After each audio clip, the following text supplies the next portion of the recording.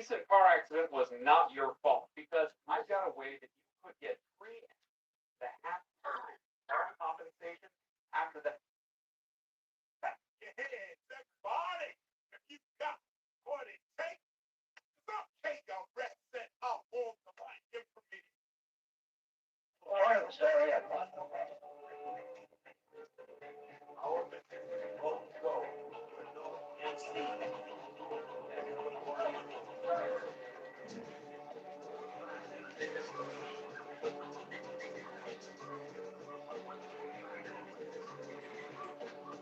Yo, you black bastards, you wanna know how I killed your father? On the battlefield, I'm rapping still like when your father eat a brain hard, swinging my sword's working hard. Every verse I spar deserves the purple heart. You came hit with the cold temperature, one below, turn the whack on, purple like the art circle. Frostbit from the words I spit. You ain't got enough raps in your birthday shit. Drop bones on them. Drop bones on them. When we drop bones on them. Drop bones on them. We drop. Drop. Drop bones on them. Gonna drop. When we drop. It's gonna drop. Drop. When we 3 speed.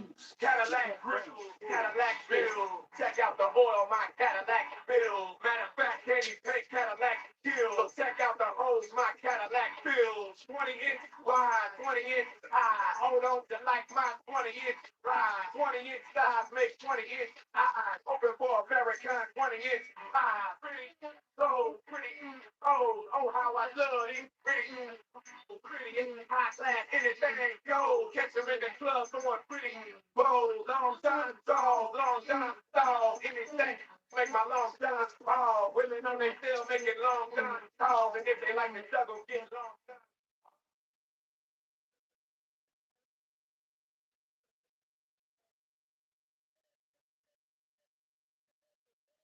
If you're pimping, you know you don't love them. When you get them rolling, roll.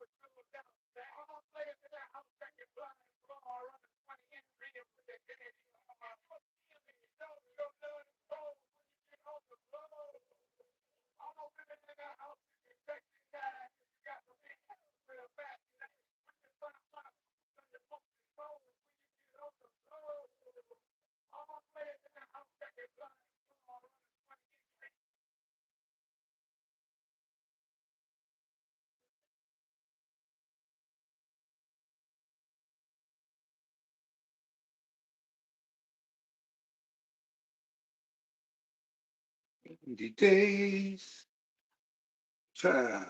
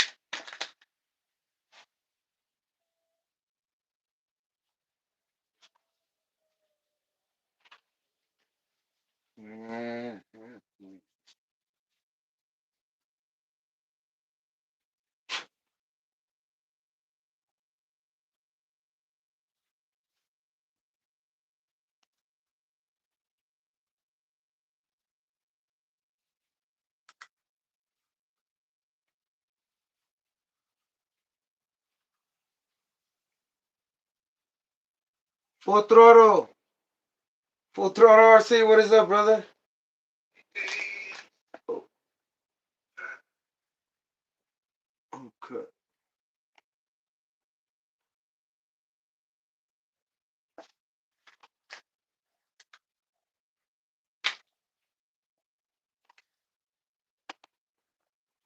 You still there? Might have missed you.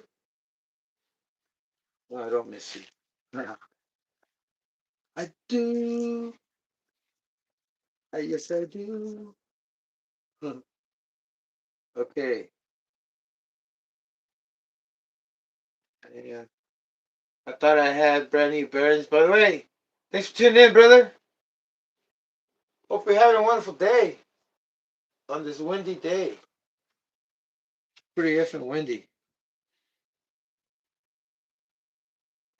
All right. I think I have what I need on these things already. So I was looking for new bearings and I don't have some. And I was checking if these are okay to use. Those are used. They're good to use, but they're used and I don't want to put used. Jeez. I don't want to put used ones. So this one's a used one. This thing's dirty. trying to make it nice and clean. So this is my old transmission case. I just got all the internals for the transmission from a buddy of mine on Facebook, and I'm gonna assemble it. For some reason, I did not know it didn't have the case. That's okay. I think I don't remember when he posted it on Facebook. If anybody needed parts for the Savage, I think I remember seeing it without the case, just all the internals. But I don't remember really. Okay, that's in there. That's in there. Where did I take this one? I need this one. I need two more, and one of them was already here. So, oh, I mean, that's okay.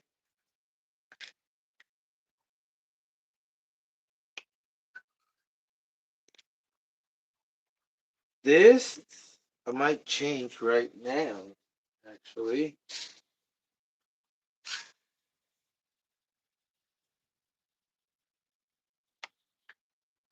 But I'm on it, brother. Right now, as soon as I put this on, I'll let you know why. You have to go with the 3-speed transmission, or else you're gonna blow out gears. I blew out my gear on my transmission on the 2-speed, and I didn't know that. I thought it was something else, but then it got worse, and I realized, holy crap, I didn't check it thoroughly, because I noticed how there was a um, big old piece of plastic. I did not know where it came from in between the teeth of the gears. And I'm like, huh, that's probably dirt. And never in my mind did it cross that it might have been a chipped tooth that chipped off already. And it flew and it got stuck in there, right? So I put it back in the fucking thing. And I put the transmission back. Luckily, you can just pop it open on top. And then I finished breaking it. It's a life's lesson, brother.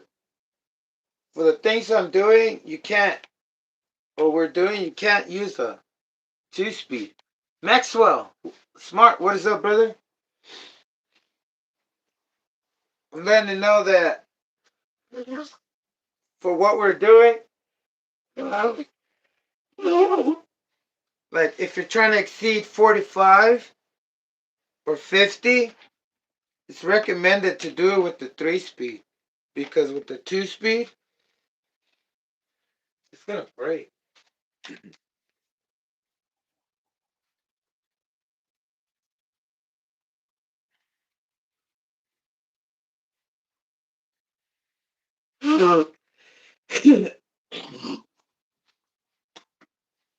Excuse me. Okay. Trying to see if this housing is a lot tighter than the other one, because the other one was kind of questionable. But I just washed it. Like this case, luckily I had it and it ended up with me because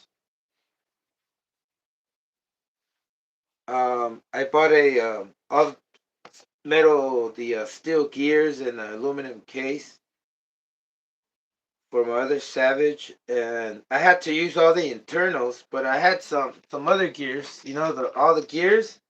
But what I had to use for that I couldn't get in heavy duty, I just reuse whatever I had from the 3-speed to build that full aluminum one. And I'm finally getting a chance to get another 3-speed. So this is my second one. I don't have many. I only have. And then the Savage 21. It's not really recommended to do any high speed stuff. Just like light bashing. Cause tell you what. Oh man, this game.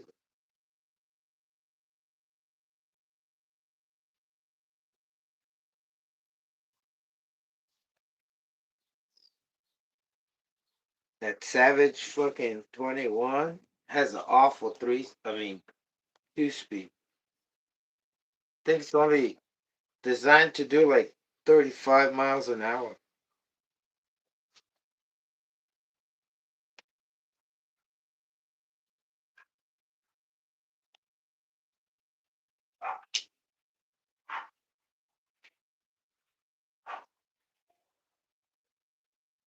It's fucking windy outside, man. Are you guys having a windy day today also? Fucking windy right here. Probably not. But you could be close. I'm in California.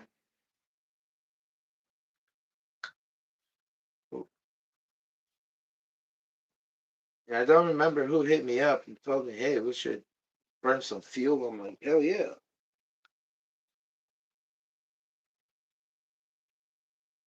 So don't want any moisture in this or oil. It's like grease on the sides.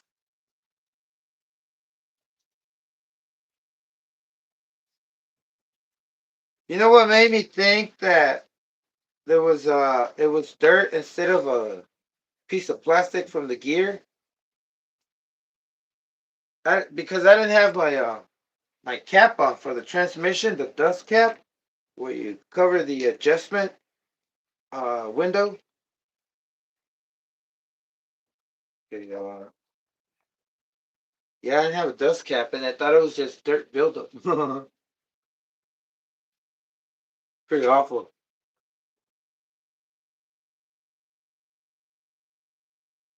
Okay, so let me get this.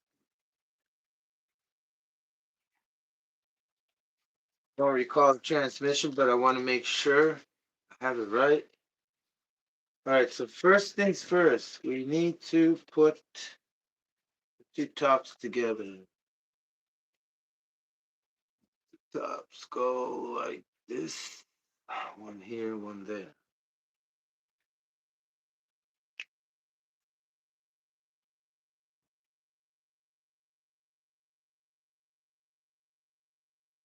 All right. So the front one is.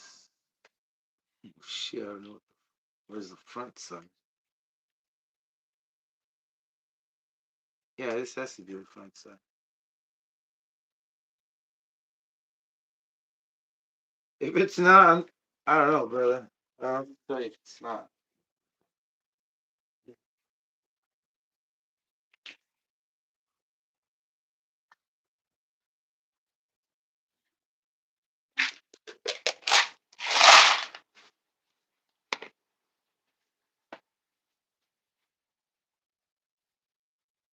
Do.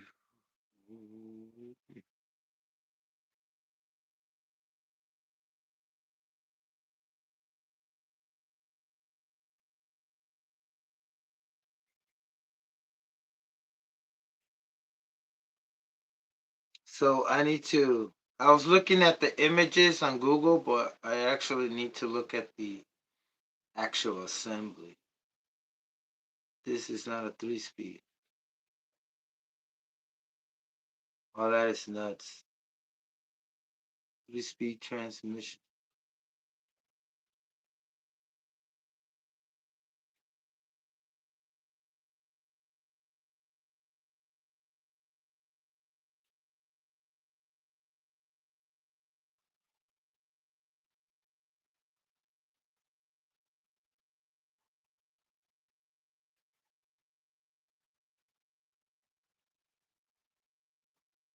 All right. Done.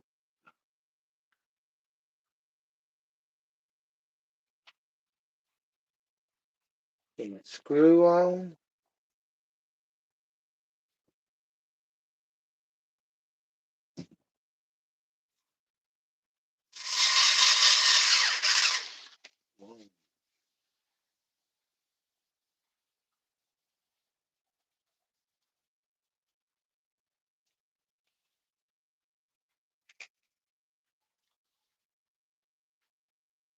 That's weird.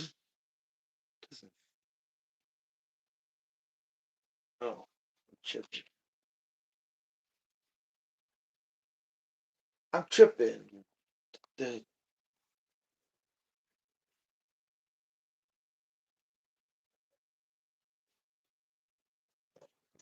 I'm gonna check how far can I go.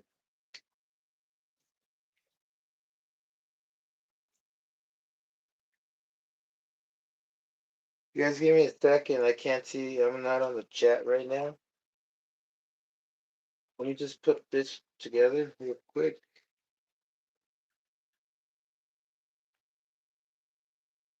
That's too long. So they're all going to be this.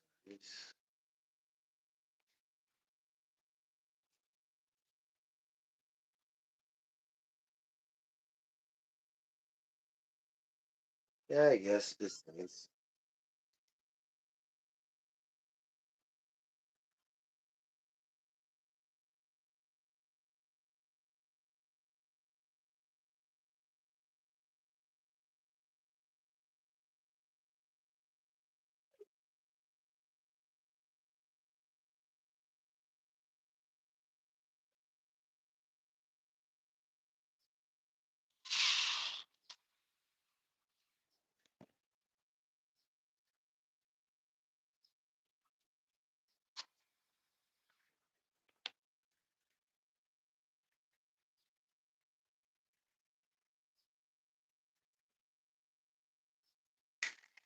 Yeah, that sounds good.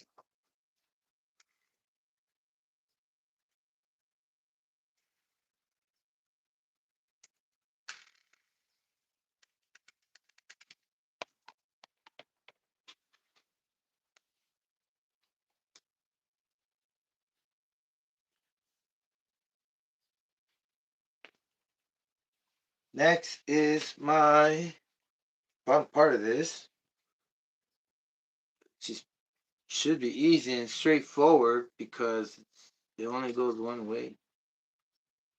So you put it the other way, it's not gonna work.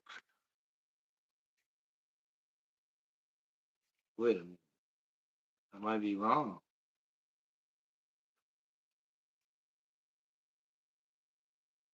So it is the other way because,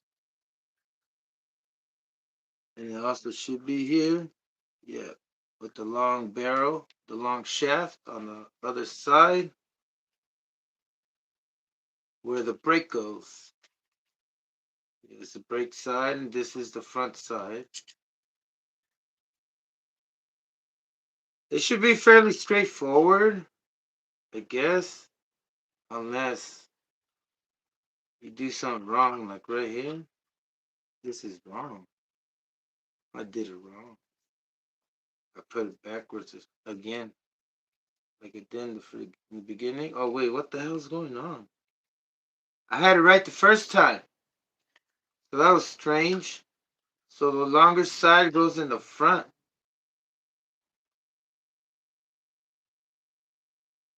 I suppose maybe that's for like the I don't know what it's for, but if you put it the other way, it's not gonna work.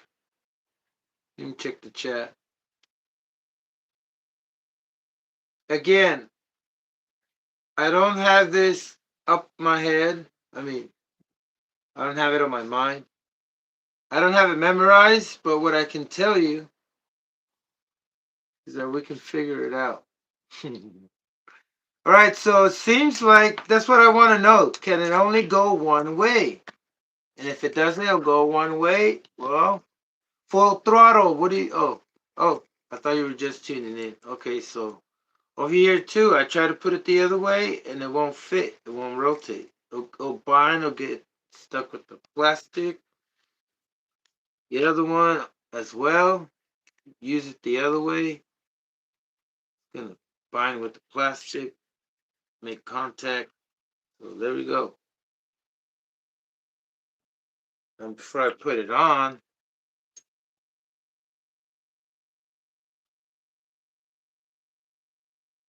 check this and check this before I go any further. Make sure it closes.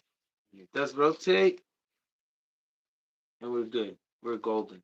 Now I want to check my mesh and the alignment. So it's better if,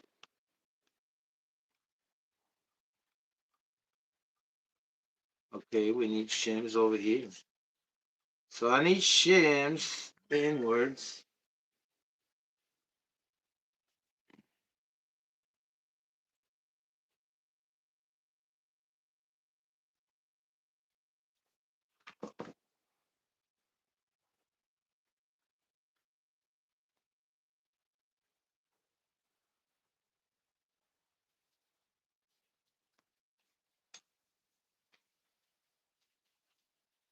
Okay, so the bottom part's correct. Now I'm gonna put on the screws.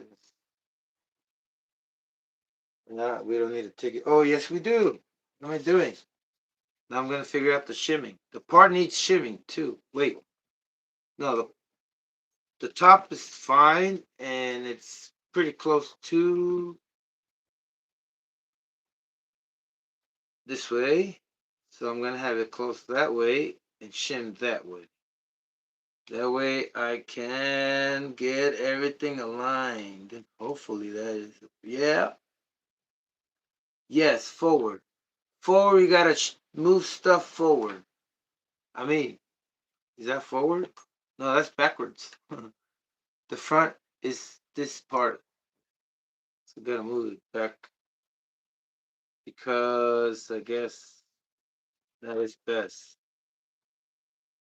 So we can align the gears. And a lot of times, look, I'm seeing right now, you don't get 100% contact. And I think that's why I broke mine last time because it wasn't aligned. It wasn't shim right. But I'm here to figure it out again because it's not the same. Then when you do a aluminum transmission swap, case swap, you gotta align everything again. Alright, so what the fuck's going on here? Shim up in front. It wasn't moving. I was wondering what the fuck's going on. Okay, so I'm trying to see the best alignment for the case. Tighten it high, tight. Move forward. Yeah, I don't want to go up too much.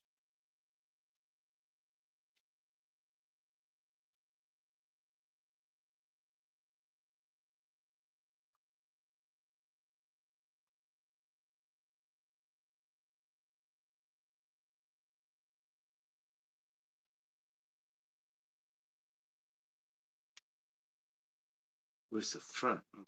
Yeah, okay, on the bottom, I guess I'm going to shim one.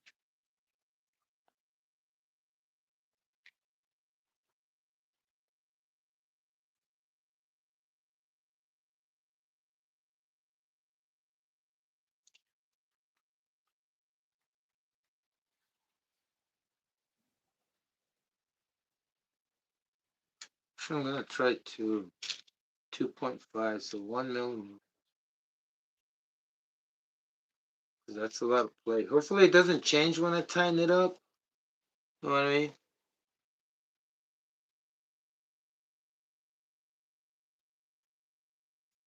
Supposed to bind a little. Okay, so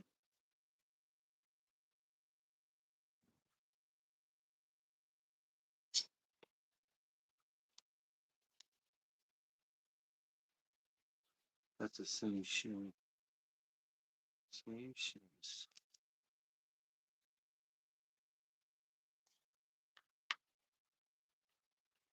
I want to go with two.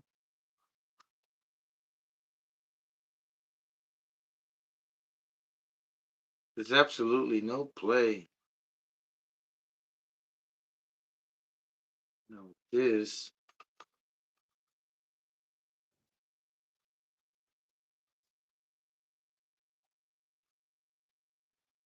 It's a line that's it's a line just like I want it to. In fact, and if it scoots over,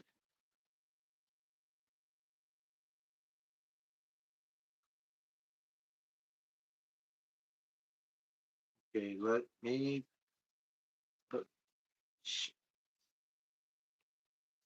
washer here.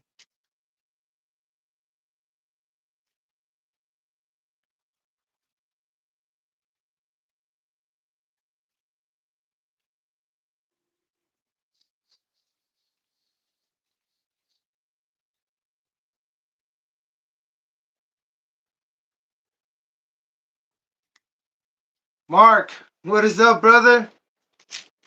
I'm almost done watching your video.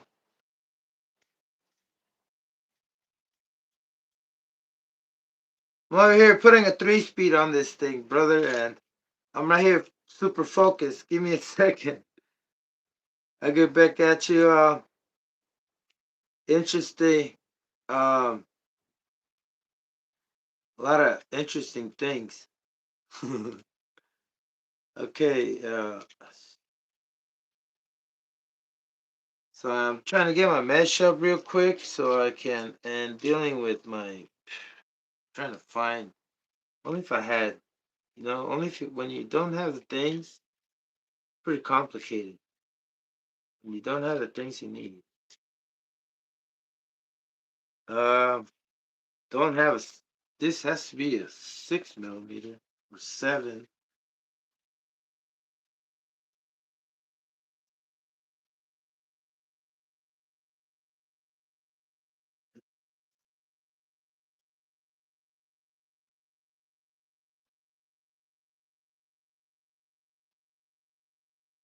I can't get mine to shift, going crazy over here. Are you using a 3-speed, by the way? You are, right? The old school 3-speed. I'm gonna get to the stuff right here and I'm gonna show you in a second. Let me just find my shim if I don't go crazy first. I think we found it. Hopefully one is suffice.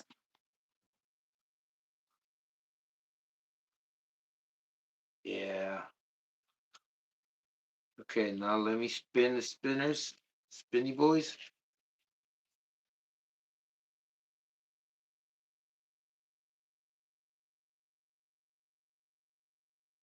Okay, feels.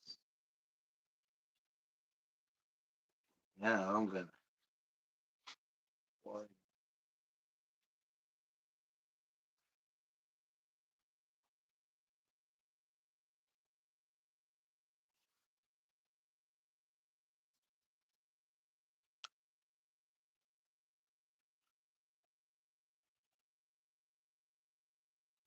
Why does my phone keep turning off? Come on. I can't get out of first gear. Yeah, 3-speed at the moment is 1-speed. Ah, okay, no worries. Um, Pretty simple. I'm not gonna tell you. I'm gonna be able to show you. Or I may not show you. I'm gonna show you, but be able to make it happen. We might. Hold on a second, because I don't even know what I'm saying. It's a bit much resistance. Too much of resistance. What I'm trying to say might not make it happen today, but we can make it happen soon, brother. Listen, it's fairly simple. Um, Centrifugal clutches, they all work the same way. And here, I think I'm gonna have to sand this one down on the ground. Give me a second, because I do not have. Yeah, give me a second, please. So the clutch cams, they engage at a certain speed, and remember, they're both connected on the same shaft. So they're both spinning at the same RPM, right? Now you gotta engage it. And when it engages at a certain RPM because of the centrifugal forces, right? So the faster it rotates,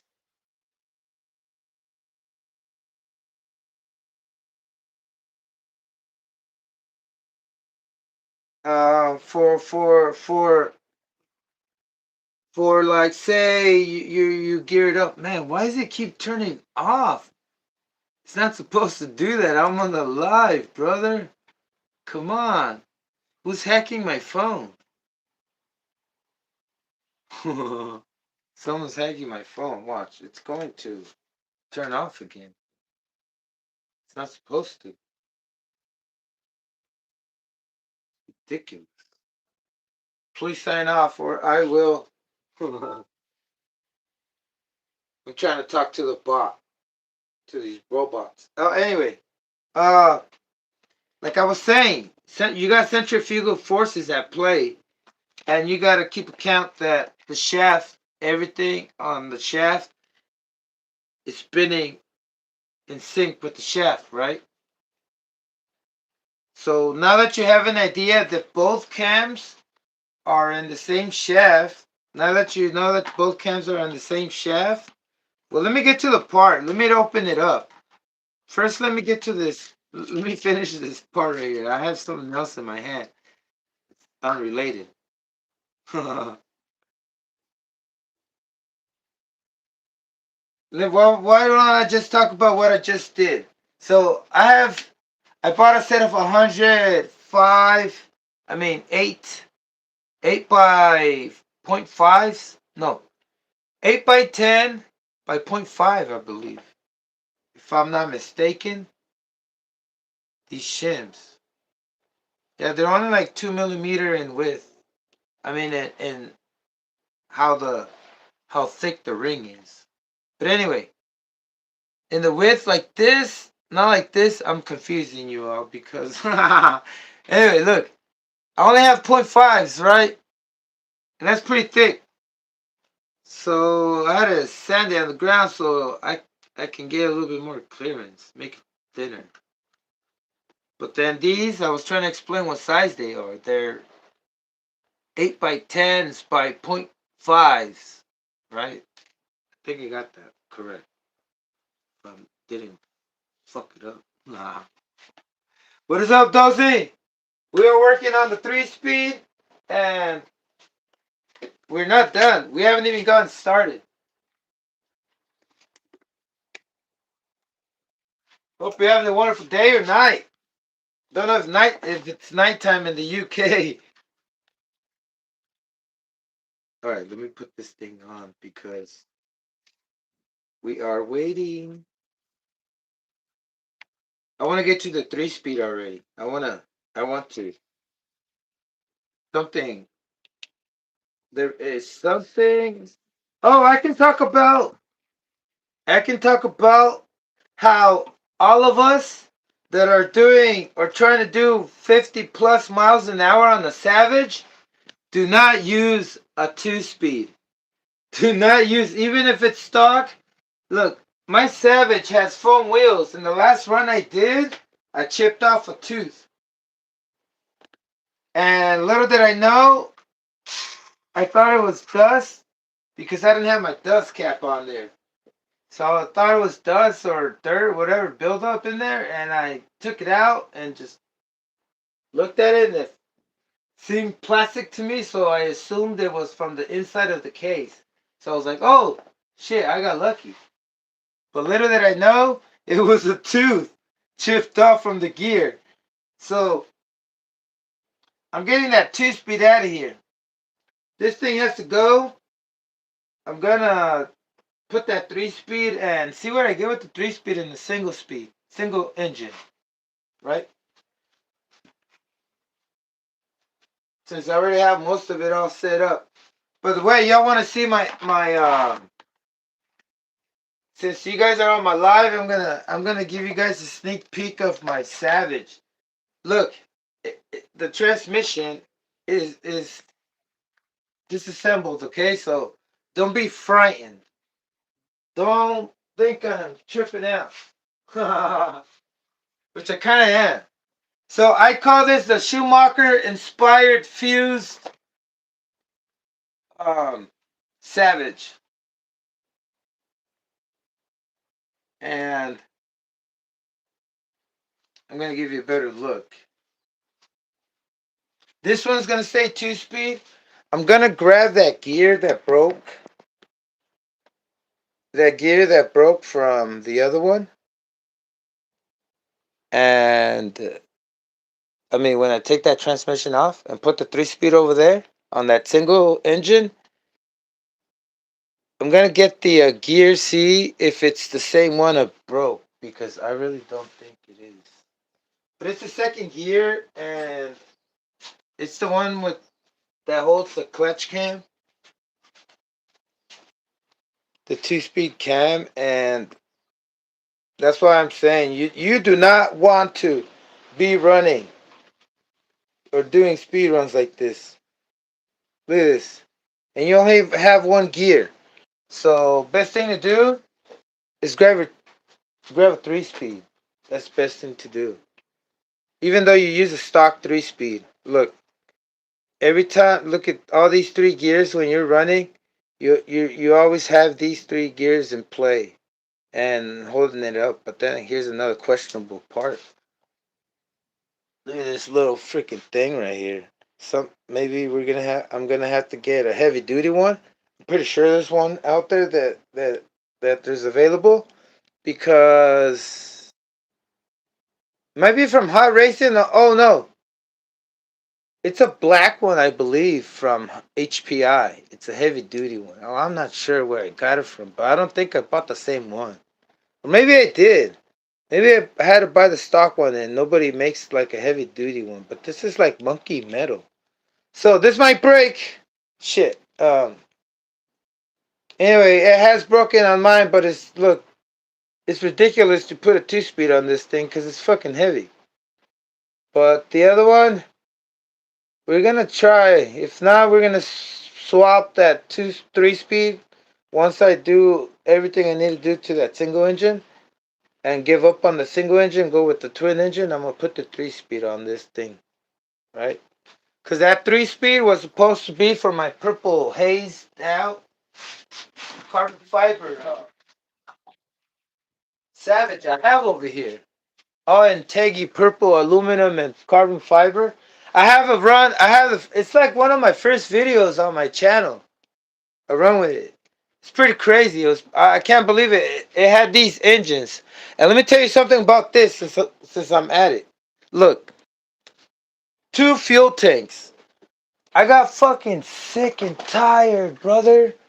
I almost screamed. It almost made me scream trying to get this shit running with one single engine. Especially when I was having way too much pressure.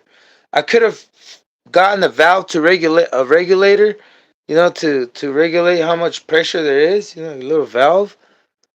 Stick it on the where I conjoined when I interlinked, or how can I say it? Merged the 2 lines from the exhaust port. I could have put in a regulator there, but I didn't. I just went straight to a fucking 2 fuel tanks, right? And if you like this, and if you like the color scheme, this is did I say it? Schumacher inspired, brother. So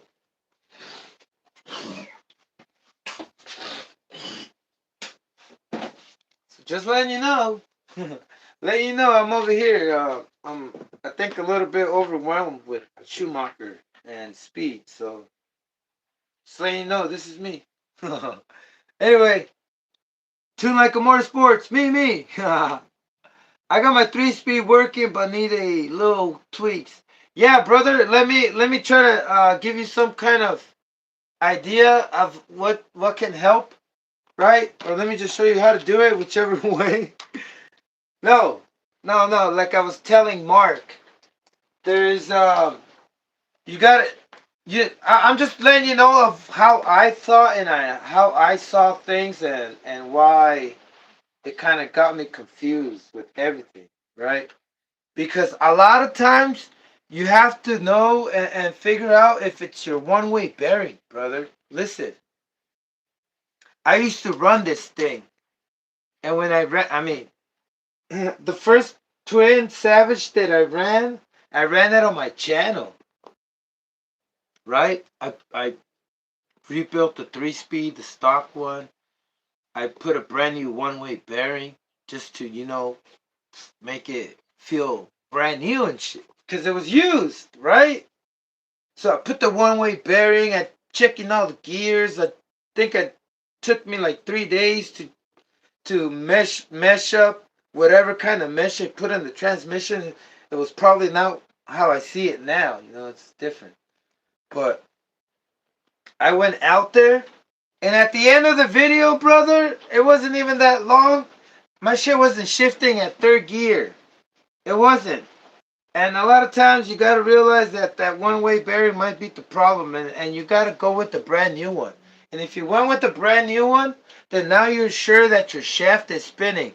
Because a lot of times, like my shit was spinning, it was wheeling at the end, but it just wasn't clicking that third gear. And then it wasn't clicking the second gear, I believe, just once in a while.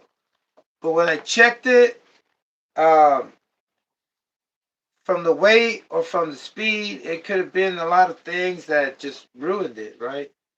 Ruined the one-way bearing. And not ruin it completely because they don't really, okay, what happened? What's happening? They don't blow. They don't blow. They just stop grabbing, right? And engaging. Because once they grab, they're supposed to lock and grab. I mean, grab and lock. And then when it spins the other way, it's supposed to release, right? So the way the one-way bearing works, right? And any grease, unwanted wrong grease or whatever, it could just make it slip. And I always check that. I always work with the brand new one if you're trying to go fast. But a lot of times, yeah, like I'm saying, you got to keep an eye on that because the one-way bearing will do you wheelies all day, but it won't shift. You know. What else? What else? What else? Yeah, I think that's it. Oh, 2 fuel tanks. You do a Twin Savage, don't do a single fuel tank. It's fucking difficult unless you don't care about running rich, lean, and mean. You know? There's some people that are angry, and I assume that's how they're able to. I guess not mind when an engine is angry, right? I'm just kidding, brother. Don't feel bad. It's okay. Look, listen. You gotta know, brother. Dozy, you have to know. Another problem with the Savage fuel tank, it's this fuel tank. I mean, the Savage, it's this fuel tank, right? Look, let me bring up the stock fuel tank because a lot of us use the same fuel tank or your fuel tank. Listen, you have to know a lot that your cap could hold fueling when this thing flips upside down. Could not leak, but it could release air. You know what I'm saying? Because once the pressure rises a little, it could like lift it up a little and pop it unopened. Because a lot of times, the reason why I say pop, it's because the caps sometimes you have to pop it in and push it in and hear a pop so you know it seals, right? And we all know that we like to. It's not wrong to put your finger on the exhaust pipe and prime it like that. But the best way to know is to prime it somewhere quiet, right? Somewhere quiet where you can hear it. If there's air coming out, and just pull out the. Let me move this out a little bit because it could be distracting. Like this is another thing why it sometimes a lot of times I was running lean and mean, but not like that. I was running lean and it was making me mad because it just didn't sound right. Right? Your engine is you're supposed to have full control of your engine's RPM. You let go of that. if you let go of that throttle, it's not supposed to keep going or growl or make noises, unwanted noises, you know. But they could be noises that's pretty hard to distinguish, like kind of difficult to distinguish for some people. But it does sound abnormal because it is abnormal. It's an abnormal frequency, right? But anyway, let me just get to the fuel tank. Like I was saying, a lot of times in my hold, you think it closes. But look, listen, a lot of times I put this on and it's on like that. And I can hit. Is there fuel in here? It's not supposed to be fuel in there. Yeah, there is fuel. Hold on a sec. I'm trying not to have fuel in here so I can hear the air.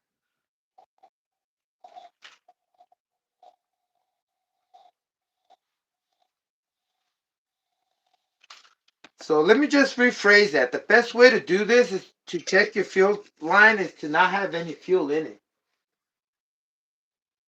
I mean your fuel tank. And that is the most important thing. So if you blow on this thing like you always used to when you prime it and you close your other one, you should not be able. Well, yeah, sometimes if you have enough strong blow, you probably would pop this thing open. But if you hear air coming out, you're gonna have problems with your fuel.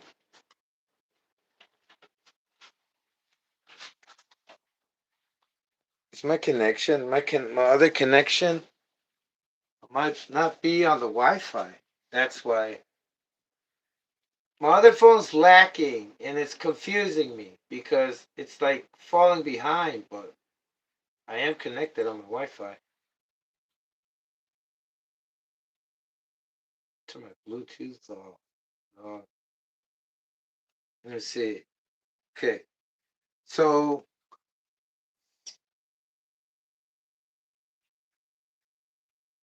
it's pretty windy.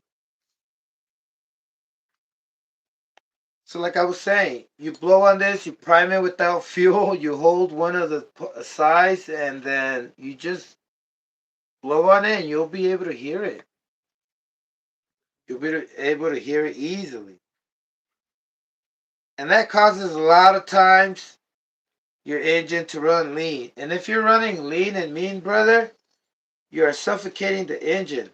Because when you run mean and lean and you full throttle it, because a lot of times the trick that I've seen in racing that if you run lean, you can't wide open throttle the thing. No, you can't do it wide open throttle. You gotta have to do like 50% throttle, right? Or maybe 70, or a little bit more than air, a little bit more than fuel mixture. You know, I mean a little bit of more air mixture than fuel. But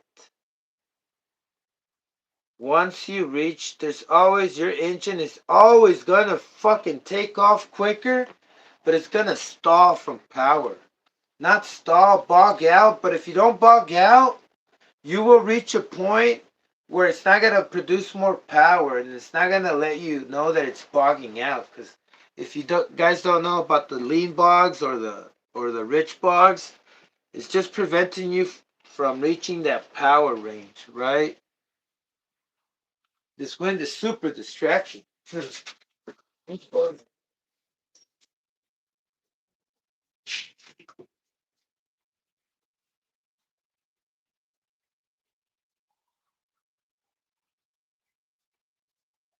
So lean and mean will just get you quicker at a short distance, right? But if you want to make power and produce RPM, you have to give it fuel, brother, or else it's not gonna do it for you. But you can't give it too much fuel when it's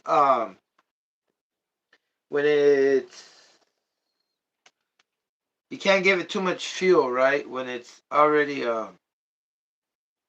wait, I lost it. See the wind shut. It went off for a second, and it took off my thought. It's like if it stole my thought. But like I was saying, oh, and the mosquito, it bit. I got bit too at the same time. When everything happened and occurred at the same time, like the wind went off, I got bit by a mosquito and I lost my thought. Fuck it. Let me see. Listen, you can't make power without fuel. And yes, your engine can run quicker, but you're not gonna get the max uh revolutions, right? The RPMs. You're not gonna get the max out of your engine. Now your engine, it takes time to make power. If you have it too geared too high, it's not gonna be able to produce its own power. But I'm not no professor, brother. I'm just letting you know the little things you can do so you make sure you have a consistent tune, right? And that's one of the things. Another thing is that you always want to have it and start off. Is this turning into tuning advice? You always want to start off at flush, always, brother. And yeah, that's the way to go. You know, those they ask me, what's one thing to make power? You know, the best power, good power, and that would be having it geared correctly. And if it's geared too high, you gotta use some foams, right? But if you're doing tire stretching, you gotta not have it too geared too high because then it won't be able to stretch it that much, right? It won't be able to produce the power because you're dealing with different types of uh, tires, right? These tires are the easiest to spin around. The regular Savage tires are the hardest. And to spin them around, it takes time and then it's going to take energy, more power, right? And the best way to know how to get more power is to find the proper pipe because all the pipes, uh, uh, they range from different RPMs to give you a certain power band, right? Like how much torque do you want, or do you want it to spin faster? You always want to use different pipes, you know. So it's all experimental because it's not the same air density here. It's not the same here like in any other place, you know. And then I don't know if you guys are doing speed runs downhill. I think I'm going uphill. Either way I go, it's uphill. Because if you go wherever it's uphill, I mean downhill, I think that's where the wind is coming from. Against, right? You're going against the current. I am actually. But I'm just giving out excuses why I'm not winning. That's okay. The pressure's on me, brother. I could be chilling right now, just, but everyone's pretty busy nowadays. Here in my family, too. But, man, tomorrow, hopefully I take a break and let's see what we do tomorrow. But today, let's figure out this 3-speed, Check and make sure you're sealed and you have no air leaks. And about the engine, also your O-rings, make sure you're not leaking horribly. But if you are a little bit, don't worry about it, brother. You're probably running too rich, right? Um, don't know much about tuning, but I can explain to you that there is a threshold of you might want to prefer to go rich, a little richer on the rich side than on the lean side, brother.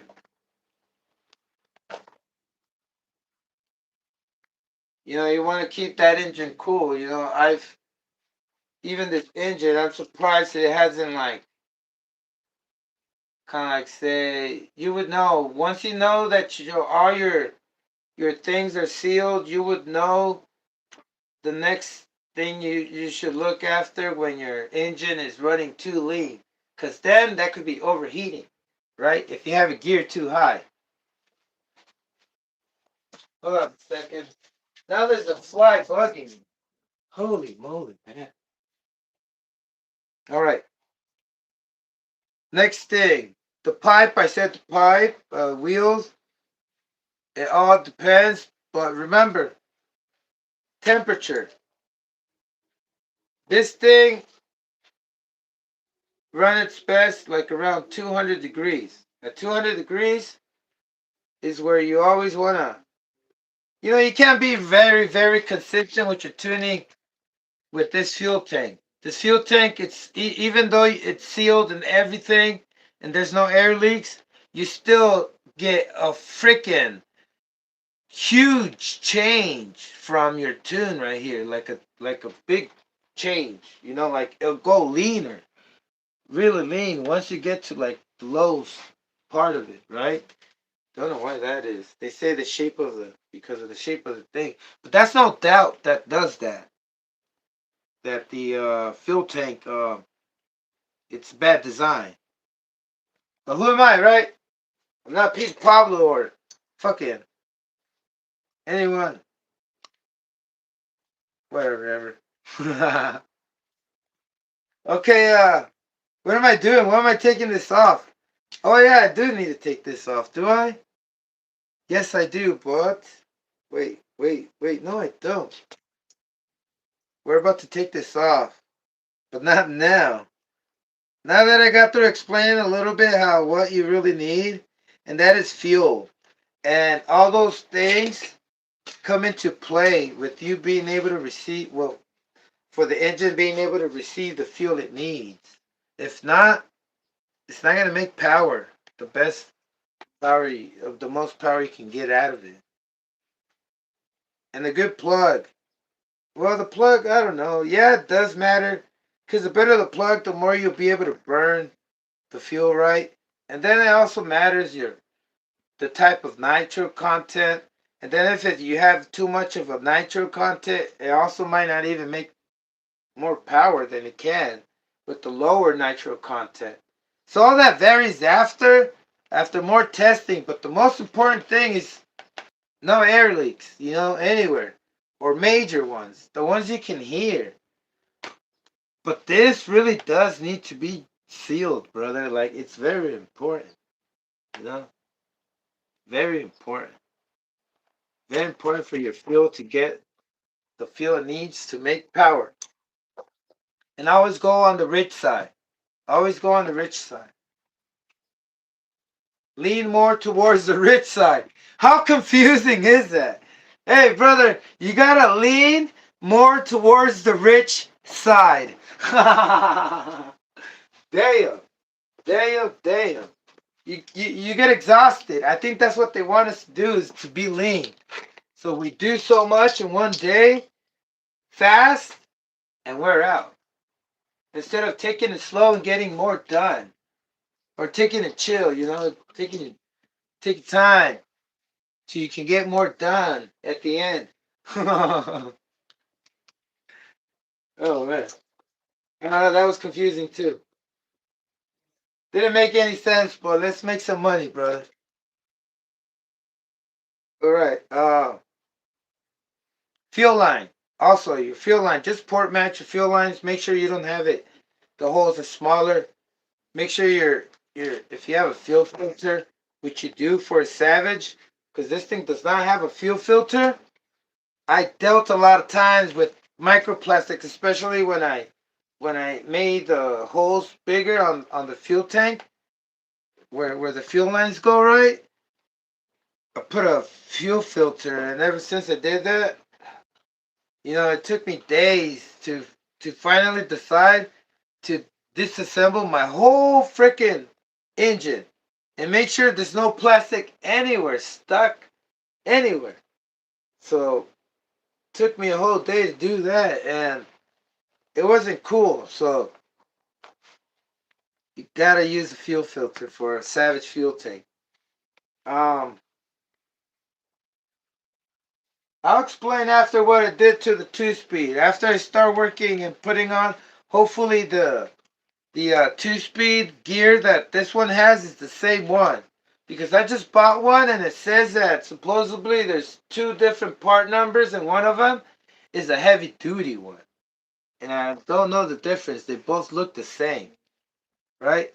But like I was saying, Dozy, good thing you're using a 3-speed. Use a 3-speed because you're gonna not break a chip of tooth. Not your tooth. This one. All right, man. I've been having so many problems with this one. I can't wait to talk about it with y'all. But let's get this one off. Pipe has to go.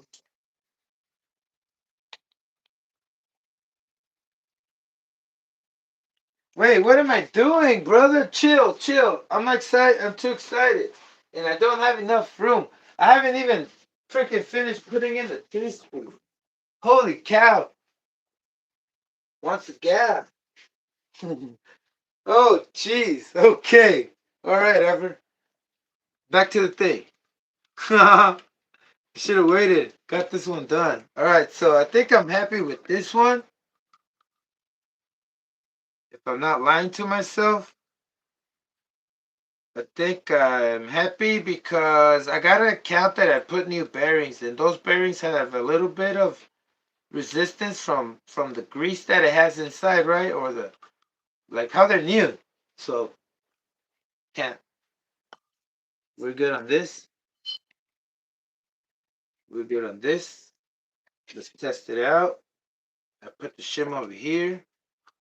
This one is shimmed. Listen, your shimming might not be the same, but what I can do is recommend that you align, especially this 3-speed, because if you're just making half the contact with that and this one, like say it's a little not aligned, it's gonna crack easy. It's gonna go, but it will crack. With a couple of willies, it will crack. Okay, so let me just test fit everything, and then I'm gonna get to the 2-speed. Oh, perfection. I love this. Yes.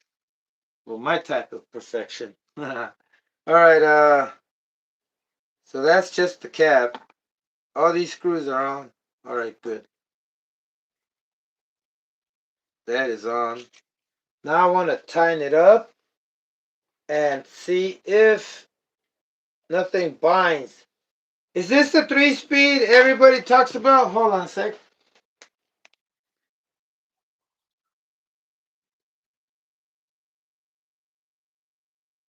Is it the 3-speed everyone says that when you clamp it down, it binds? Well, let's see. Because that did not happen on my other aluminum case. Let's see if this is the case for the plastic one. Confusing. Okay, so this is how I measure. I always measure first if I'm not sure. I measure how deep does it go. So just put my finger, and if it looks longer than the screw, we're good. Don't want to. I do not want to exceed this type of way. All right, so I guess they're all the long ones, right? I'm not. I don't want to be wrong. Yeah, they are. Okay, so they're all.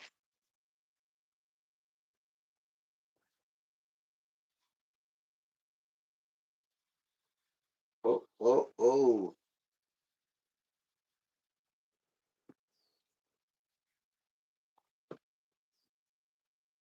Manual. I've selected manual. More like standard.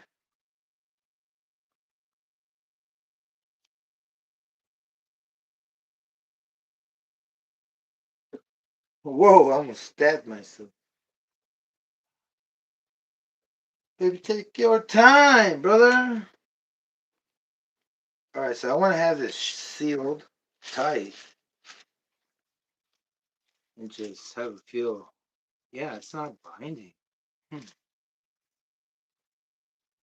And that's due to the new bearings, so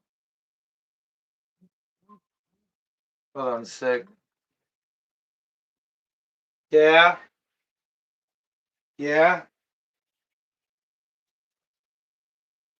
Yeah. Not right now. Later. Yeah. Okay. What?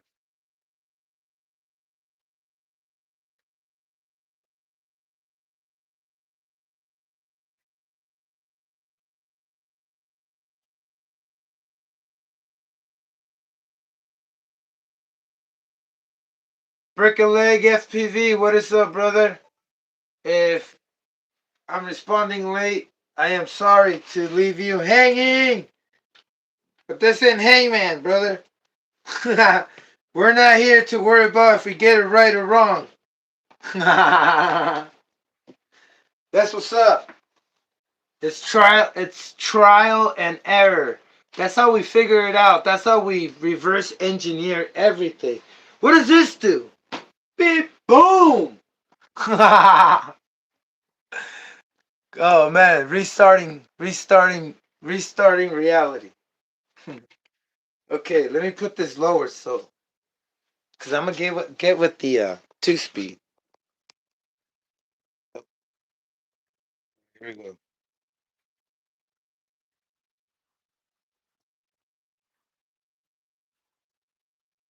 Oh, stop moving. My coffee.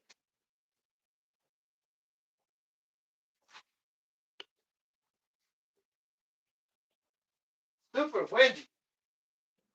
Which is going to probably get us sick.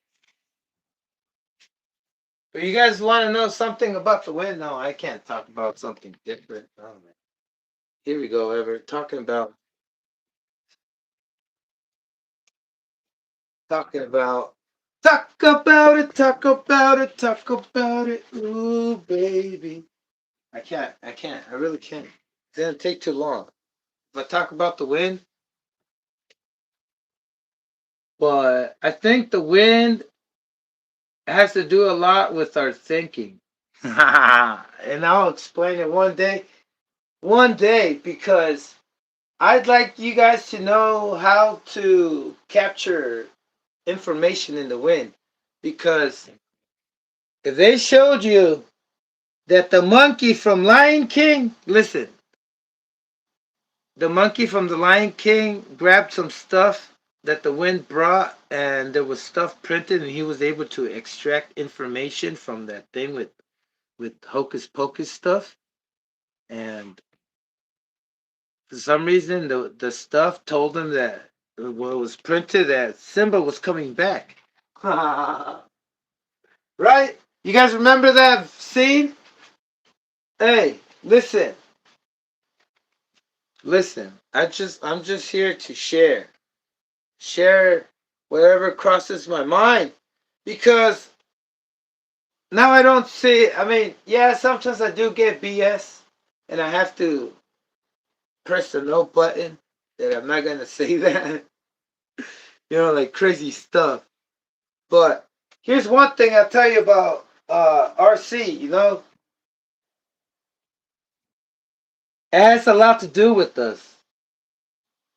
RC radio control stuff is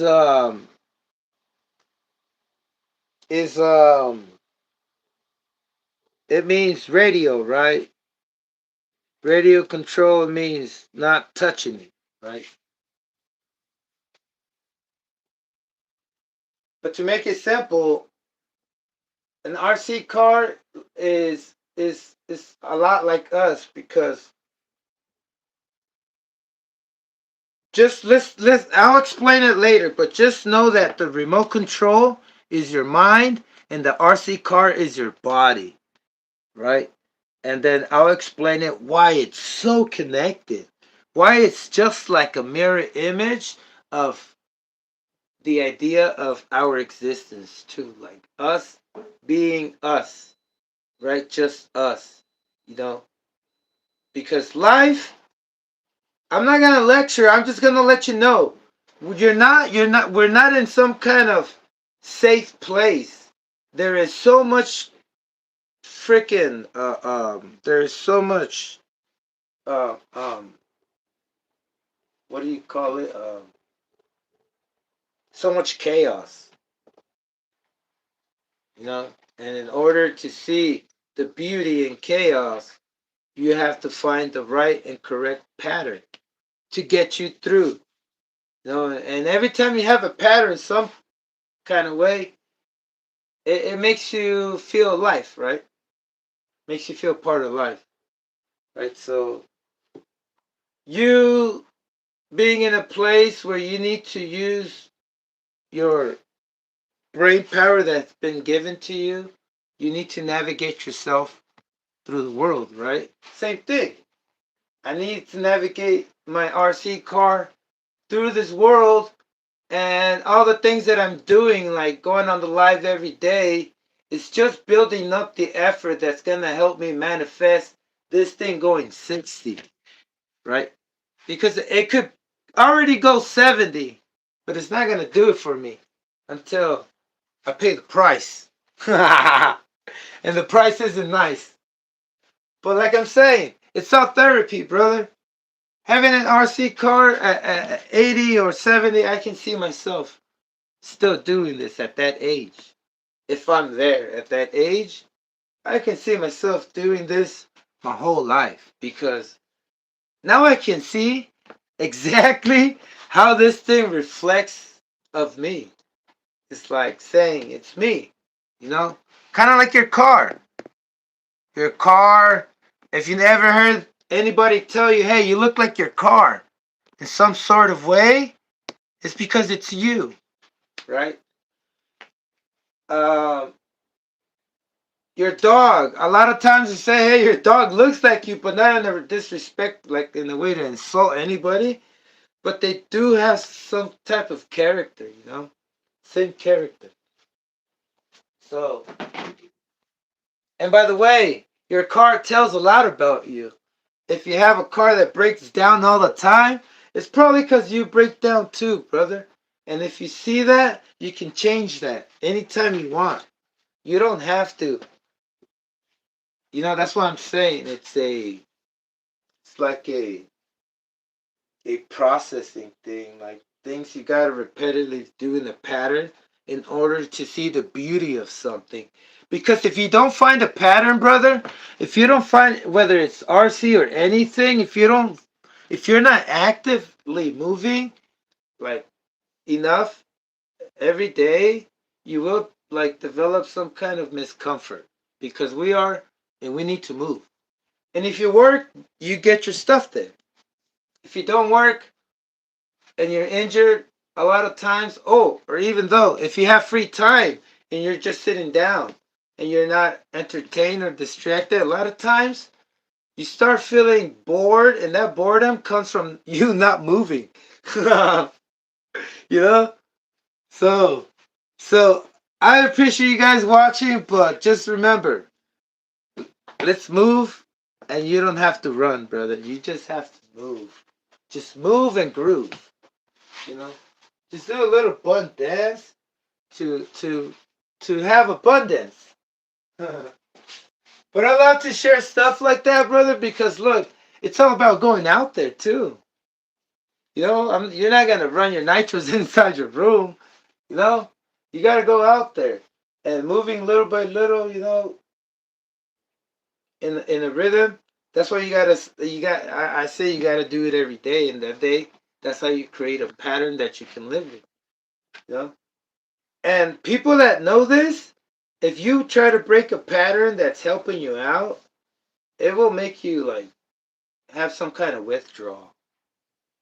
You know, it will be some kind of withdrawal. So I encourage you all to like find something to do every day and don't let boredom is good. It gives you ideas sometimes, but it could be overwhelming. You know what I mean? So let's do this. Grab your savage if you have one, and let's go out there, brother. Okay, let me. Nice day, man. It is nice. It's sunny out there. It's actually clear. The clouds are freaking cleared, but it's windy as shit, man. And let me say, windy. brings a lot of negativity. It's information. Software is air. It has the word air in it. That's why millionaires and billionaires have the word air in it.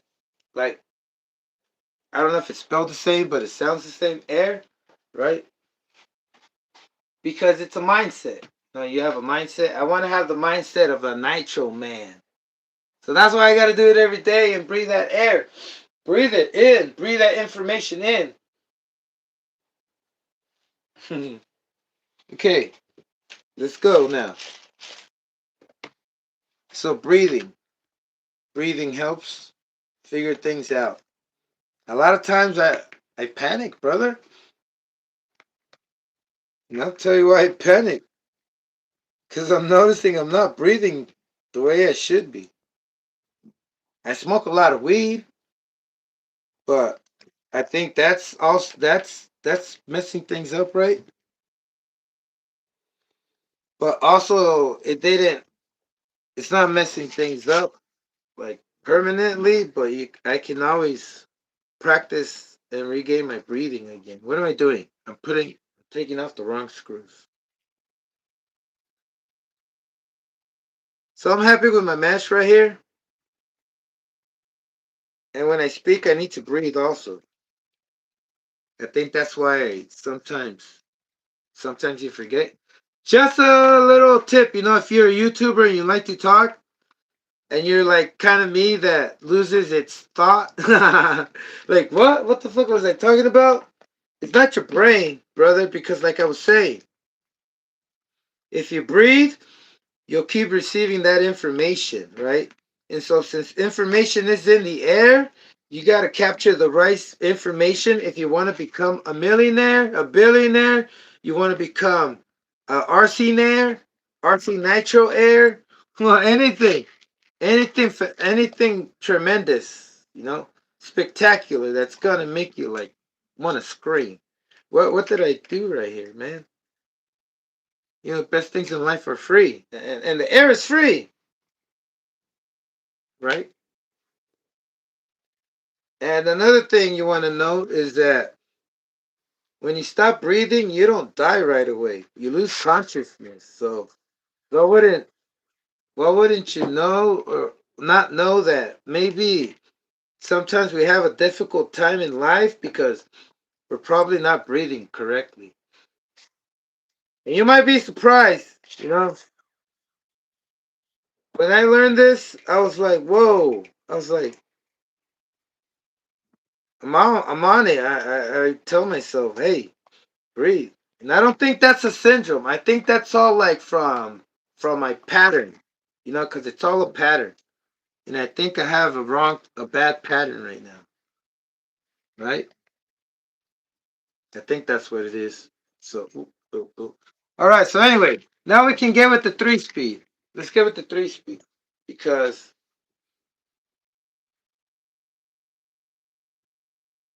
it's time.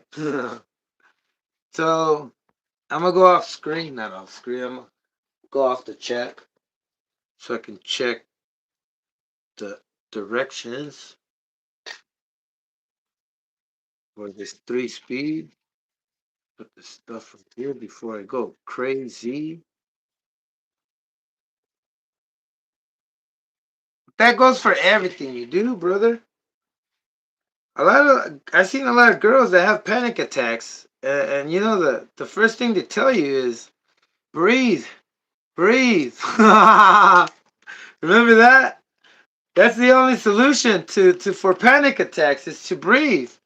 Or when you're overwhelmed with something that you can't figure it out, breathe, brother, because the human body could not like you what you're doing. Like I said, the RC car. You are the mind, you are not the body. You ever heard in spirituality they tell you that you're not the body?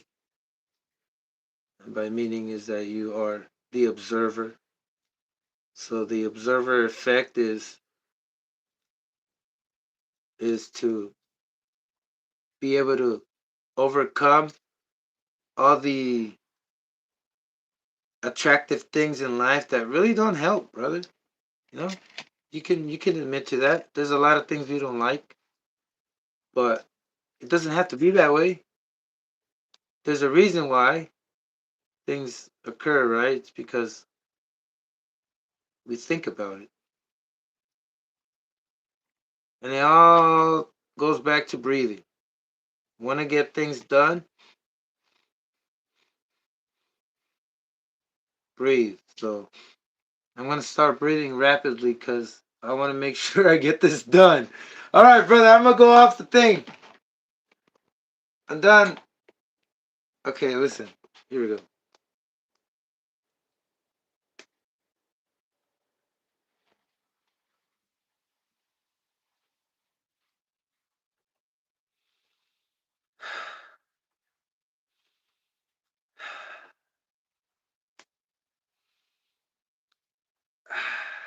All right. So, let me start. Sorry it took so long, brother. I don't know if Dozy, everybody's still there. Uh, Here we go. So the first part is always when you have this, whoa, this looks different than the one I had. Wow, whoa, whoa, what are we doing? What are we doing? Okay.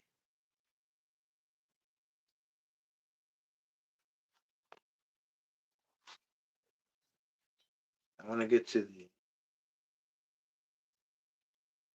Already trying to start. My hands are super sweaty.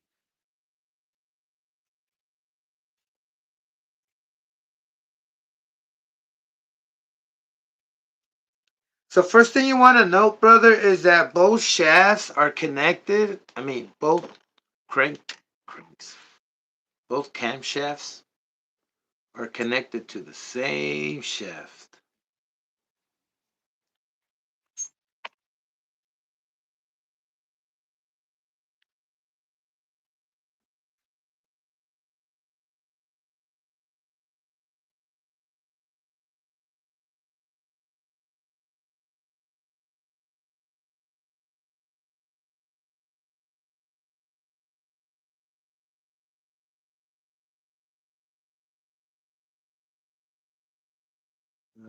Okay.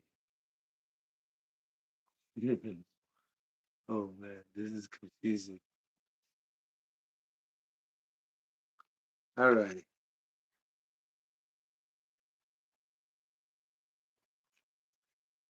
Let me just talk about the cam. So here we go. You always got to note that both of them are spinning the same RPM. In order to engage one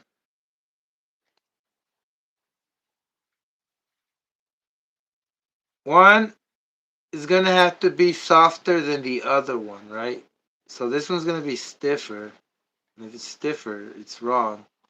The third gear has to be stiffer all the time. Or else you're gonna shift from first to third. That's if it shifts, right? Remember. One thing I want to note is that this thing is pretty weird. Okay, anyway. Let me take a chill pill. Let me get my coffee because I'm a little tense. I don't know why I'm looking at this difficult. But give me 1 minute.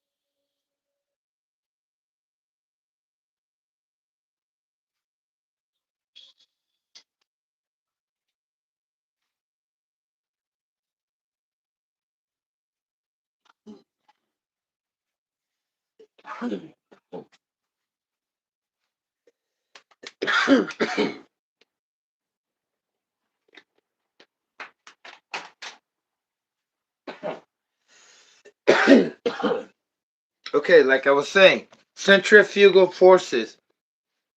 Note that they're both spinning the same at the same RPM, so therefore the second gear needs to be softer than the third gear. Man, it's so confusing. So the third gear should be stiffer, right? I don't know which one is this one. Let me go back and start putting on my 3 speed, because I think I just made myself forget before I started. I can't remember it, and it's pretty confusing right here, right now.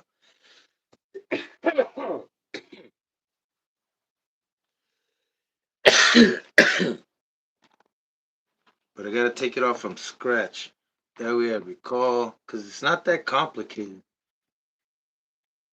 Okay, so first thing first in the manual, it tells you. Yeah, let me see if I'm in the right position. Lower. There we go.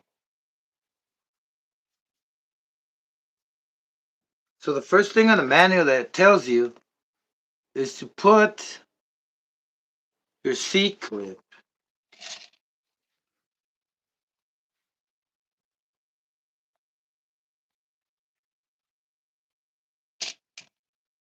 And I hope it's only one C clip because I'm missing the other one. Alright. And it's on the short shaft. This one's the thick shaft, so oh my goodness. Take this one off too.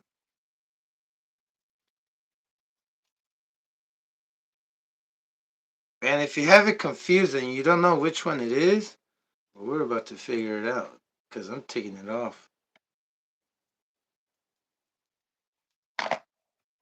And that's pretty weird because, oh yeah, that's the difference. Look, one of them is super round, completely round, and the other one, I'm an idiot. And the other one is hey, stop. Oh,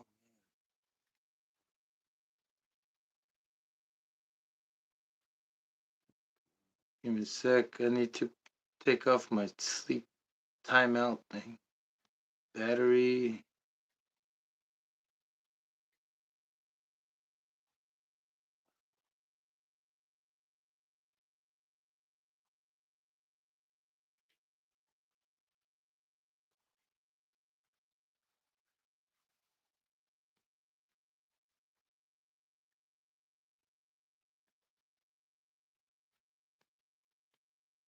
Okay, screen timeout. Never. Bro, I can't turn it off. What the f? Alright, anyway. I think I did. Alright, so you got your shaft. Here's a shaft. Shaft.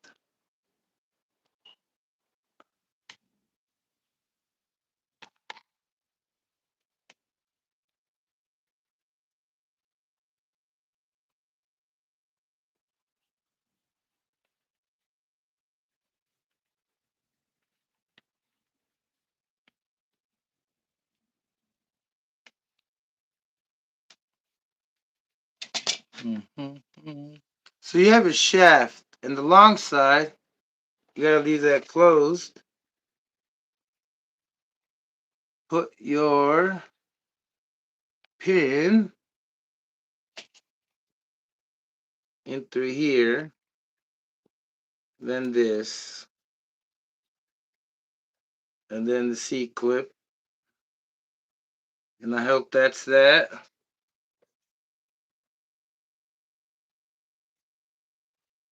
Make sure when you put this on, you can rotate your C clip around without it coming off. And therefore you're good. And if it's too wide open, you can close it with some pliers. But don't throw it away unless it's broken. Alright, so this goes in first. Then we have this transmission gear, which with the holes is on the other side. And this is not the way it looked when I got it. Oh, I can't remember.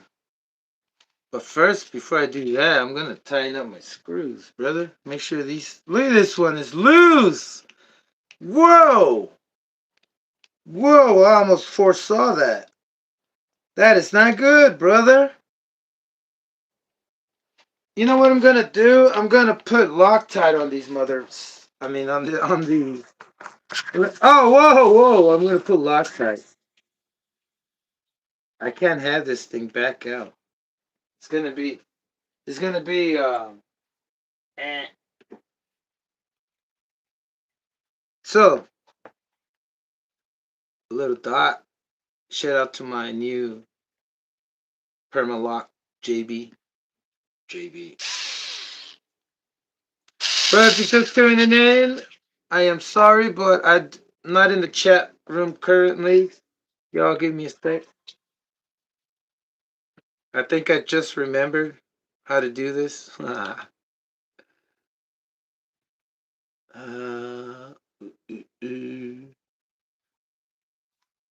One-way bearing, remember,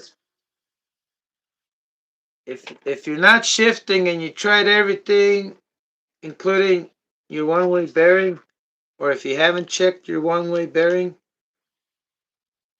that could be your problem, not that it's not shifting.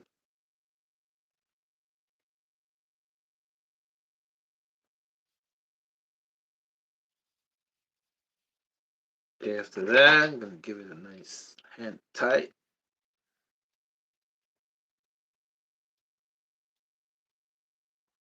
Then I'm gonna check my one-way bearing to see if it's not dirty or damaged. Well, it's a little rusty. That's okay. It could be from being old. It is old part.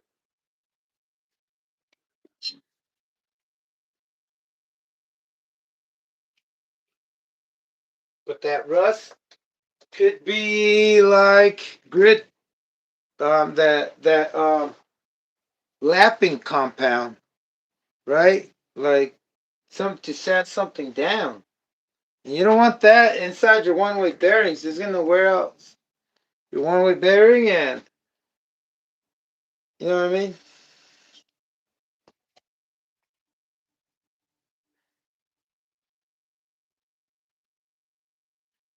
So I'm gonna go ahead and trust this because I don't have another hub, a brand new one, do I? This is supposed to be brand new and it looks new. It's just rusted.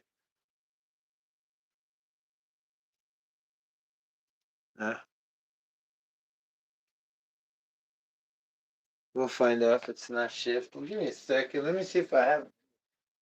Because it might not be used, but it might be better if I put a new one. Ah,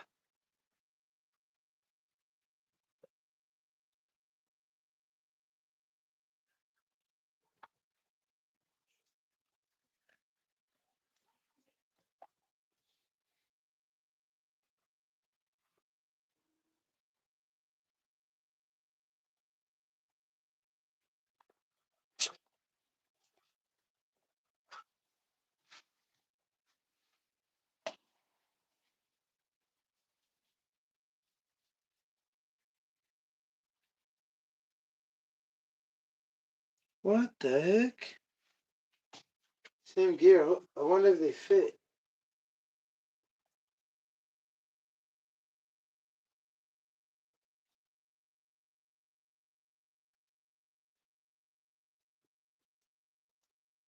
So we're just gonna have to go with this. All right. So next is my 2-speed right here, which is this one. I'm gonna put it on. Which way? This way.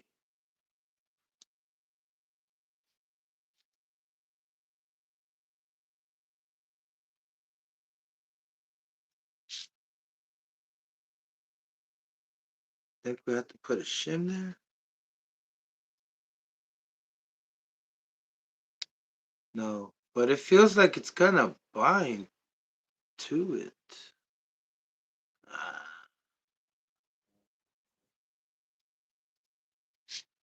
Listen to your heart. So what does my heart say? Just do it, brother. Send it.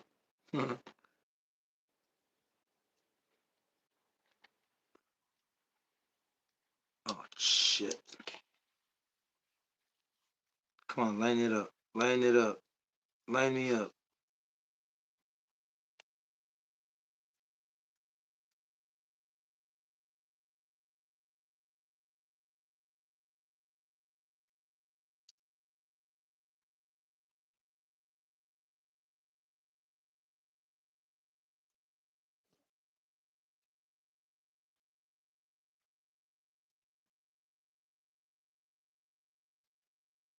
I got one screw in. The other one back in.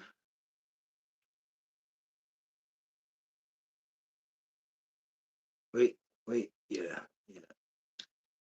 And then the next one is just the adjustment. But the adjustment screw, remember, if you sometimes stick it, tighten it up too much, you won't be able to let it pop out completely. Maybe that's as much as it does, but always hold it up, open, and open it all the way. That's what I do, and then just start tightening it up.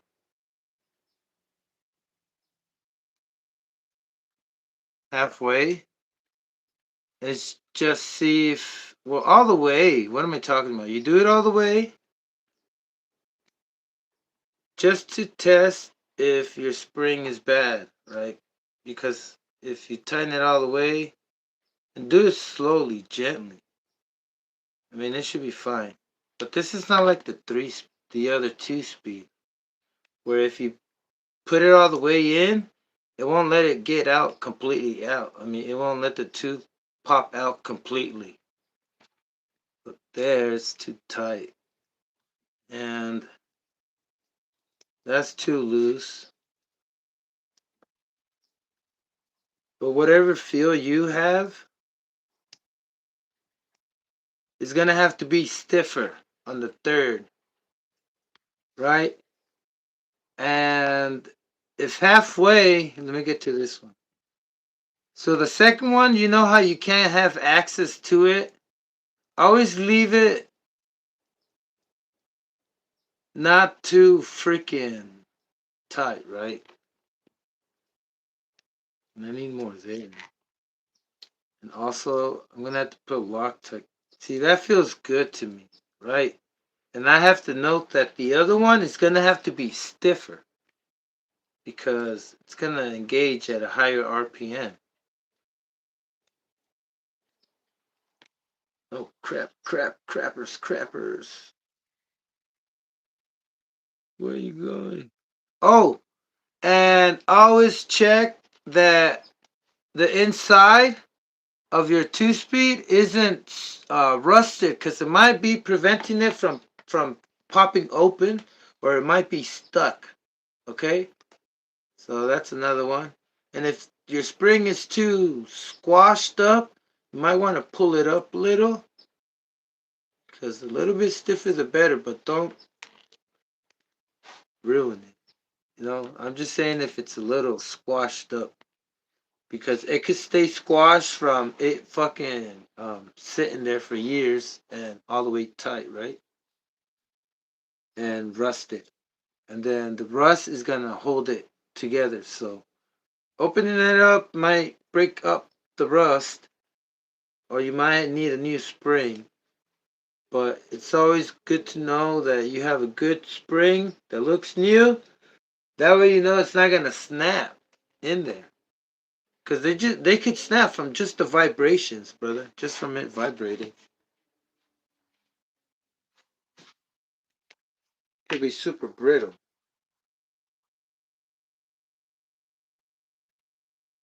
But I'm gonna want this thing tight right here. But when you put Loctite, make sure you don't have too much where it's gonna go on. Probably glue the spring. I don't think that would happen, but just in case, it's all prevention. It's the prevention department. Man, I'm getting bit. So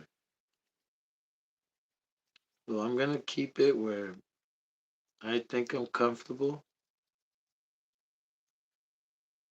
If you hold it upside down and it opens up, then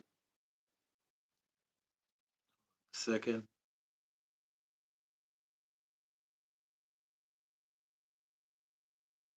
Um,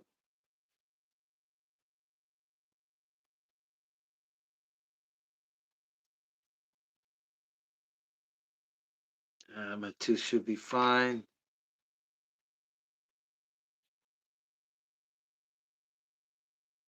Uh,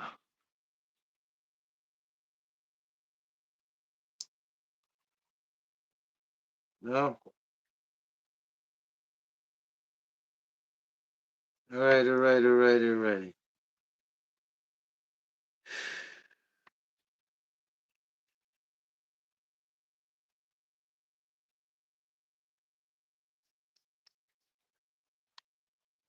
I don't want to use these.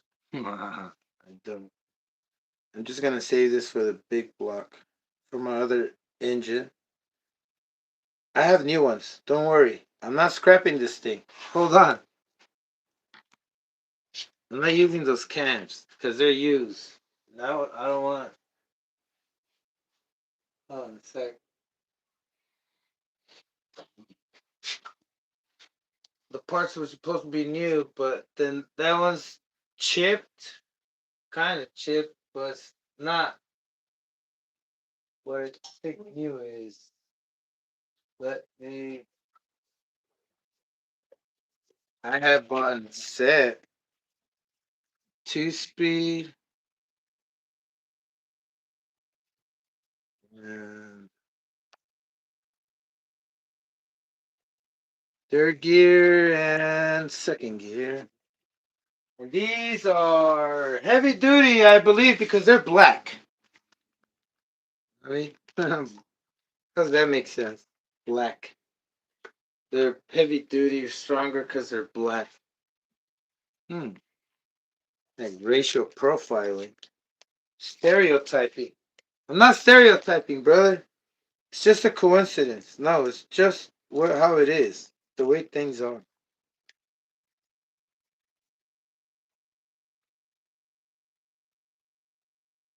Okay, so this one, I'm gonna put a sneak pin in everything. So we're going fast. We're gonna need heavy duty stuff, right? Um, put these aside. Confuse them over there.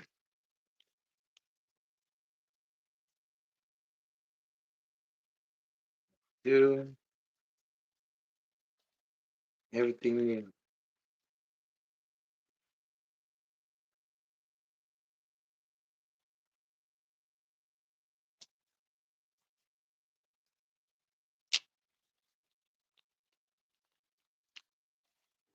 Washers, shims, pins. No pins.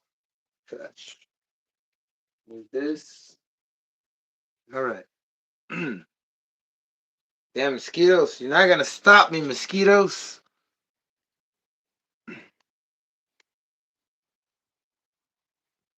Mm-mm. All right. Same procedure. Oh, this one we need our own. I guess we gotta grab these grub screws. We need our own. Just a grub screw. Okay, here we go. So the spring is on there. Yeah, we have a spring in there. No? Oh, yes, we do. Okay, so this is pretty tight, but I'm still gonna put Loctite. Sticking out. Look at that. It's pretty stiff. So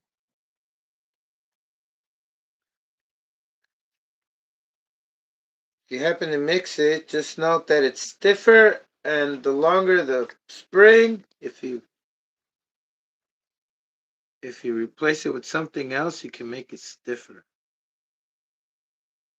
You can make it stiffer like this either way too, by putting one of those, a stronger spring in there that fits. You should be able to shift it at like 80 miles an hour. Shift it to it, like say you have it geared up and you can hit 80 miles an hour on second gear. I mean, if it has enough power to keep going, it'll shift on 80 on third gear, and then it'll keep going to 120.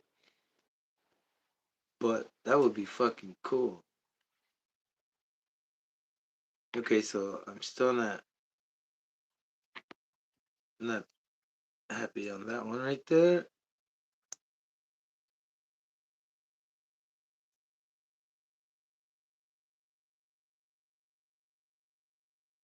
Oh, this is second, bro. This is second. Chill. So I think that's good for second. That might be too much. I don't want it to shift early either. Yeah, I think I was fine with where I headed. We're going fast. We're geared at 22. Remember that, brother? Gear at 20. Or we might go lower, but I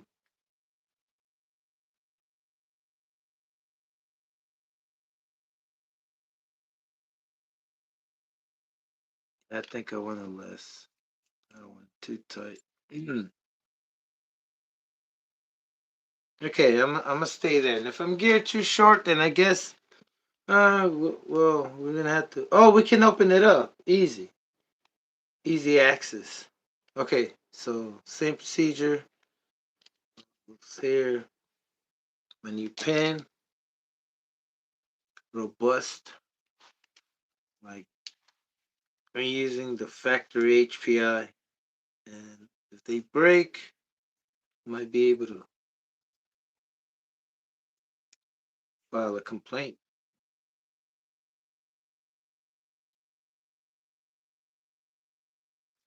All right.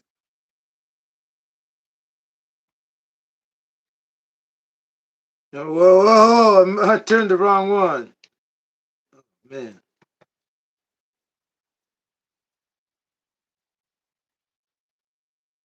Yeah, it feels pretty weak to me, but I'd rather have a shift early than late. Don't know why.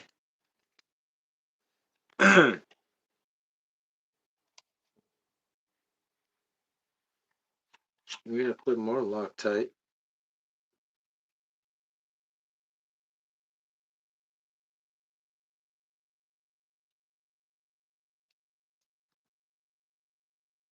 Okay, next one is gonna be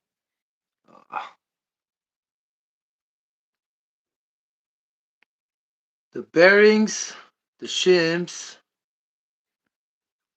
We're gonna use the new shims. Oh, whoa! What the?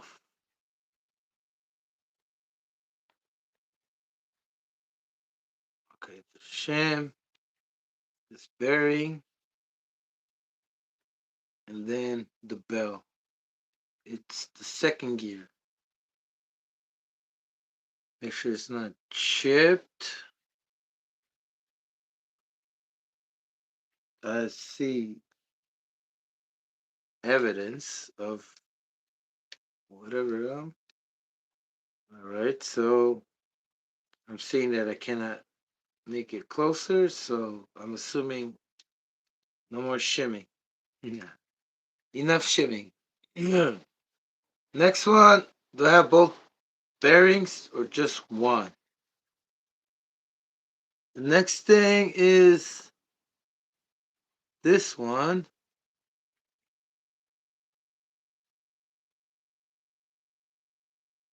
the bearing.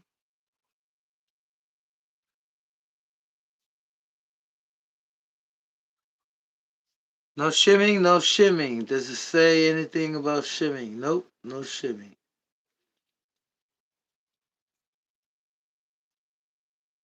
Okay, now third speed, third shift cam. So that's a little soft. This feels like the other one. I'm gonna put some Loctite.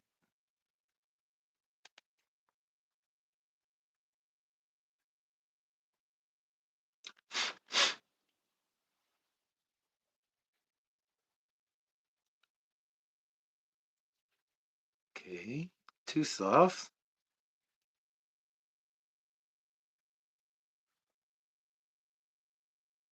That's too soft. I can always adjust it, but I think I'm gonna check it like this.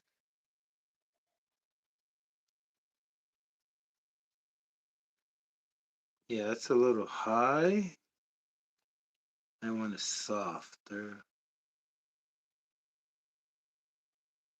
I can get a better feeling. You get a better feeling with trying to use your freaking nail.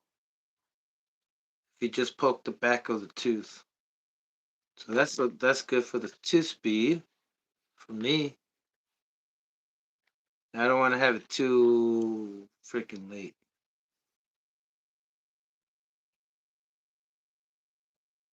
Because look, I'll let you know in a second why a 3-speed is like if you're trying to go 50 or plus 50, you gotta use a 3-speed or it's gonna break on you.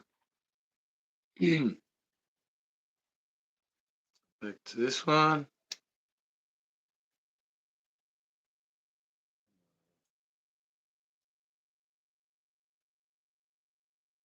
I might realize that the manual is just not the best. I'm gonna check right now. Realize that as soon as I get to the check the alignment. Oh, oh, this is tough. This is tough.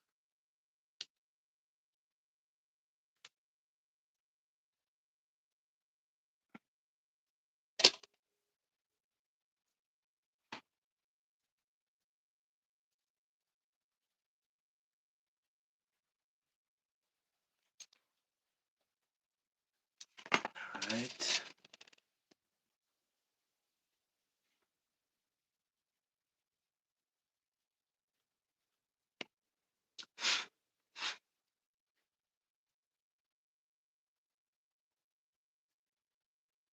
Wait a minute, brother.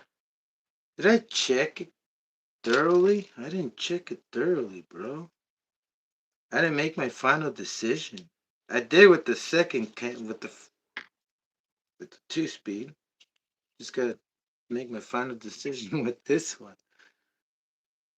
No, I want it tighter.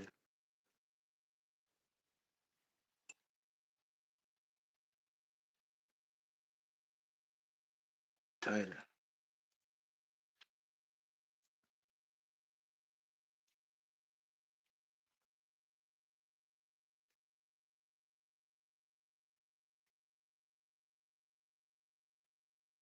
I think it's good.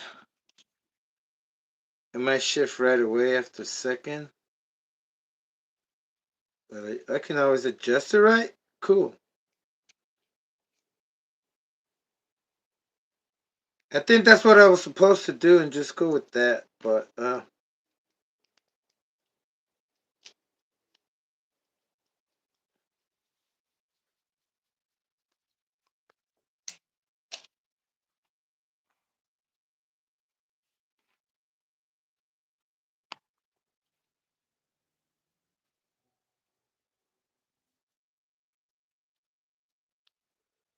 there you go. The only thing I can think of is if this thing doesn't shift, it's just the one-way bearing. But everything else, I will have to check that it aligns. No. Where's the washer? I hope this thing doesn't wear out in there. It shouldn't. There's a bearing right on it.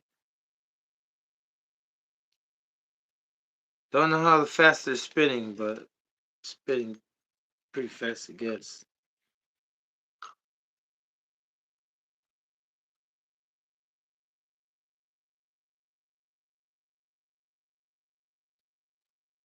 Where's the washer in the front? Okay.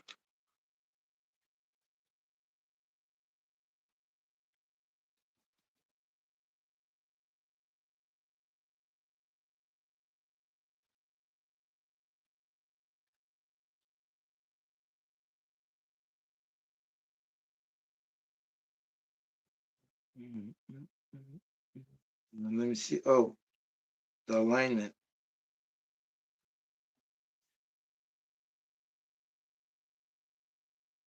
I think I have too much.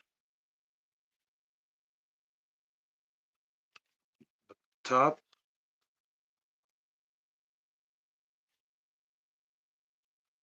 I might be too close. But I need a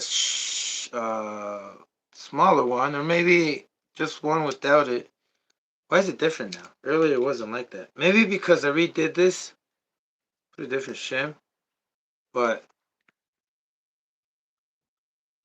I'm checking here, and I do need like a thin shim on both sides.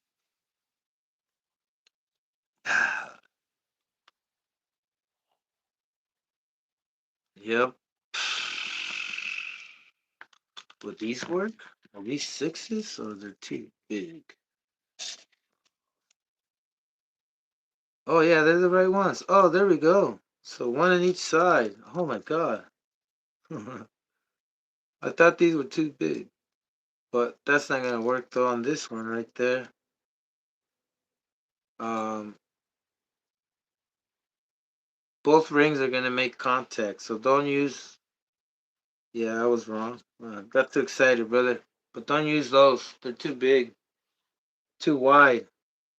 It's gonna make both rings of your thing bind. Both rings of the bearings are gonna get connected with that little washer.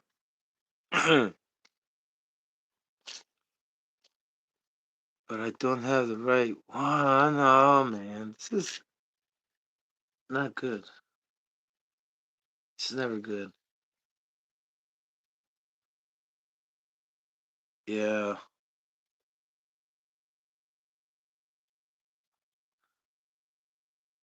I think I'm gonna leave it with no shims and hope. I mean, it might get tight as soon as I put the top part off on. Does it need any more screws?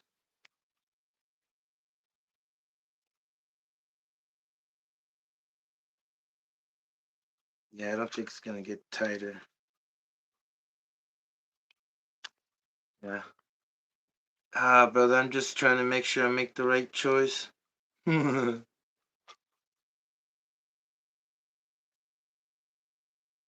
then this is backwards binding.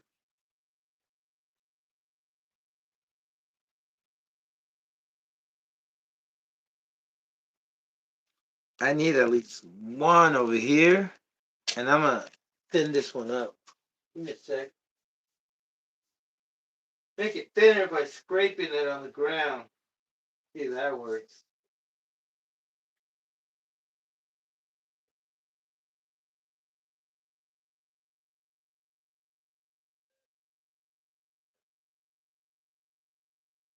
That's gonna mess up my skin. Shit.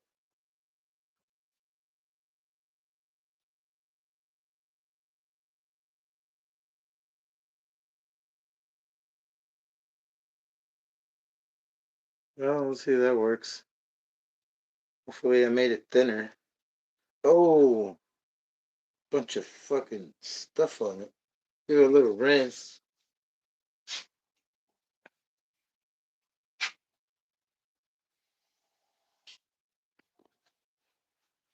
That was a spray that shit, man. Gonna probably save me 3 hours. Spray it good. Right here, trying to spray it lightly. All right, so here we go. Now let me check my mesh. It might be better than before. And it is better. I can see how it's better. So we are on the right path.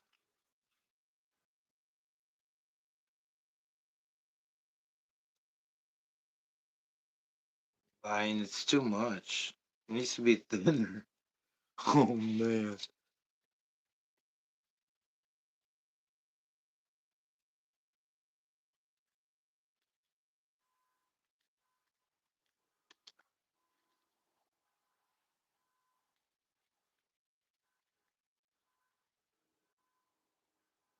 Yeah, this is.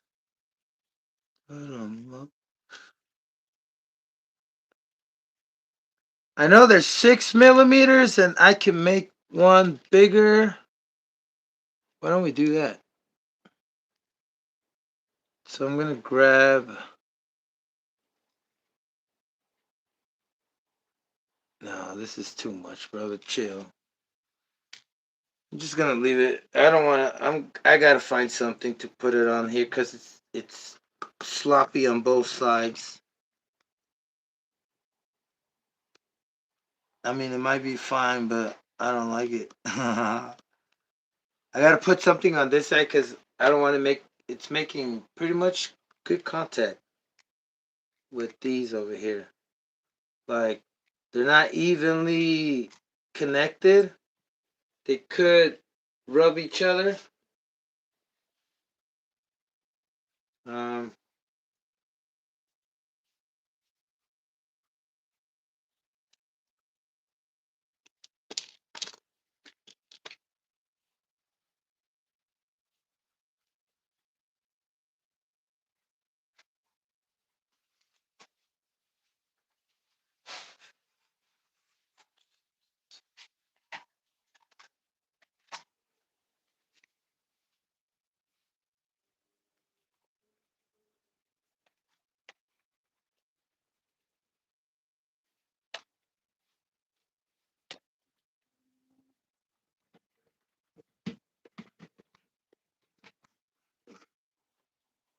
I want to play it safe, brother. I gotta go the little extra mile. I do not want my thing to snap unless there's too much power. Uh,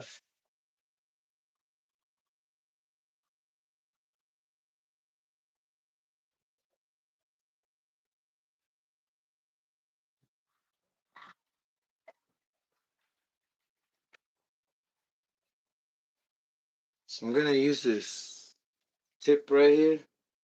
Just to see if I can make this little freaking strip a little bigger. Probably gonna fly. I'm gonna grab both fingers. 3 fingers.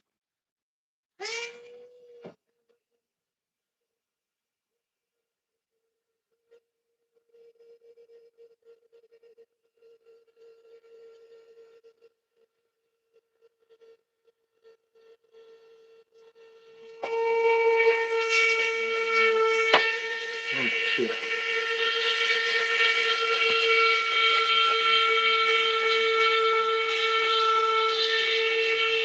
Yeah, it's not working. Yeah, this is not gonna work right here. I need.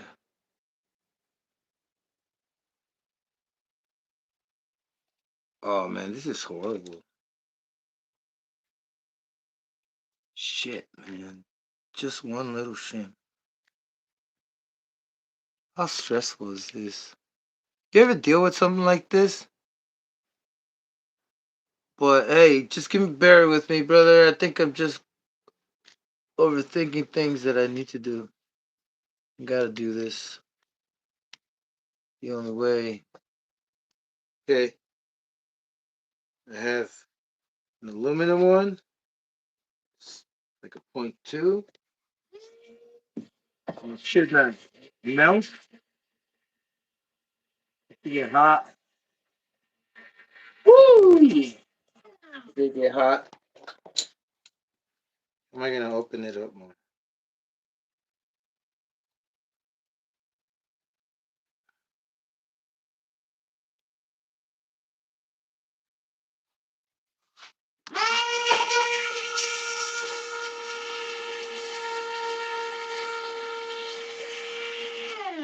That is not working. That is not working, man. I'm just gonna look.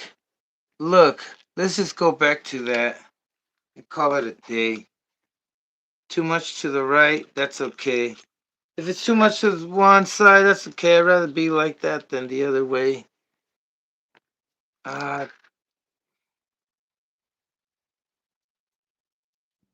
right side.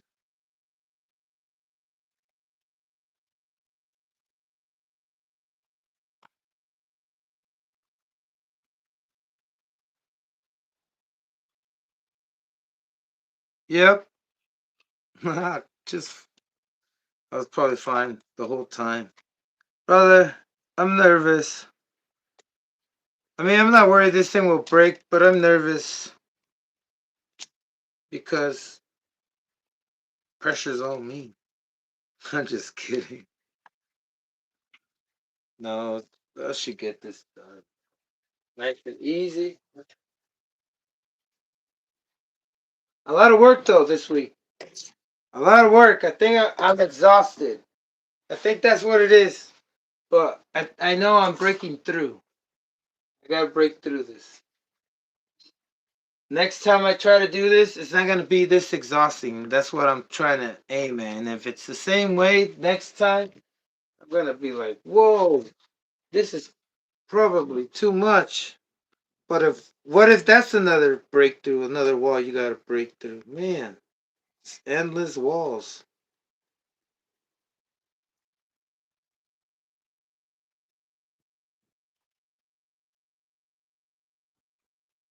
Endless walls. We don't need no education.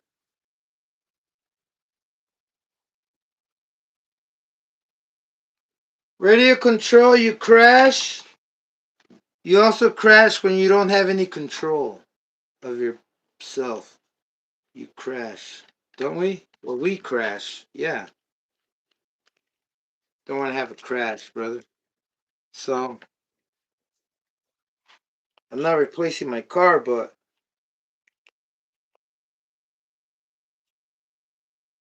it's gonna let me know that I'm having less crashes if I crash less often when I go out there and run. As above, so below, brother. As above, so below. All right. That's that. Now we got this. We're done. Let's get to the 2-speed.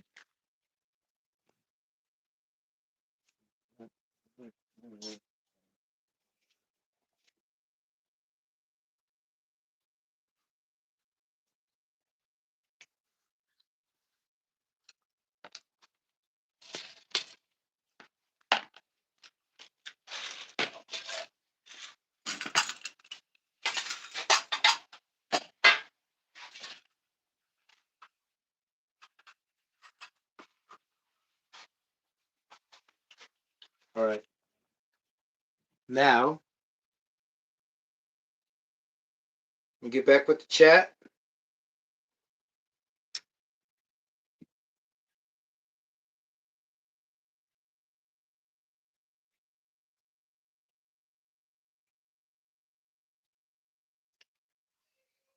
All aspect. What is up, brother?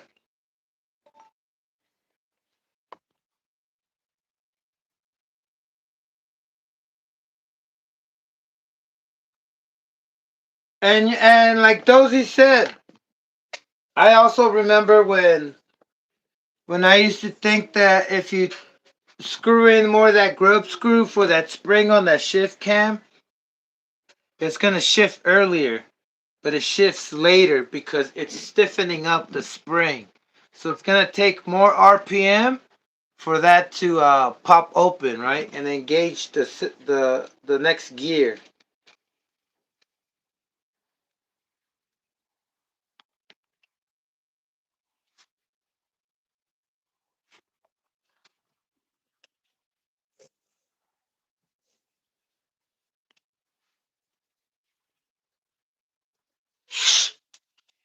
All right.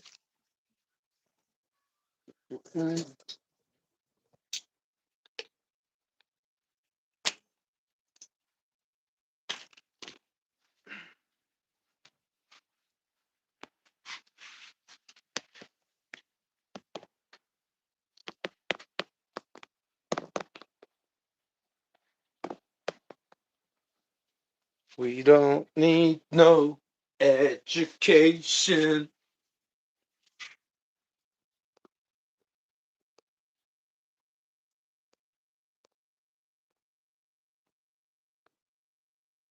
Bro, I had a relight button where things are brighter, and I just figured that out until look, you have the light button, and then there's the flashlight, and then there's a lighting. Freaking. You see how that's darker? Is that you or is it me? Does it change for everybody? I wonder. But yeah, that's crazy. I can't believe after these many years. By the way, 2 years. Excuse me. 2 years YouTubing. Alright, let's get this transmission out of here. But first, I gotta get this pipe out. So, my, what can I say? The hardest, most difficult part of all this was to figure out, no, not figure it out. Remember, because all I had to do was just look at the manual and remember how things went. But maybe I had to figure it out again. But look, what the? Why? Come on, man. Come off. It doesn't want to stretch. Is it that tight? Or my pliers? Are they messed and useless? They don't. Whoa! It's stuck.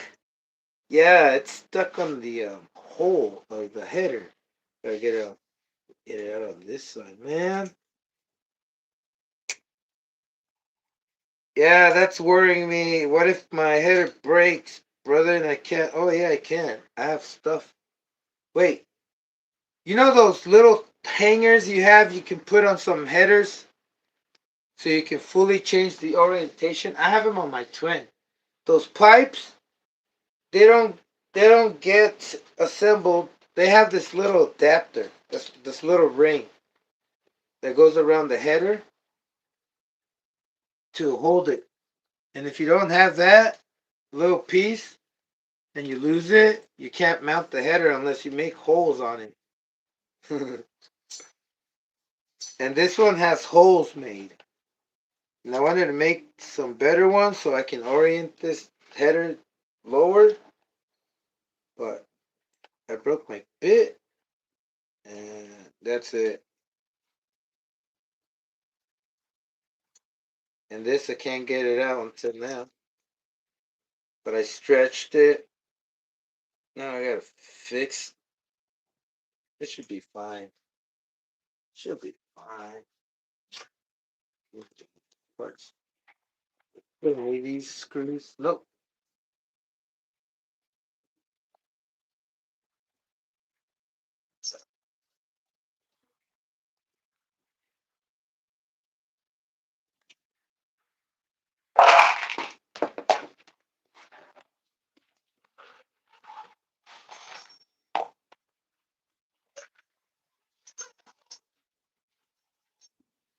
Alrighty.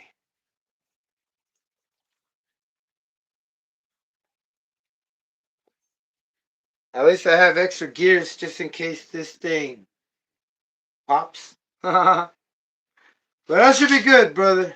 It's all about prevention. And I think I got it. I mean, I got a better view of it. Next chassis. I mean, this header, brother. What's up? No, are you here to help me or distract me from my main goal?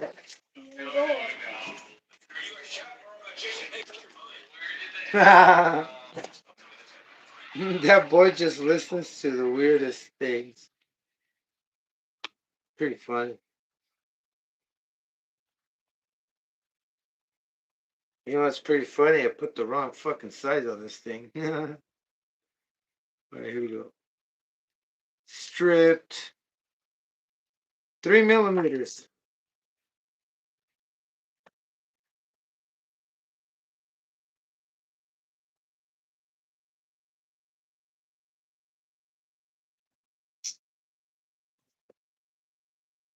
Where did I put it? Okay. And when go, he go. So, 22th, 2020 vision. He's getting a 3-speed, brother. That's the name of my Savage, by the way. 2020 vision. I'm gonna have to order a new set of phones. I might not get a chance to get him by the time the Savage speed run ends. But hey, I'm gonna keep going. Not constantly. I got other stuff I want to show up, do for this year. Like set some speed records for 26. Like I want to go out there and run my Schumachers. But oh man, it's so complicated when you cannot drive. Not saying I'm never gonna drive, but man, I do need to find a spot. And that's definitely. And these spots, well, they're pretty far, brother. I think I said it plenty of times that the best spot in my city, in my county, brother, the best spot in my county is my street right here. I'm not kidding. I'm not saying it because, but it's the best spot. They all have bumps. They all have dividers. Their road is all messed up. They have cracks, holes.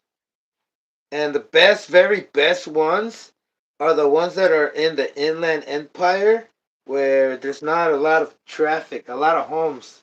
There's a lot of freeways, but you just drive by those places and there's like roads kind of like in Texas and in Florida where they're pretty stretchy and without signal lights, you know what I mean? Kind of like neighborhood. They're not like neighborhood. They're public streets, but they're not like busy traffic and and and that other stuff, you know.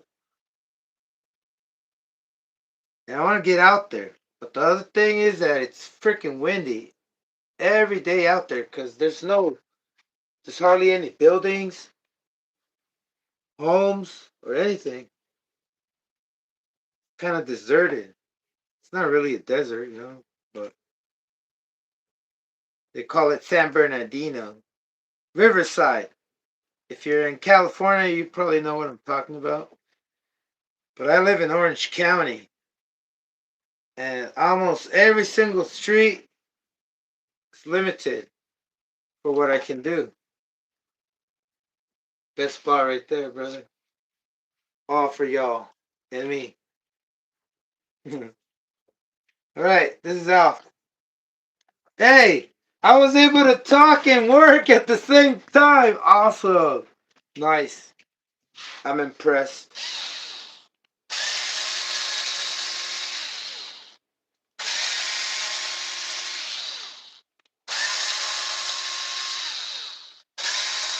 So this fucking 2-speed, let me just tell you, I don't even have a clue why. I mean, better late than never, brother, right? But I can't even think about why I should even use it anymore. Unless I'm just bashing it or having it for a beginner basher or like somebody a beginner, right? Somebody doesn't want to go fucking more than 30 miles an hour because you take it any faster, it's just gonna break. And I hope I can get this out. Yeah. And I hope I can get the 3-speed in. Yeah. Start removing the engine, of course, respectfully. Okay.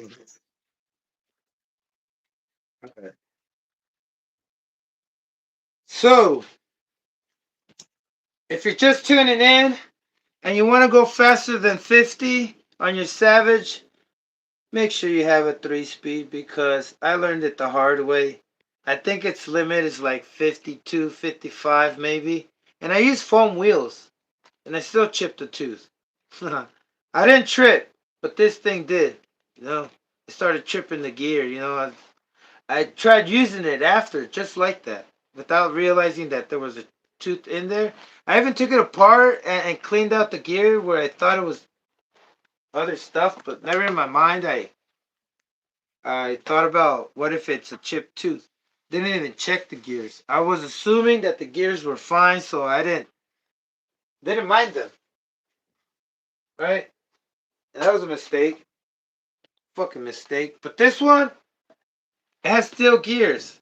It might have one plastic gear, but that's just to take off. You gotta know the one-way bearing works only for the first gear. Once the first gear takes it to second gear, the one-way bearing's job is done.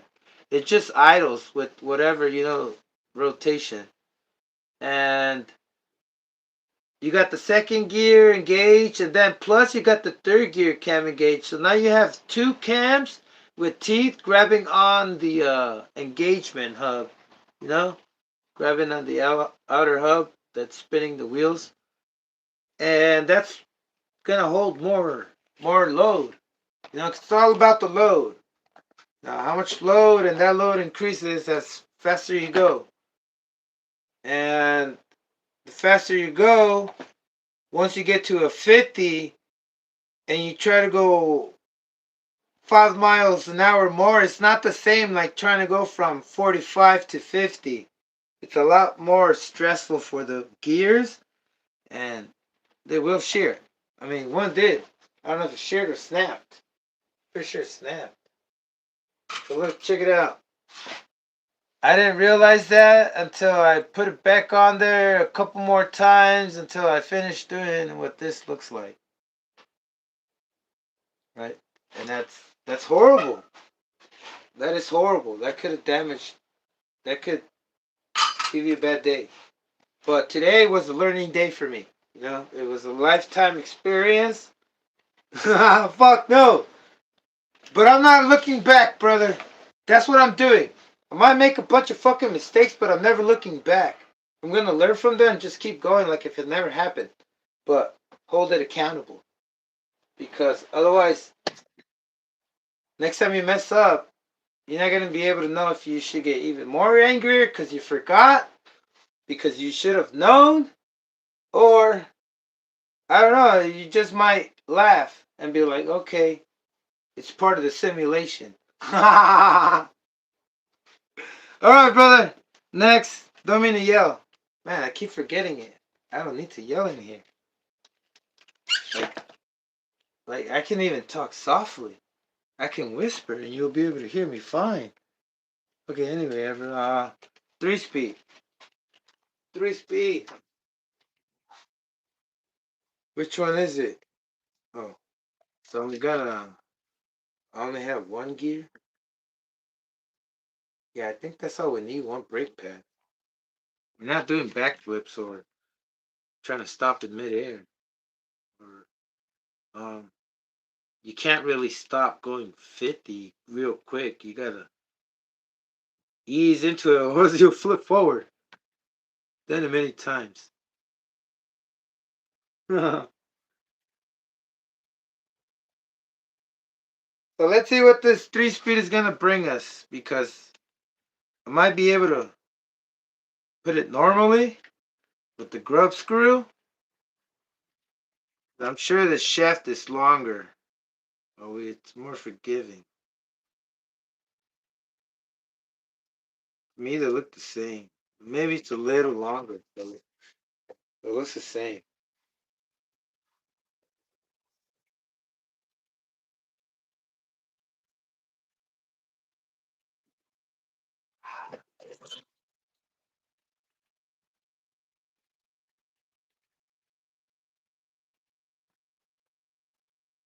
Okay, make sure you get a good grip without the glue.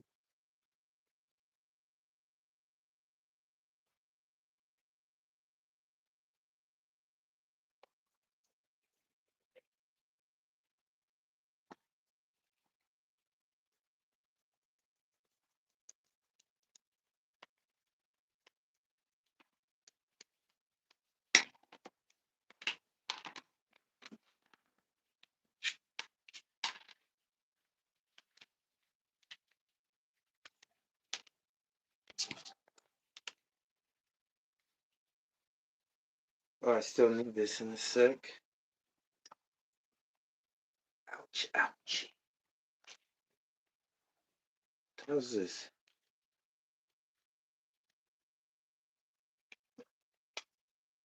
Oh, I must put it the same way. Whoops. Well, that's okay. One, two. Does it fit? Anybody know if you can fit this? Right on the fit a 3-speed on the Savage? You should be able to. Holy crap. I'm tripping.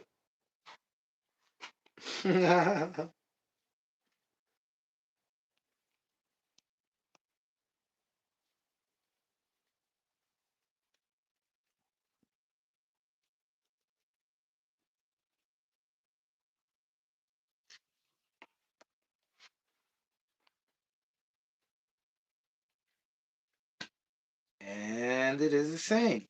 It's the same shaft. Oh, you know what's the difference? That your engine mount, it's scoot back more on the XL, so you have more room to put a longer, or for the, you have more room, from the engine, but not the clutch. Oh, come on, get on. Trying to align that square spot.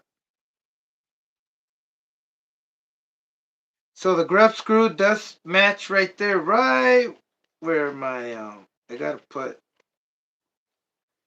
the one with bearing. And that's good. I'm impressed. And I didn't have to do more work.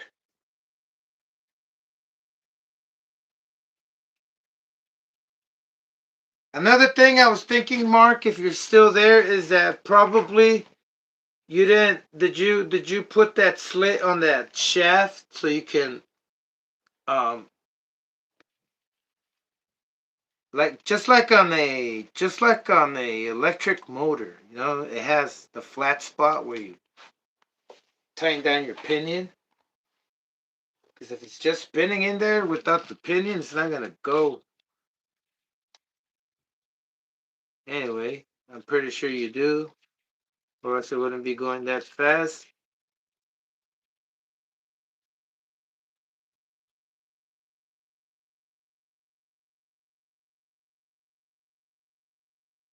Yeah, what's that click? I hear clicking sounds. Am I tripping? Is that normal? Better be normal.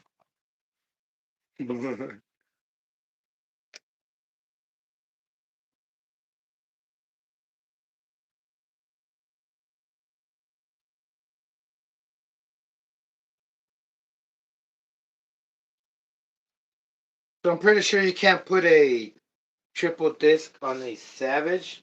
Probably can. I'm not sure because I haven't tried.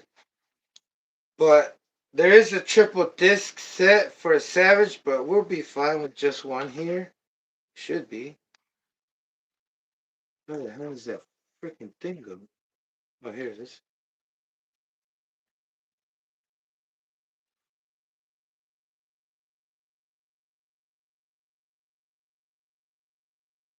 3-speed, come to me. It's gonna be awesome, epic. Everybody's putting 3 speeds, and I'm over here. Well, I found out. I didn't know. Now I know. Now you know.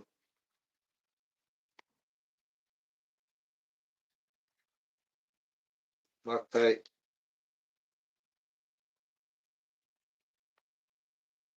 I always want to lock tight metal to metal contact, brother. The vibrations will zoom it out.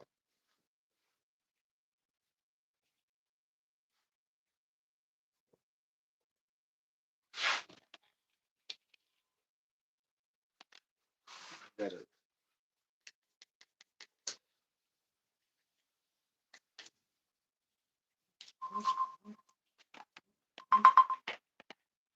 Yeah?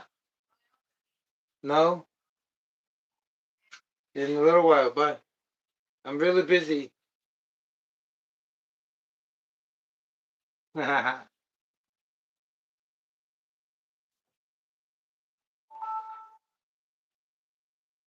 I get my opportunity to go on, they can't get me off, brother. Like, sometimes I feel they're jealous of it.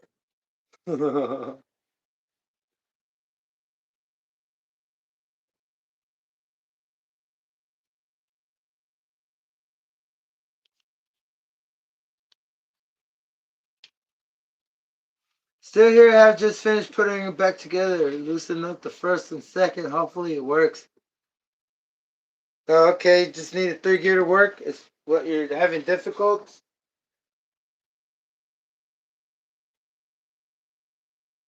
Maybe, yeah, brother, check into it because maybe it could be your one-way bearing. Did you use a brand new one?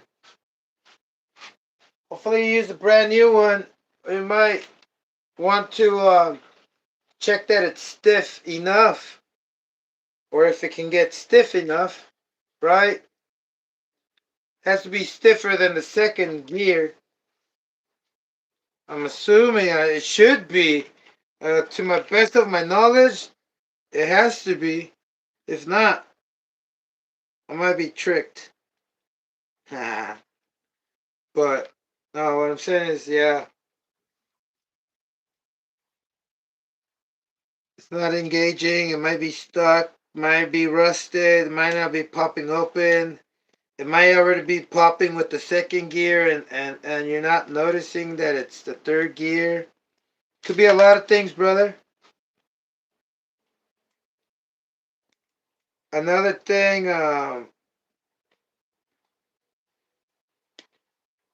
they might both be too stiff. There has be some kind of issue. It's all mechanical and it needs to function.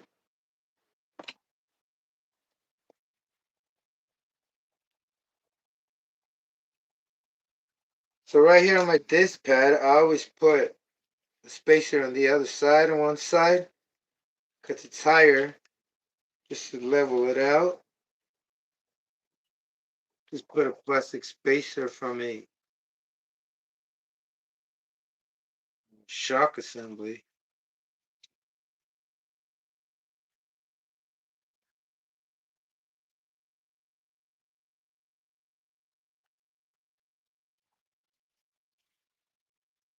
All right.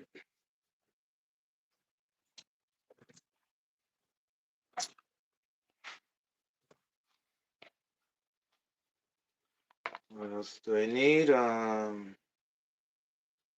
I need a freak to hold me tight. No, I need the cover, brother. The cover's on the 3 speed. Oh, it is. It's, oh yeah, I gotta take it off. We'll see in a sec. Um, um, um. Okay, on this side, I have a brand new.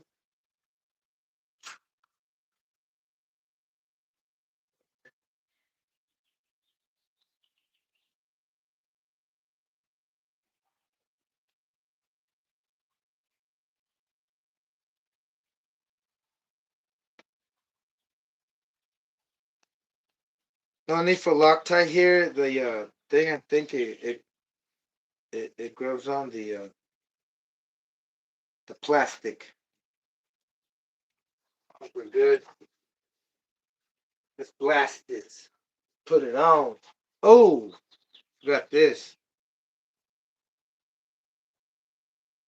Man, what if I don't get? It's not the same mesh. It has to be. Brother. It has to be the same mesh. I'll be tripping that it's not. That's okay. It's only one engine. Yeah, brother, your bearing might seem okay, brother, but it can give out at a certain load. You know, as soon as you're trying to hit third gear, it's slipping, and it doesn't make any. It's not gonna blow. I've never seen a one-way bearing blown unless it's been used when it's like old and rusted, right? But never seen one blown. Whoa, this is fucking. This is about to blow. Holy moly.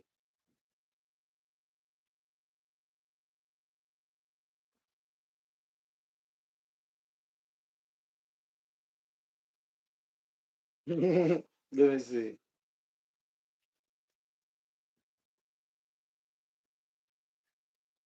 Oh man, how to put the other one on? Uh, uh, uh, uh, uh, uh, there we go. There we go. That was easy. I was trying to put it on the wrong way. Get you the wrong way. How's our mesh? Ooh, we could be good. Yeah, we're good. Yep. Let's just button it up and then we'll see. Button it up real quick. Yep, yep, yep. 25, 25, 35, 35, 35, 45, how long will that take? Yep, 30 minutes. So, 30 minutes to put this on? Shit. Too long. It only take like 2 minutes, right? In and out.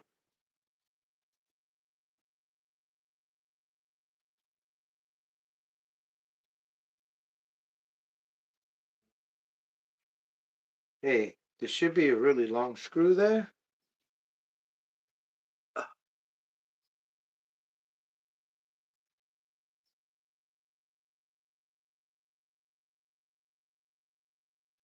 Oh, it's a bit longer. Oh, yeah, yeah. Okay.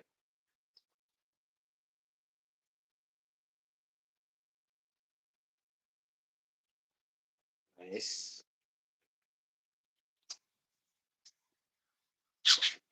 Nice. You want it to grab on. Grab on.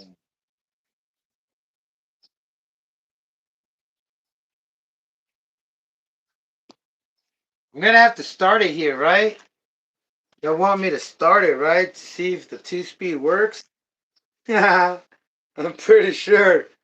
Oh man, they're calling me that we need to do this and that when I should be chilling.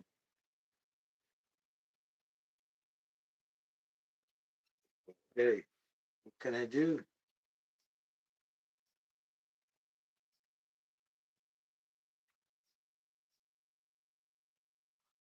I'm in my zone, brother. You gotta help me out here. I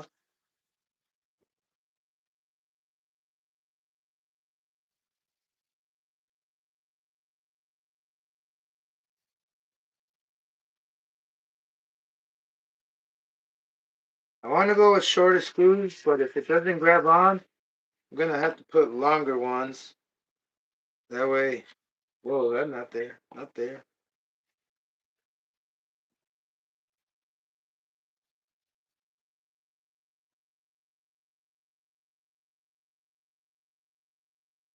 So small ones. All right.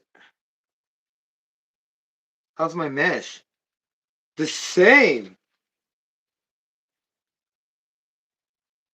Impressive. It's the same, brother. No change.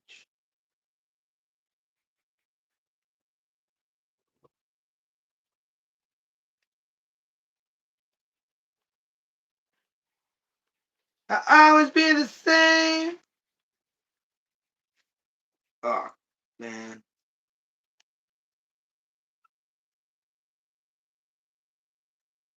Pretty tricky to get this thing. Doesn't give you. I'm gonna have to go with single freaking single.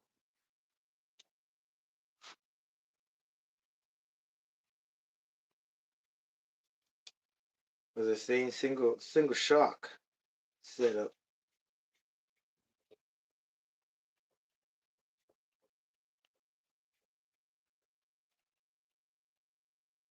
Yeah, Mark. Make sure your engine is getting fuel too, brother. Not because it's not shifting. It's still gonna shift if you're running lean. But if you want to get more speed, make sure your engine's getting all the fuel it needs, right? But not too much, right? Just enough.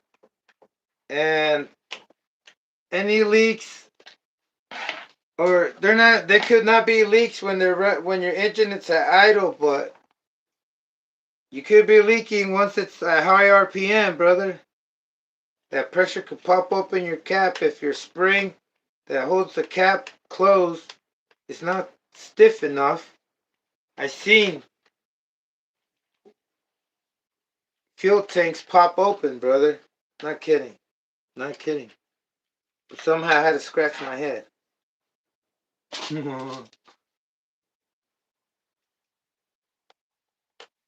was probably a mosquito. Still wondering about these mosquitoes. Why they keep biting me after I let them know who I am. Somebody you should have messed with or fly around by, right? But they don't seem to get the point.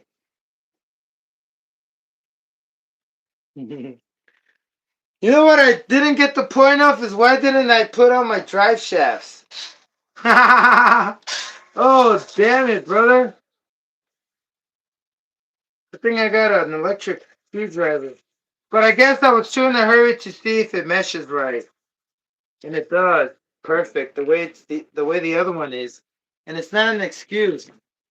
I wanted to get angry because I thought but I was in a hurry. That's still an excuse. I still have to redo, repeat, take two, and action. Wait, I have to take the whole plate off? Make Play-Doh? Damn, brother. I'm gonna loosen up. Damn, brother. Why didn't anybody tell me? You gotta do more. Let's see if I loosen it up just a bit.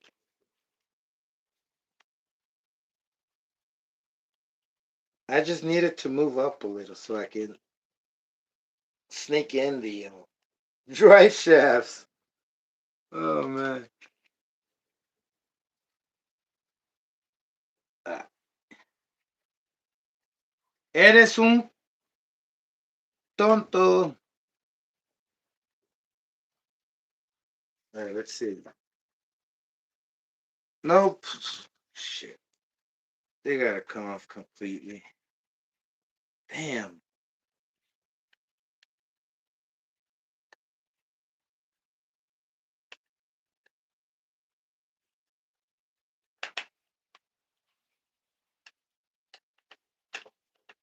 I'm gonna blame it on the wind.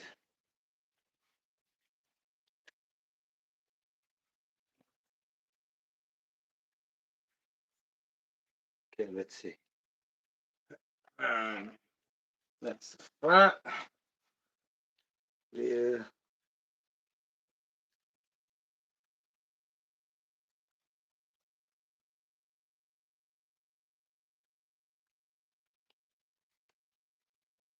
Then I ever.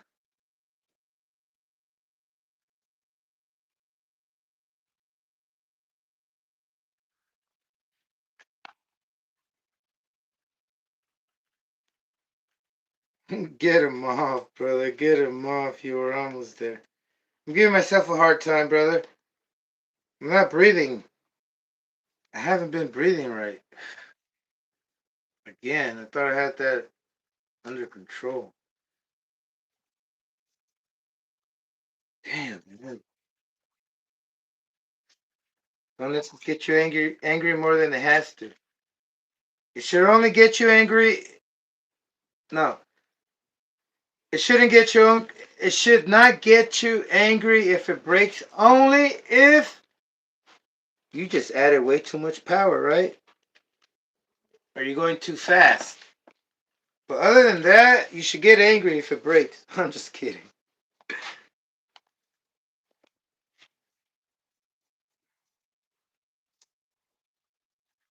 How did I get myself into this?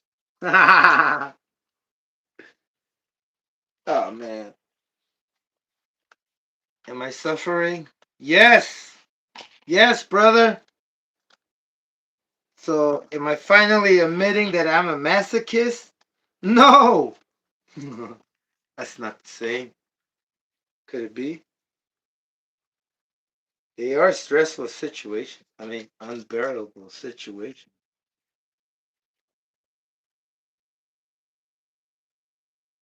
I'm not having a hard time with the car. I'm having a hard time with myself, brother. It's all right, right?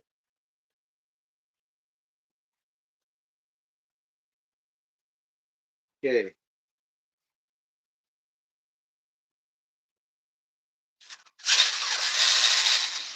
Hey, hey, hey.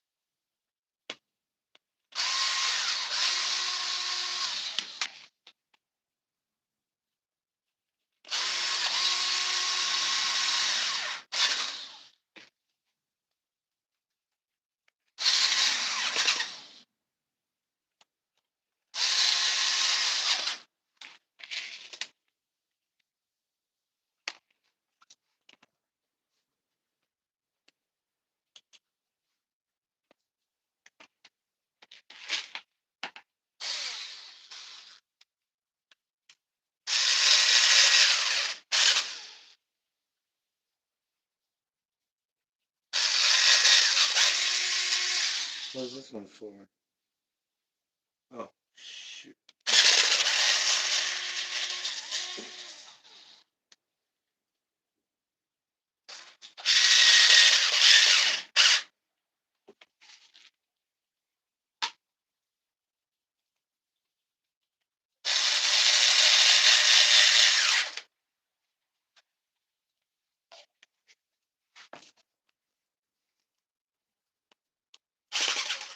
Man, that was tight.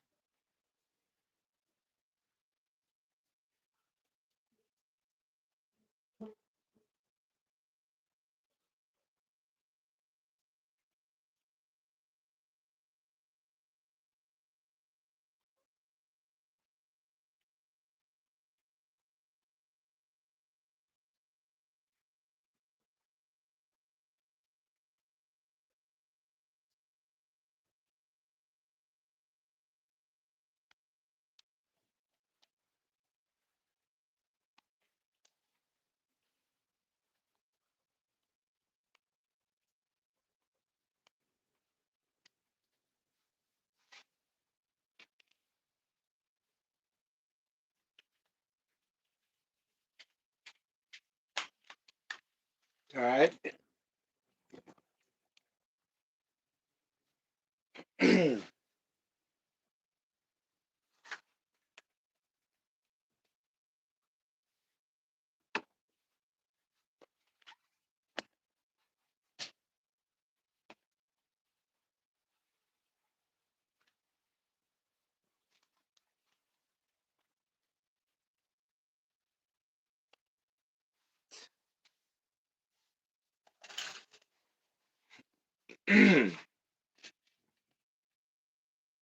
Next. Wait.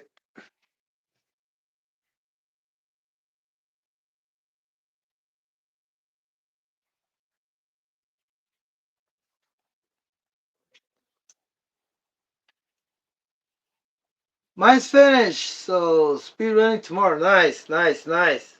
Good luck, brother. May the fastest win. No, yeah, brother. Good luck. Or hopefully everything um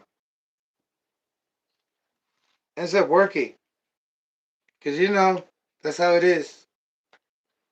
I speak for myself too, brother, because I've done so much and it just doesn't seem to be the thing. I mean, it doesn't seem to be doing the thing. But I hope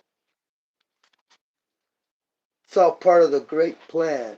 I mean, it's all part of the show, I guess. Nothing's free, really. I mean, nothing's easy. We are mentally challenged.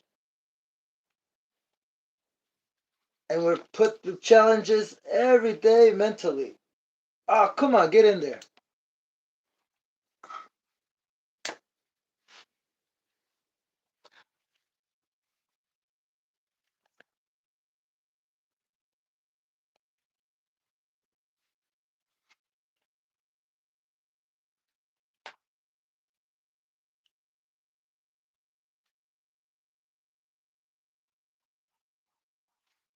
Okay, okay.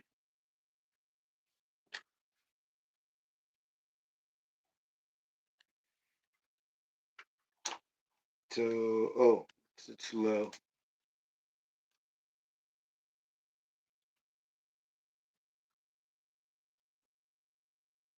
I don't want to have this thing twisted or lopsided so I don't lose any pressure because that could mess up another thing. Don't know if it's really leak. It should leak, be really noticeable, but check if you're not leaking on these. Oh, whoa. On your headers.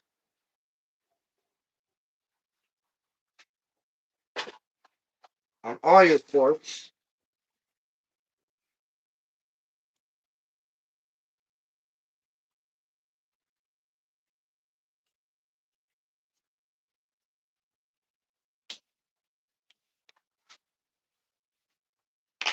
These are little.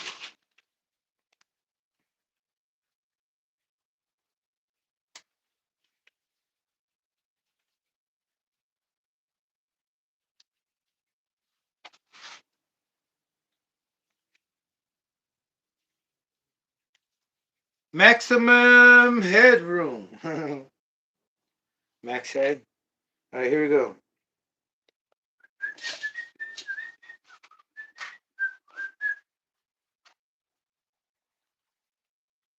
Um, at the end, when you have everything assembled, you should be able to spin this backwards and have your gears keep spinning.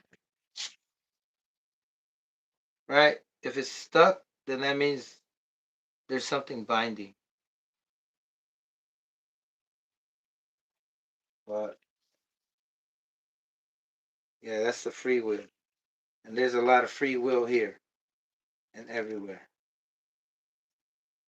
My gear mesh, I go by how loud the click is and how much time it takes me to make it click on each side when I turn it. Right? The quicker and the lower the click to transition from left and right or whatever, from opposite side, should be really minute. But then that depends on the flex of your chassis.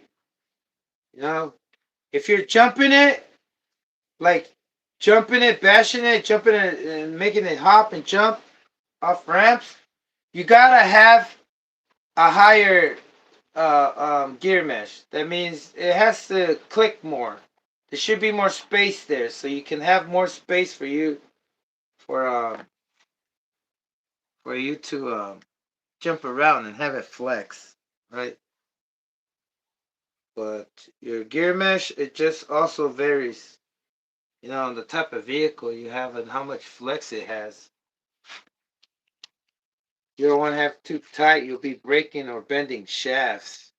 But you don't have it too loose, because then you're gonna mess up your tooth. Ow,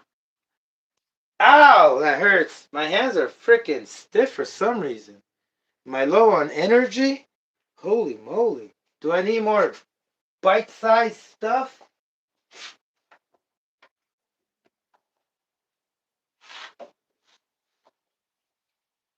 When you're really thirsty, not thirsty, dehydrated. Because thirsty is like, I'm thirsty for water. Your water is water. Hydrogen and oxygen. But when you're dehydrated, this is the best form of hydration. A fruit, just eat it.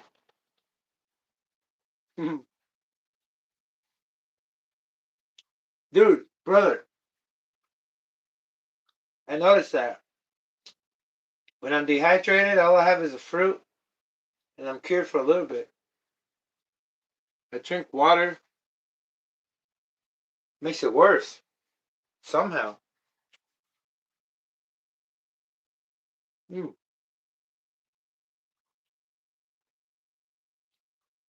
The bittersweetness of me is getting better. Yeah. All right. This is not a health channel, brother. This is a speed channel. And we do everything to get more speed, right? Whether that's whatever it is. It's time to turn it on and see if you did a good job. Brother, I'm saying we because me and you did this. And if something's wrong with this, I can also blame you. I'm just kidding. Can't blame no one but yourself, brother. So I'm blaming you.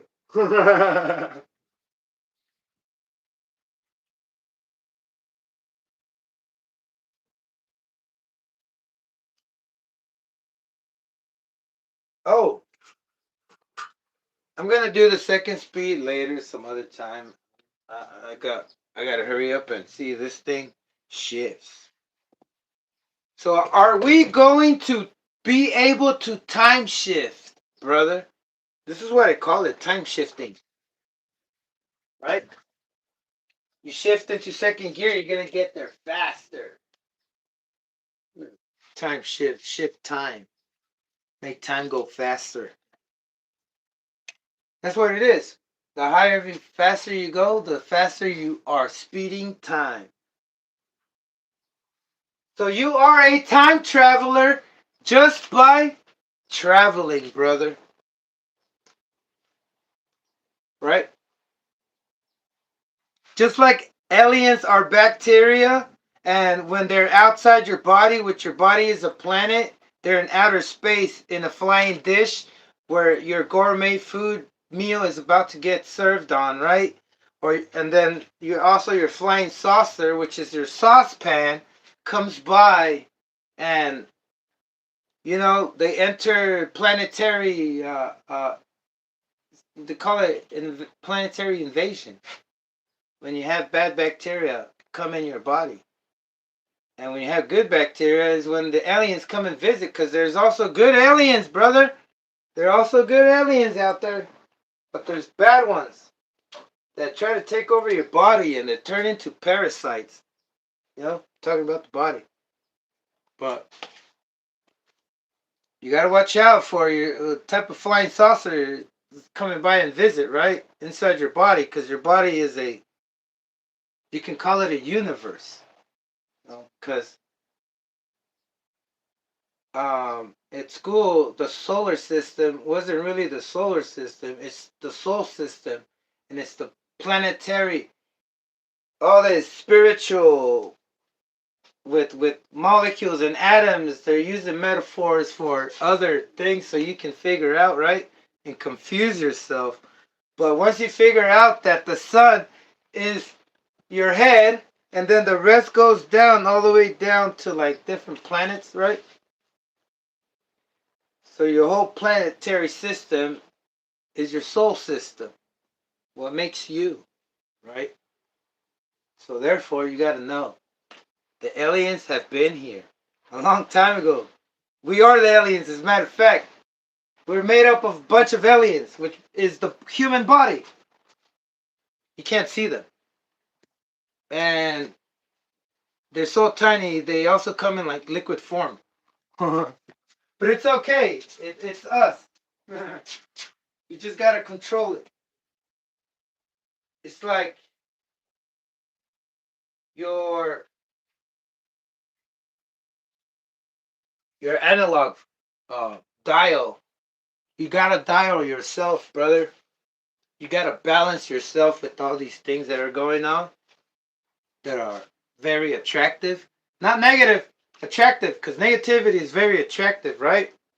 Let me tell you something about uh magnetism. You know how you have two magnets, and if you put both negative polarities together, they stick, they attract. That's what it is. That's all about your attraction with negativity around here. So we are bombarded every time with negativity, which isn't bad. It's a way of life. It's where we are. And so therefore, if you want to move smoother around the planet, because the planet also has its magnetic field, right? And it's negative. That's why it's called ground, because it's grounded by the negative polarity, the minus, right? The bar. So the ground being ground, also you have ground in your outlets, electricity outlets, right? Or in your battery, the black cable is the ground. That is the negative polarity, the negative side polarity, right? So if you're negatively charged with like everything you're being shot with, which is avoidable, you start sticking to the ground, and that's what we feel like. Kind of when we walk, we're kind of lazy to walk, and it's hard to walk. Like you have no energy. It's not that you're lacking of energy. You're just being attracted by the ground. And this is the same thing. With anything that catches speed, it starts to, like airplanes, they start to rise. But why I'm trying to tell you this is that maybe we've been paying attention to the wrong things. And that can also ground us to the ground by the way we think, right? That's why you got to be careful, stay wary, and there is a way to stay positive, because that's all about positivity. That way you can do things easily. Because like the magnets, once you turn the magnet around positive and negative, you're the positive magnet and you're moving easily. You're like levitating off the ground. It's so easy to move. That's why they try to tell us about with greens and green and foods, positively charged foods. They keep you positive. And this is positivity. It's moving forward. Positive, it's always moving forward, I think. But anyway, let me take a break so I can start this. Let's see if we can get that positivity in. Come on, let's do this. Look, we are all internally connected somehow, some way. I know I can feel it, right? That's what I'm saying. And right now, I need you to just imagine profoundly that this will shift all three gears. I mean, two other ones, right?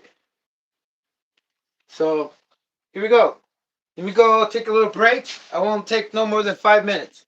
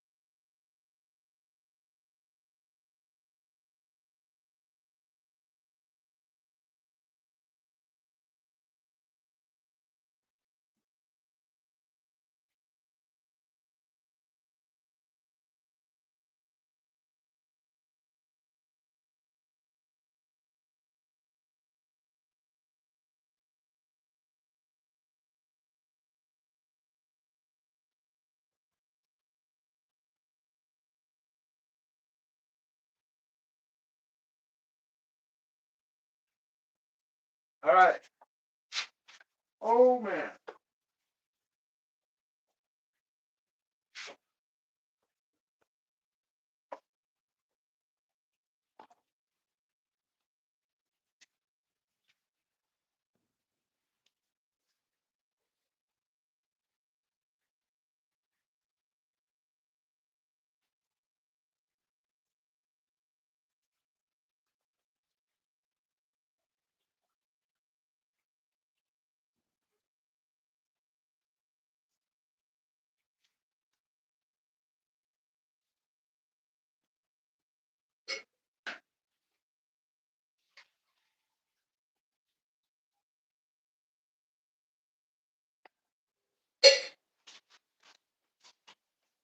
So what do you think? You think it'll shift?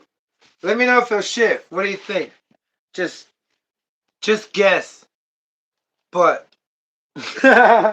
no, brother, just make sure you think that it will shift. Please. I'm just kidding. Hold on. Let me take a little breather.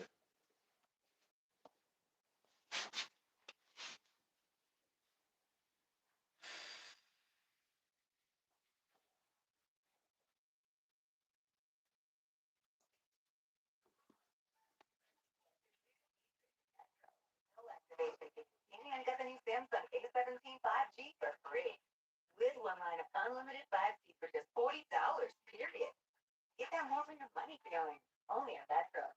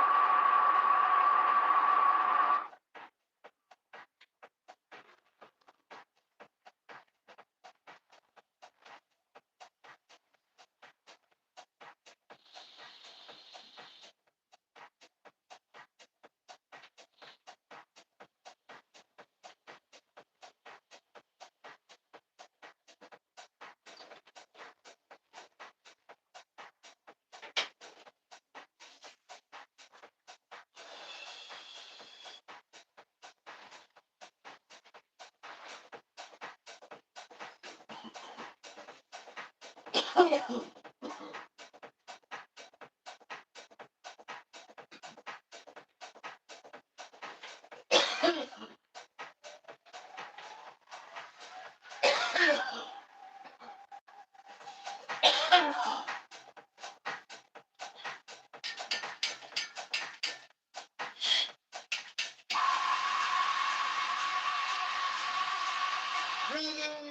let the ground get a hold of you. Yeah.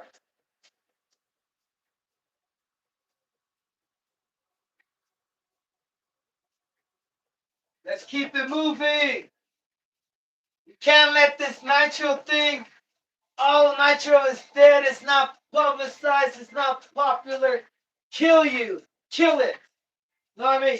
Have you kill it. Because if you kill it, it will kill me. Because I'm nitro. Yeah, that's a good speech, I think. I think that one was good. I'm getting ready, brother, to go worldwide and let everybody know. I'm imagining, brother. Imagine. The biggest nitro comeback.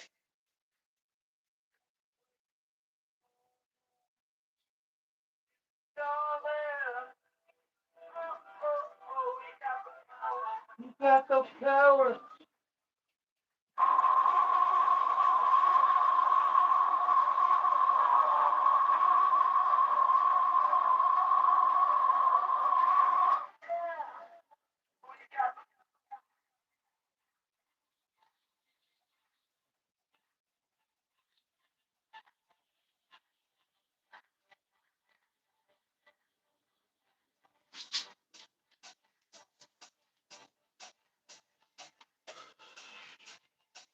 All right. Enough talking. Just keep walking.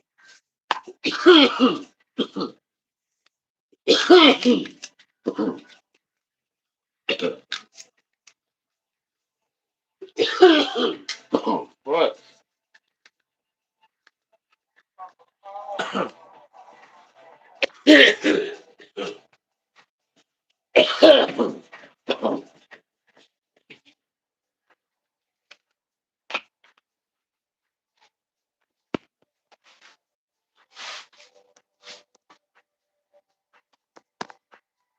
Oh, sorry guys. Hold on a sec. Relocating my camera.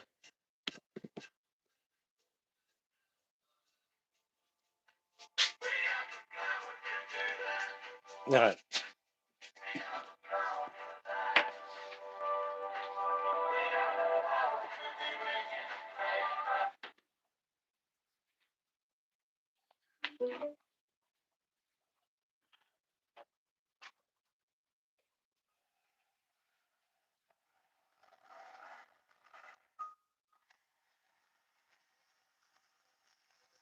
We got the power to do that.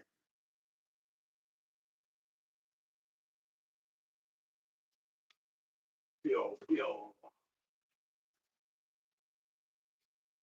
Man, this Sidewinder fuel, oh, I don't know about it, brother. Maybe you have to use a hot plug, but it doesn't burn right, man. It's like if it's diluted, probably not. Here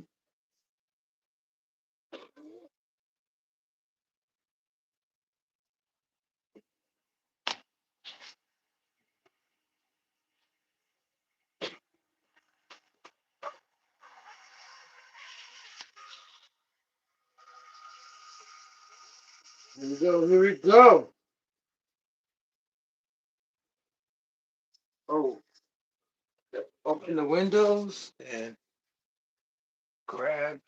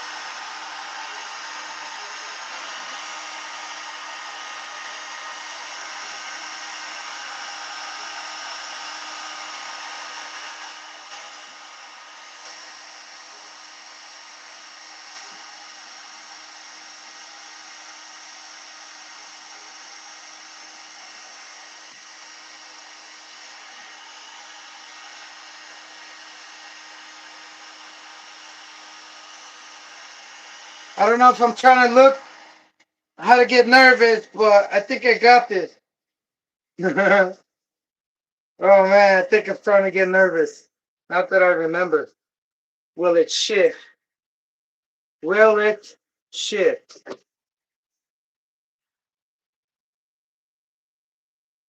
Will it shift 2 times? Oh,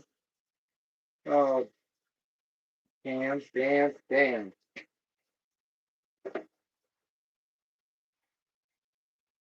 We should be able to only pop the hood and see what's going on.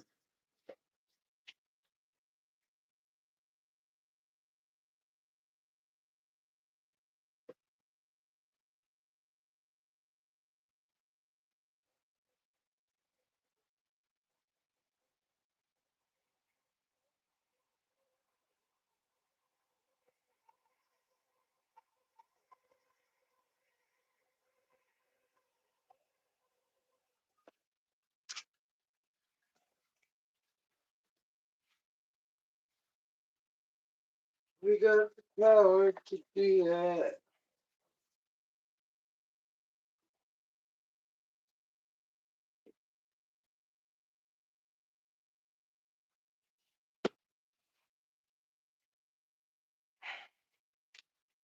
Here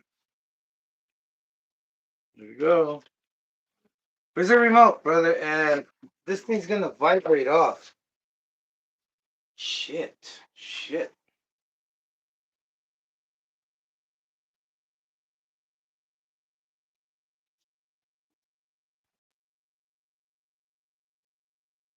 Last time I was trying to deal with it, it was just stupid, man. Couldn't believe myself. Just put a freaking thing. Don't know why I kept going without it. It's weird. I am weird. I admit it. All right, here we go. Prime. All right. Should go outside.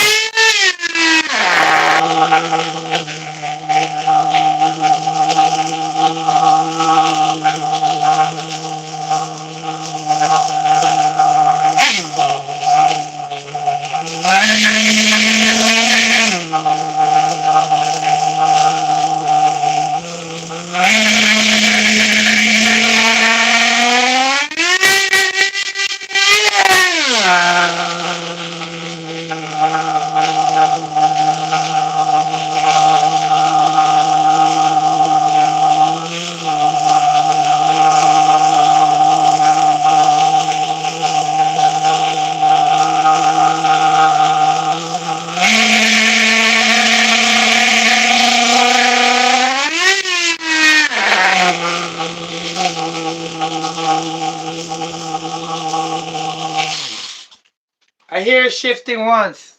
No, you can't hear it because it has foam wheels. Not until it's on the ground you can hear it shift, but it's shifting only one time. That's the problem. I gotta fix it.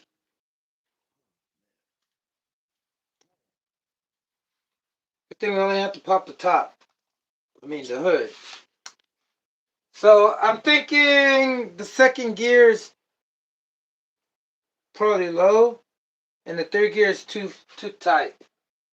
So what I'm gonna do first before I tear it down actually is lower down the shift, the tension on this.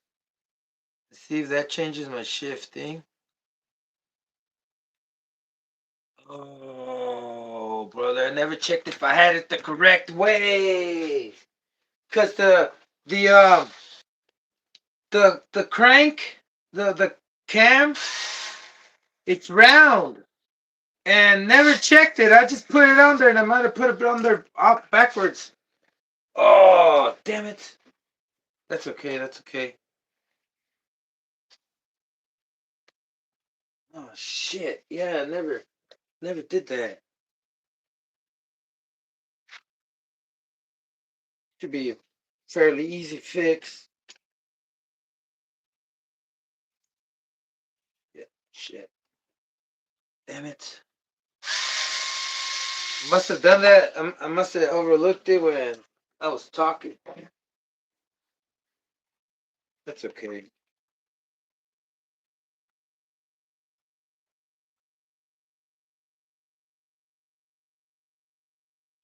Yeah, I think only second gear is shifting. If I'm not mistaken, the other one it's probably backwards or too tight.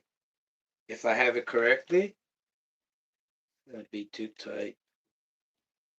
Oh, it's hot. What happened? Should come off.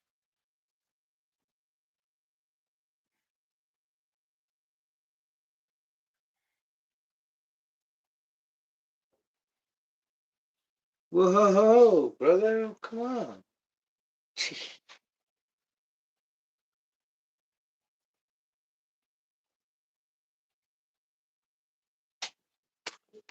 Damn. Could it be the chassis? All right. Let's check what I did wrong.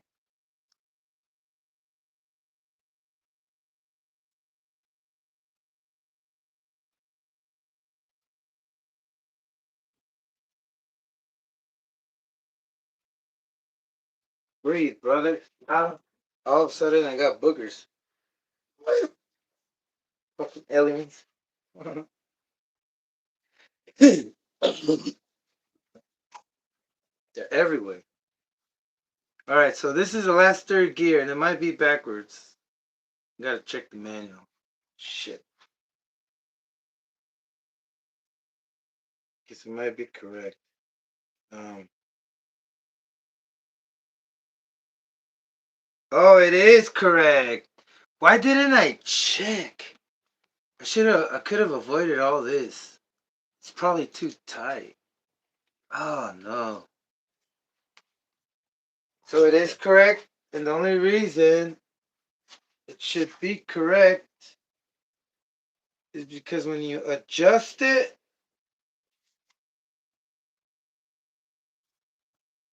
oh man, this is oh man, I think I am exhausted. Not really. I'm just rushing it maybe. All right, so when you put it on and you adjust it, you should be able to use your screwdriver and you have to use it like upwards like this. And if you have to go underneath like that, that's wrong. So I'll loosen this up. Damn it, damn it.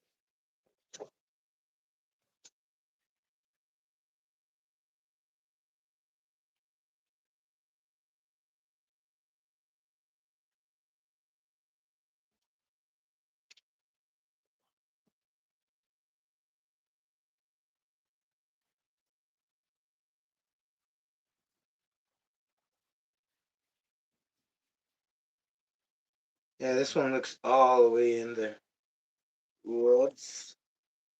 Alright. Alright. I guess. Did I put it on the wrong side?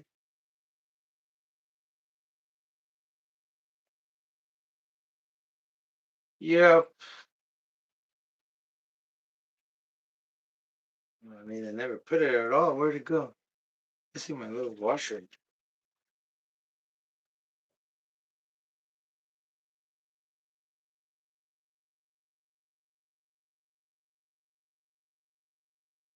It's on here, bro.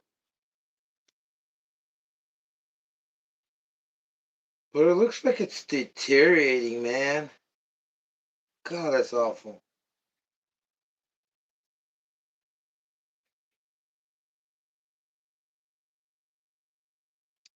God.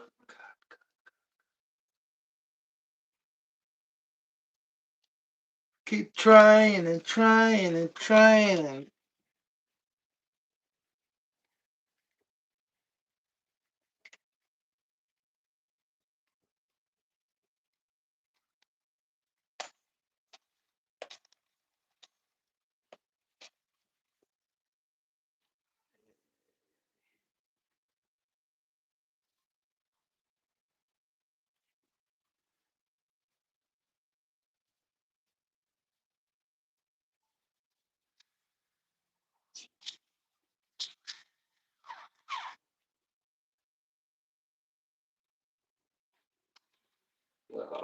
you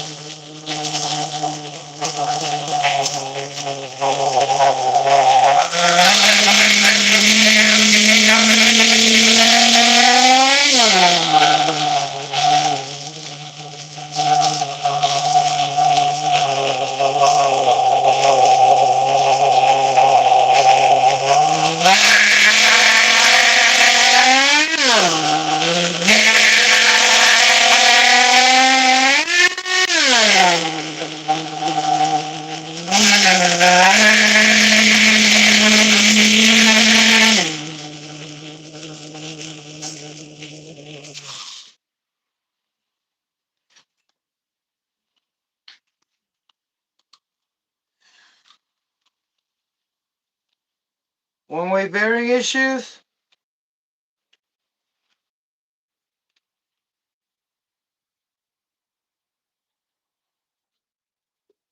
Possibly, but this? What's the factory settings? I wonder.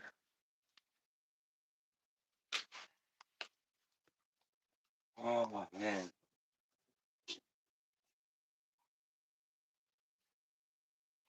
Maybe my 2-speed is engaging. I tighten it up. If I hear a shift, that means that's the third gear. That's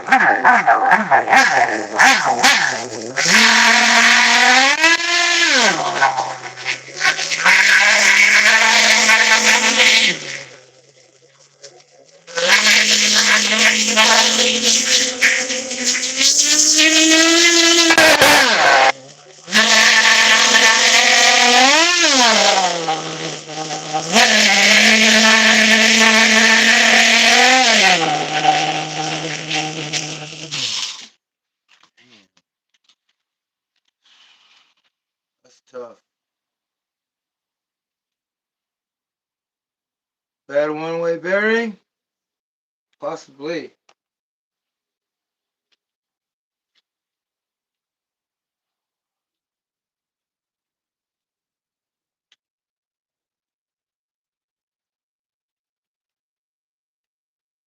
Well, come on, I can't.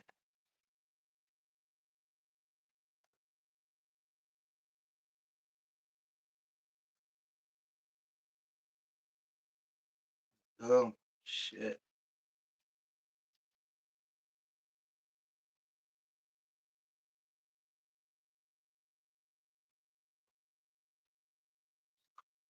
Let me check the settings for the grub screen.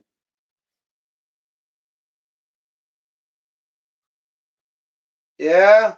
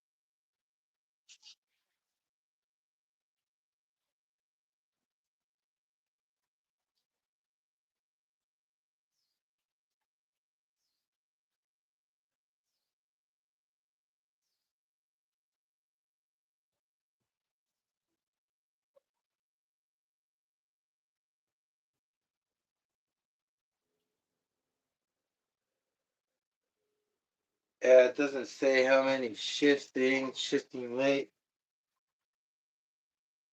Yeah.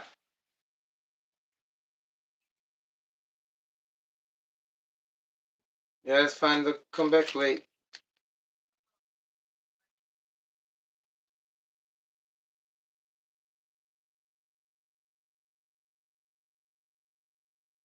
Okay.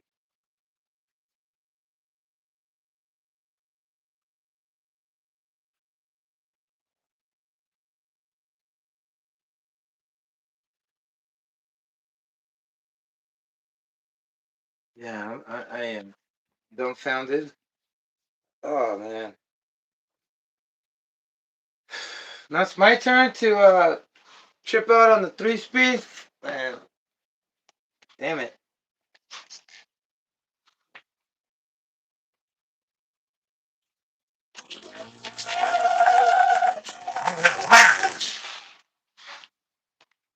It is spinning a lot faster, you know, right?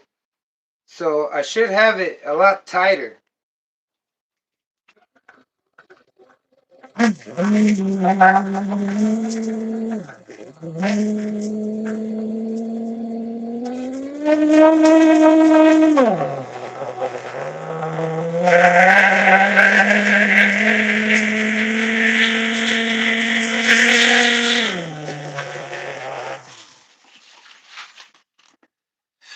I should have it a lot tighter.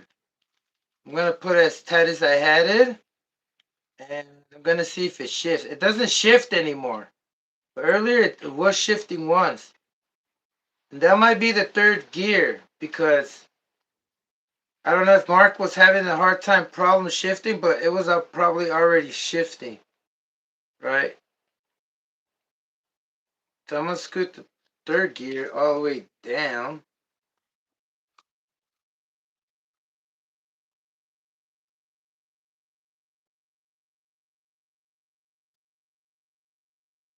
So that's all of it. I'm gonna go one full turn back.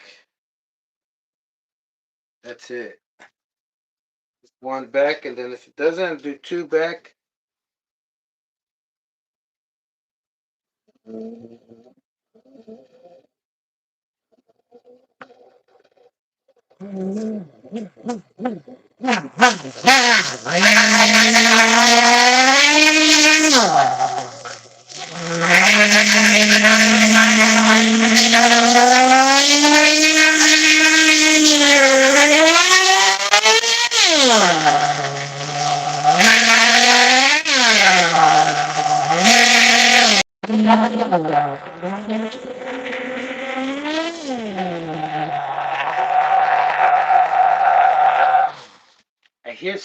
I feel something, but I'm not sure if it's a shift. I think it is shifting. You just can't really feel it because it has foam wheels. Doesn't do the jerk, right?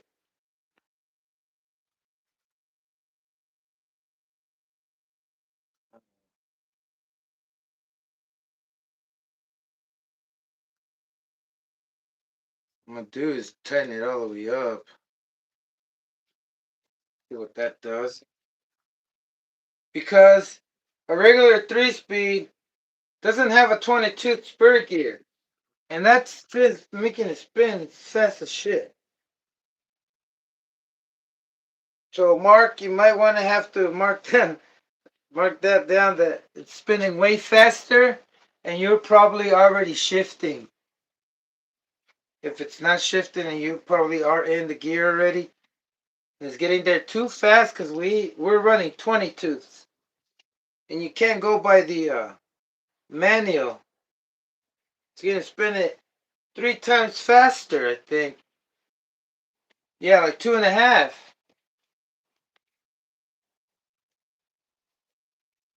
See what that's.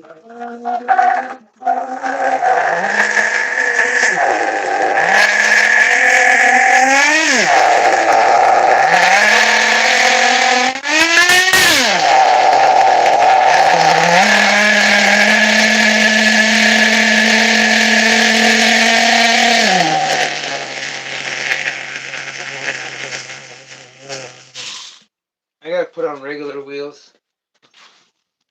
It's not doing it. I can't really tell. It's spinning. I'm chipping. Don't know what it is. But let me rearrange my stuff.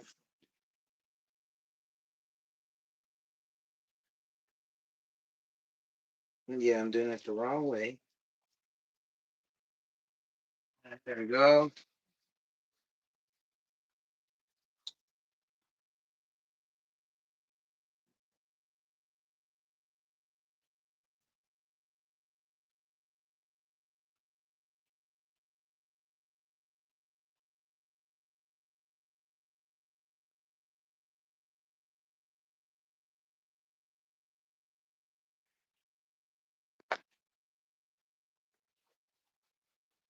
Okay.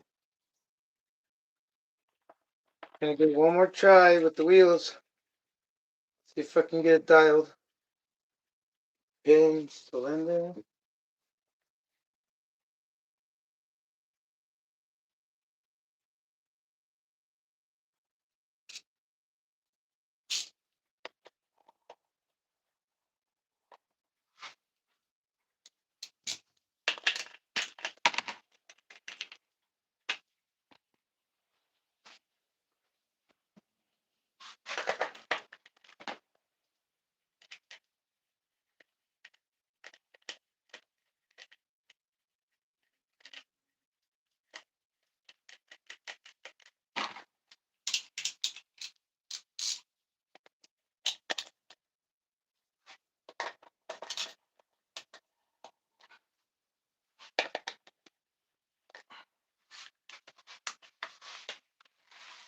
Don't know if this is gonna be dangerous because of the ballooning.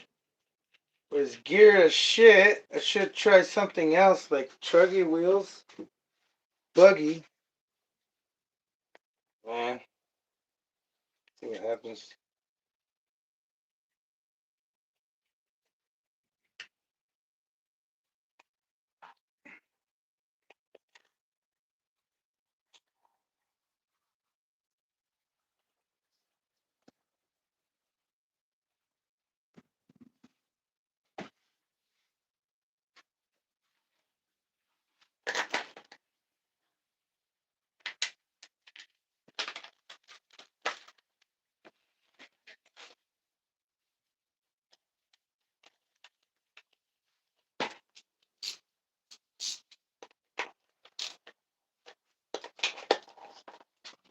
Let's go.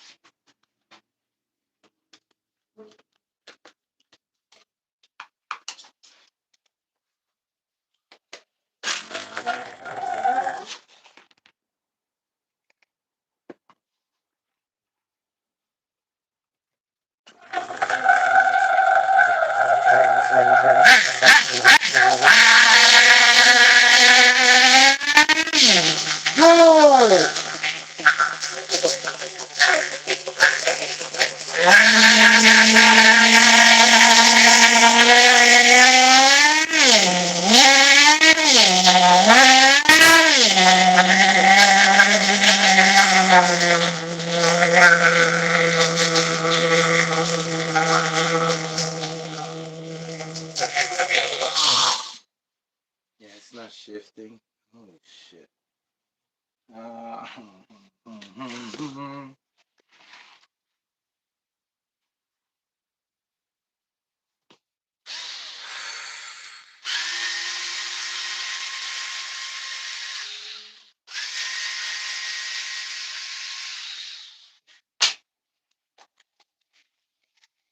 I'm gonna tighten it up, the second one, and then the third one, tighten it up. Cause it might be, then these wheels are wrong. I can't use these wheels. Ballooning way too much.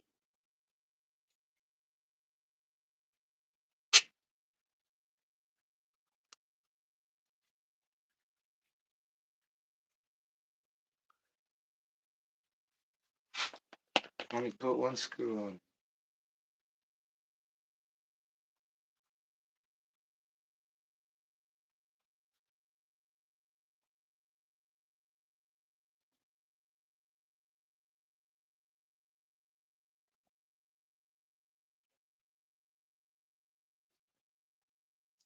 Waiting on.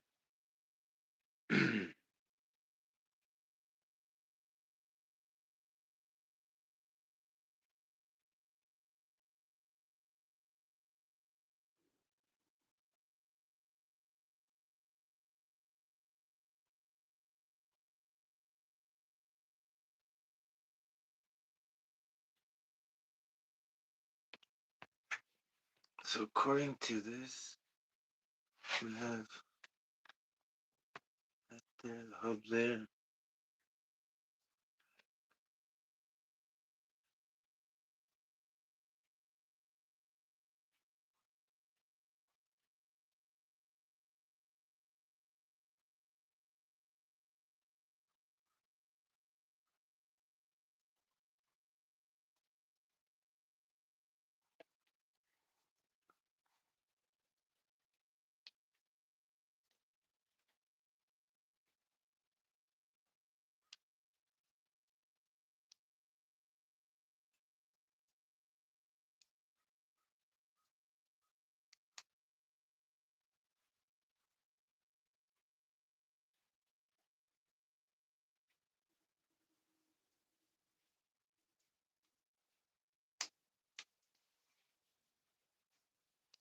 Damn, damn, damn.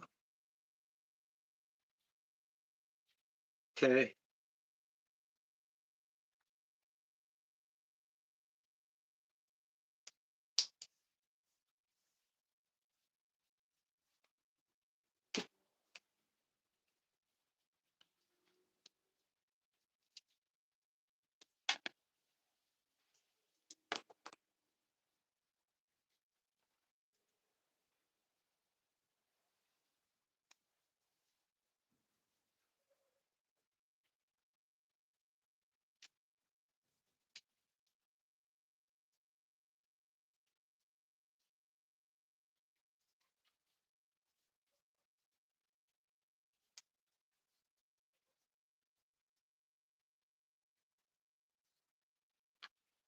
Not too much, but more than before. So this goes in first, and then this is correct.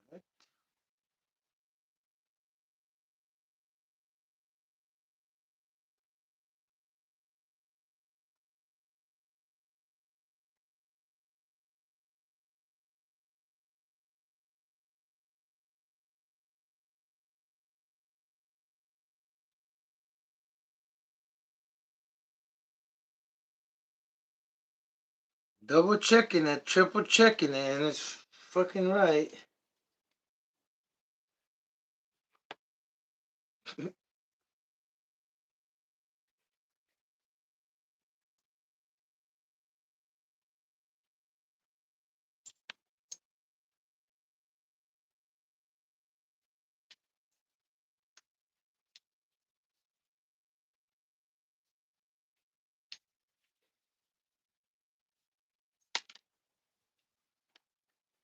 Okay, this bearing goes in. Oh.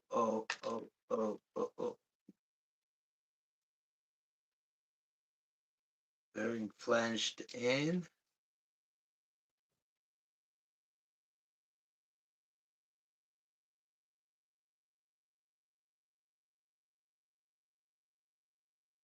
Why we have one more flange? Holy shit.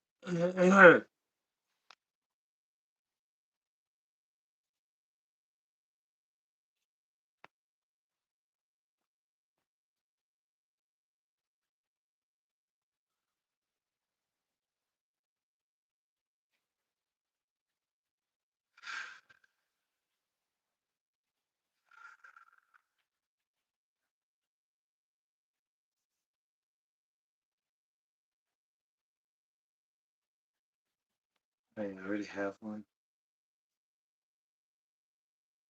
What the f-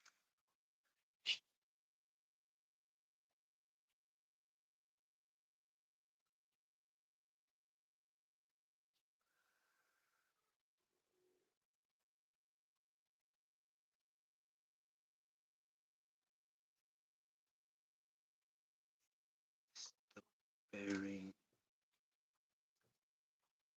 first? Ah, shit, man.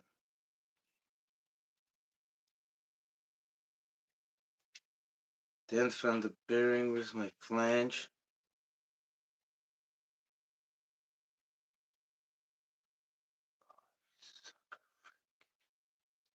Where did it go? It's right here. Oh my god, it's so confusing right now. Then from the flange, you have this inwards coming in.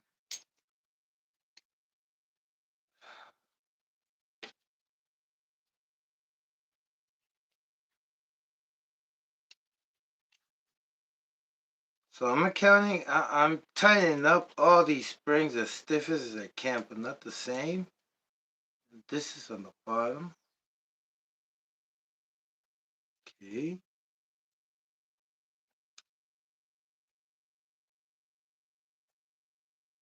Hey, I'm not having fun.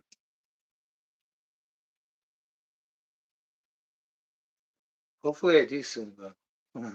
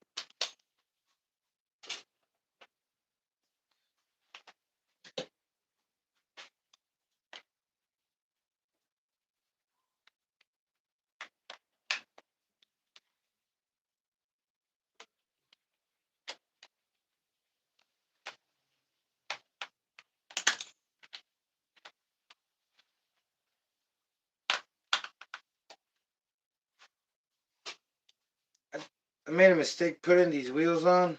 Gotta put some GT tires on. Heavier wheels than the foam ones. Let me put this back together first.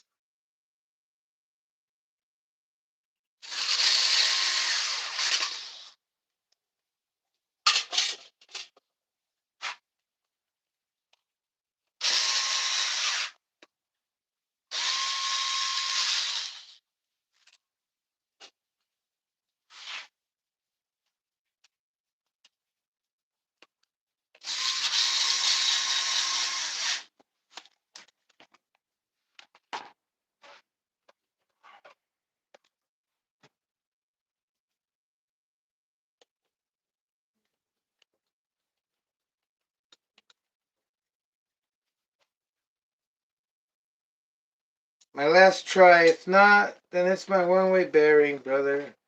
Gonna have to get a new one.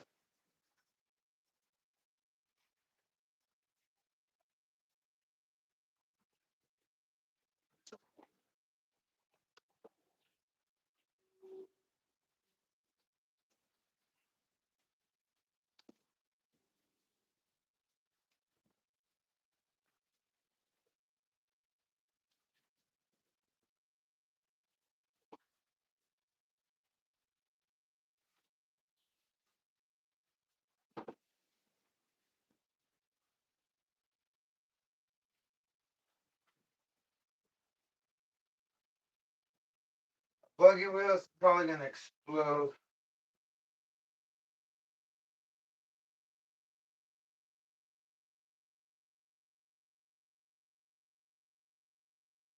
I'm gonna blow up some that are pretty bad. Let's do this. There you go.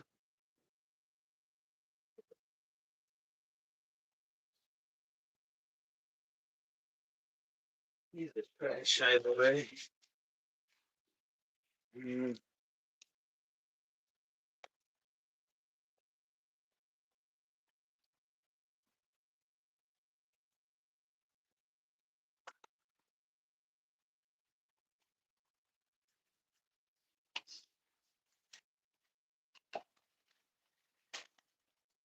There was interference.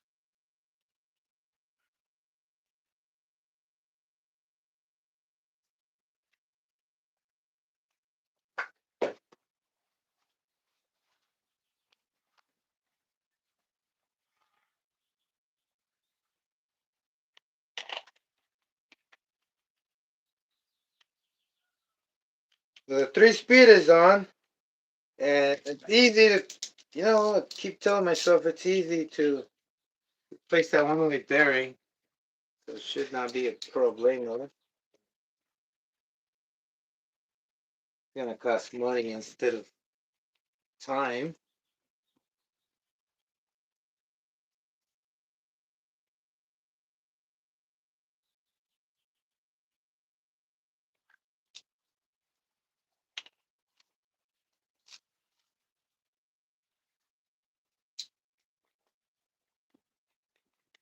Let's see if we can blow some shit up, brother.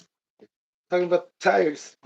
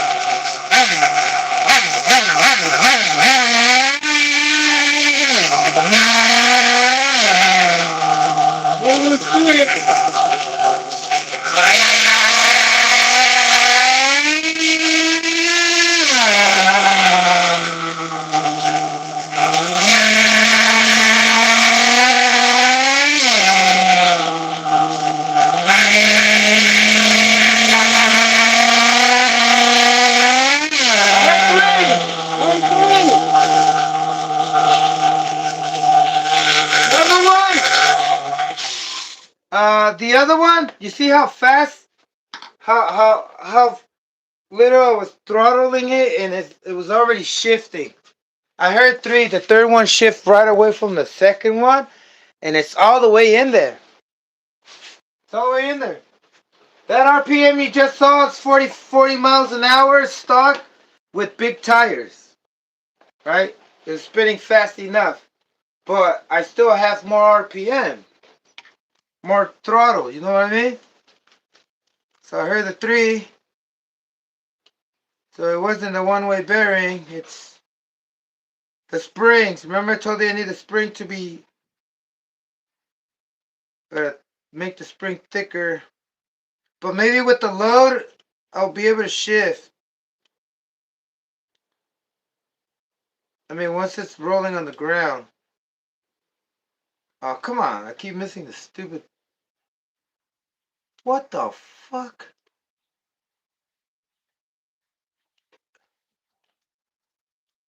Yeah, that's it.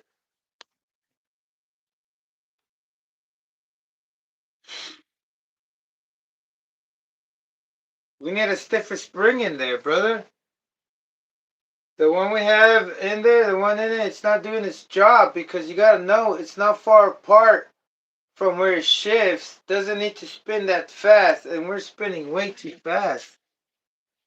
Spinning the wheel, the gears. The gears in there are spinning way too fast. So I did catch the two.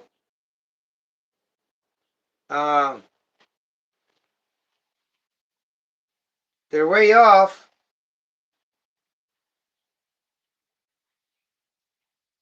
No, that's because of the gearing.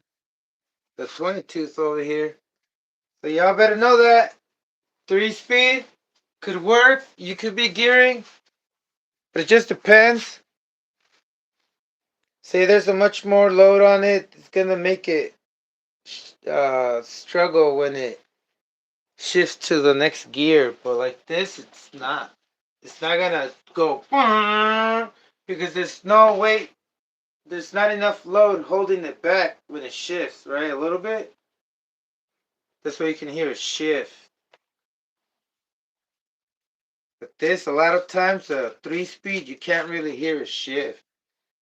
And it's pretty quiet. Because I think the gears from it, you know, the difference is not that much to make it retract back, right? I don't know how to explain that, but your gear ratio, yeah, the gear ratio is pretty close from first to second. Um, yeah, and it's all due because you're using, right, small wheels. Lightweight, they don't take much to spin, and then you also have this 22th gearing that it's fucking spinning things faster than 2 times. So I guess that concludes my... Now I gotta go run it. And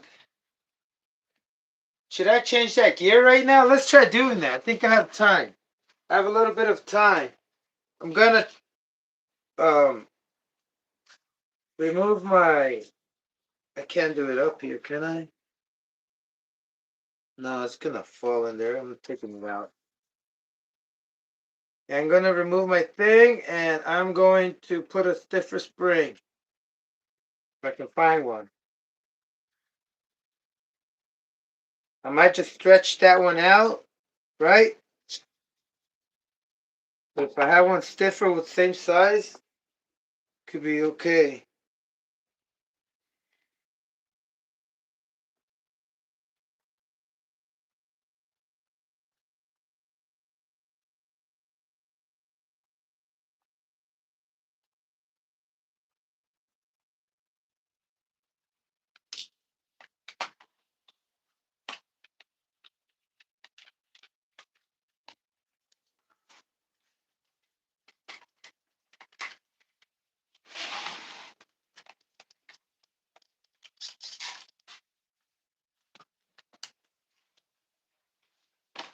Okay, yeah,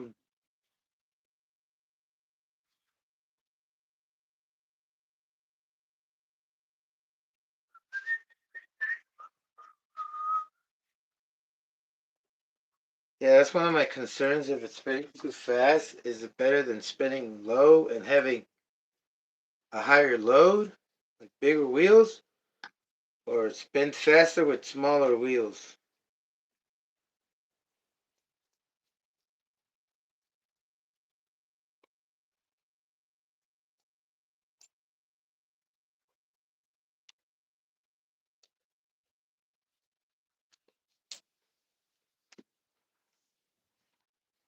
So what I'm gonna do,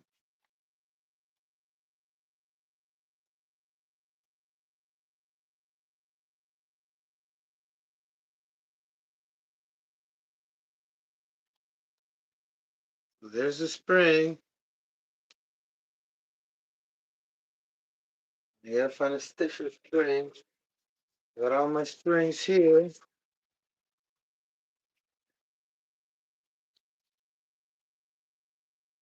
Today,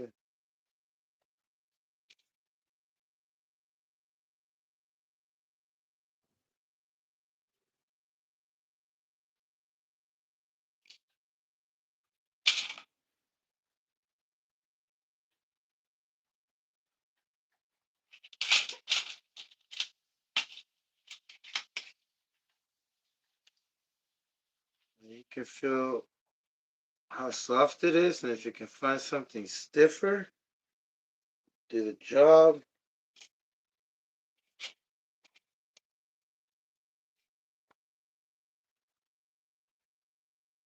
Yeah, that's too big. Shit, though.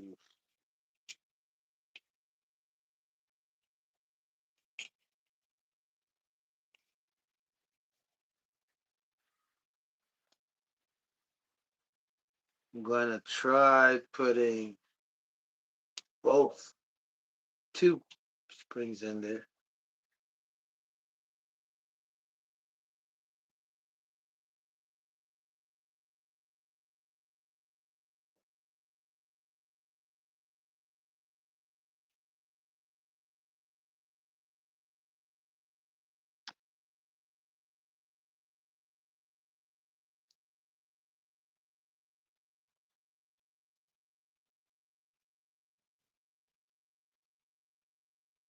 That is stiff.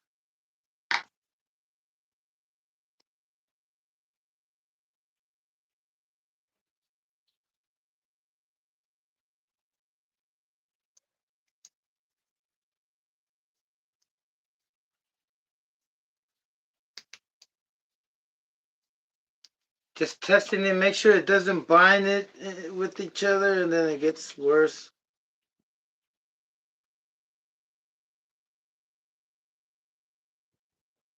1,000 times. I gotta test it. Like in the factory. I think that's good. Yeah, that is a lot thick. How much did I go in there? Holy fucks. I'm on edge.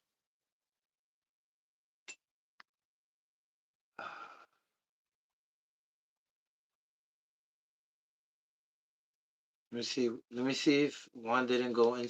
Oh, dummy. Let me see if one's not gonna go overlap the other.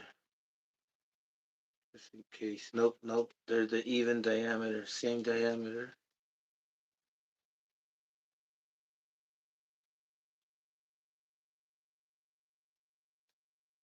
Okay.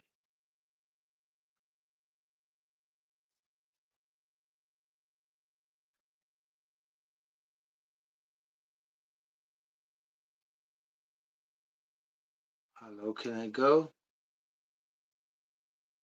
Well, that's low.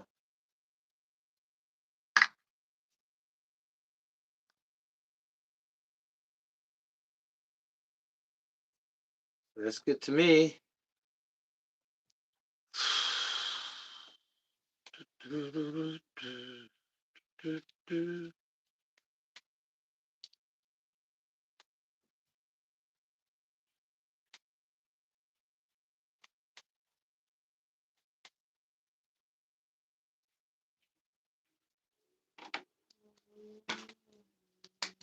Oh, whoa, brother, you almost.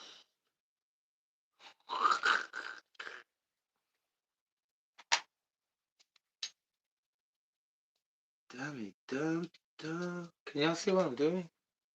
Oh.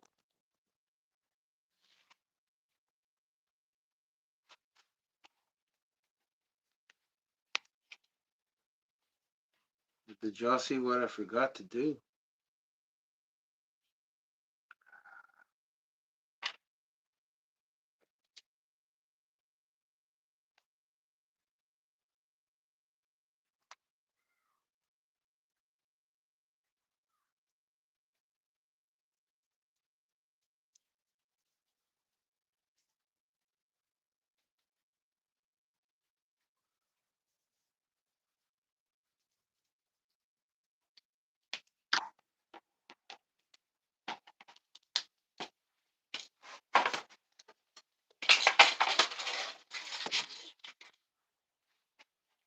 Slow down, never.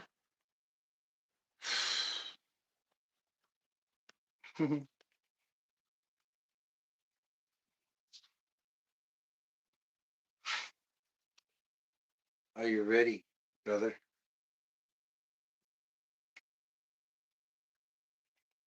And then, oh man, I think I'm gonna have to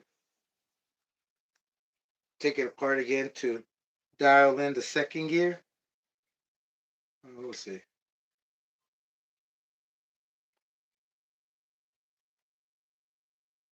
Oh,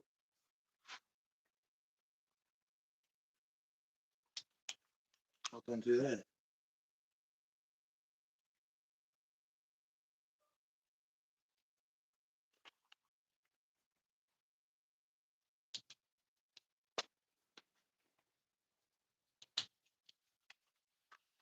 If you're just tuning in, brother, welcome.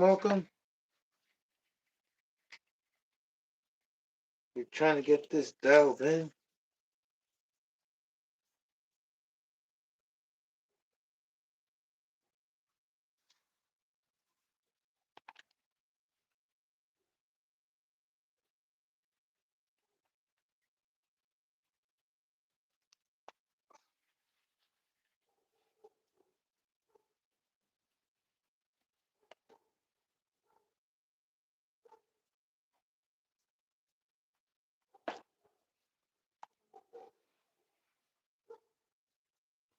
Oh man, I did not put Loctite on that screw. Hopefully it doesn't back out.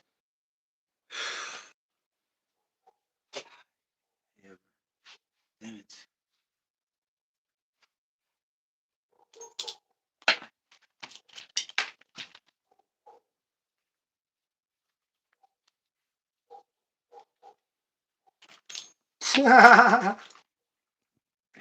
Damn the suffering. Come on, brother. Come on. Get this out of the way. Give yourself some space. Get yourself the right angle.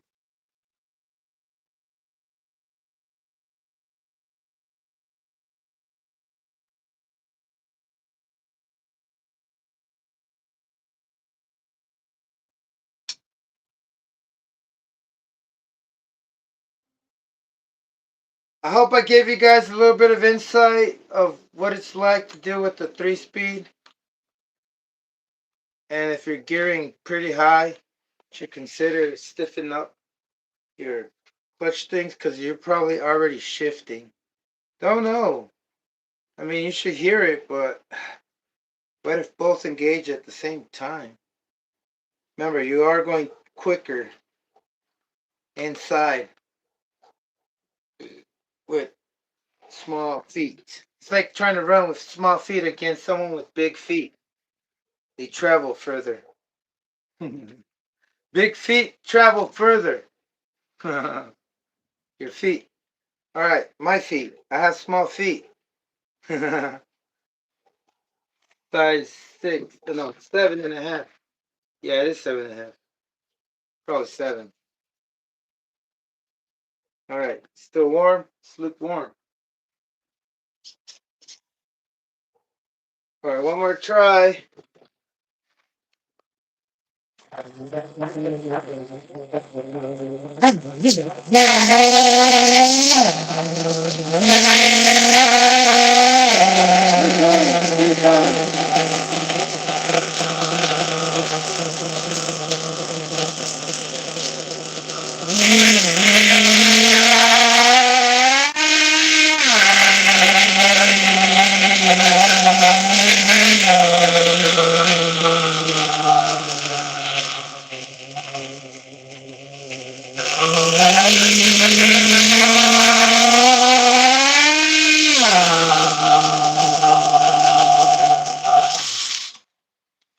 Three times. But is it stiff enough?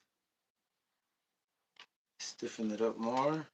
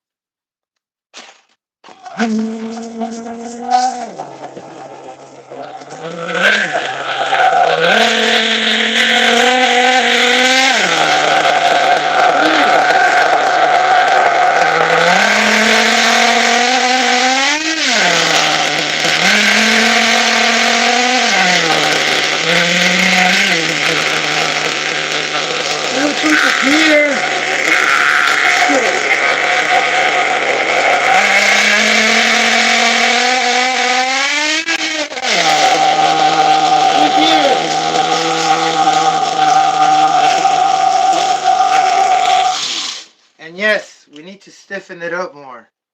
Man. So that's the trick, brother. I hope you got it.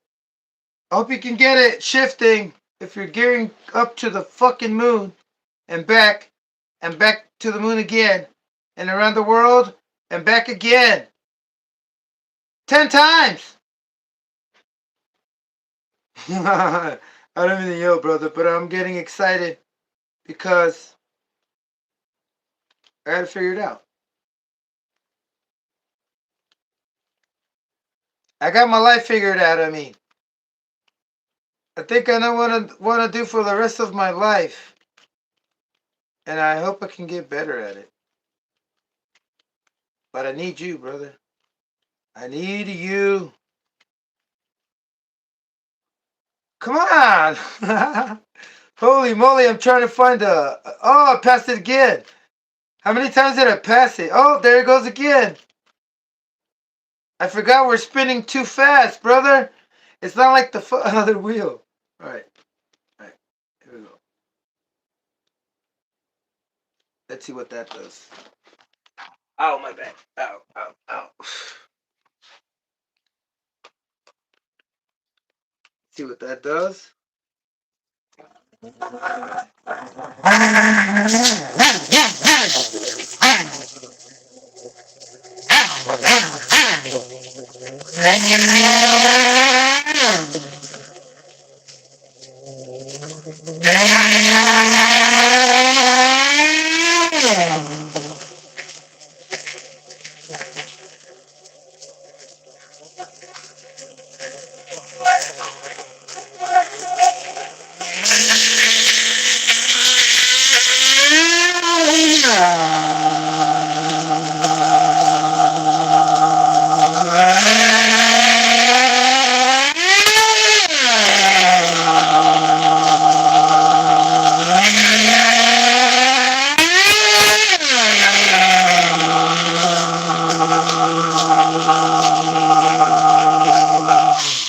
I heard something pop.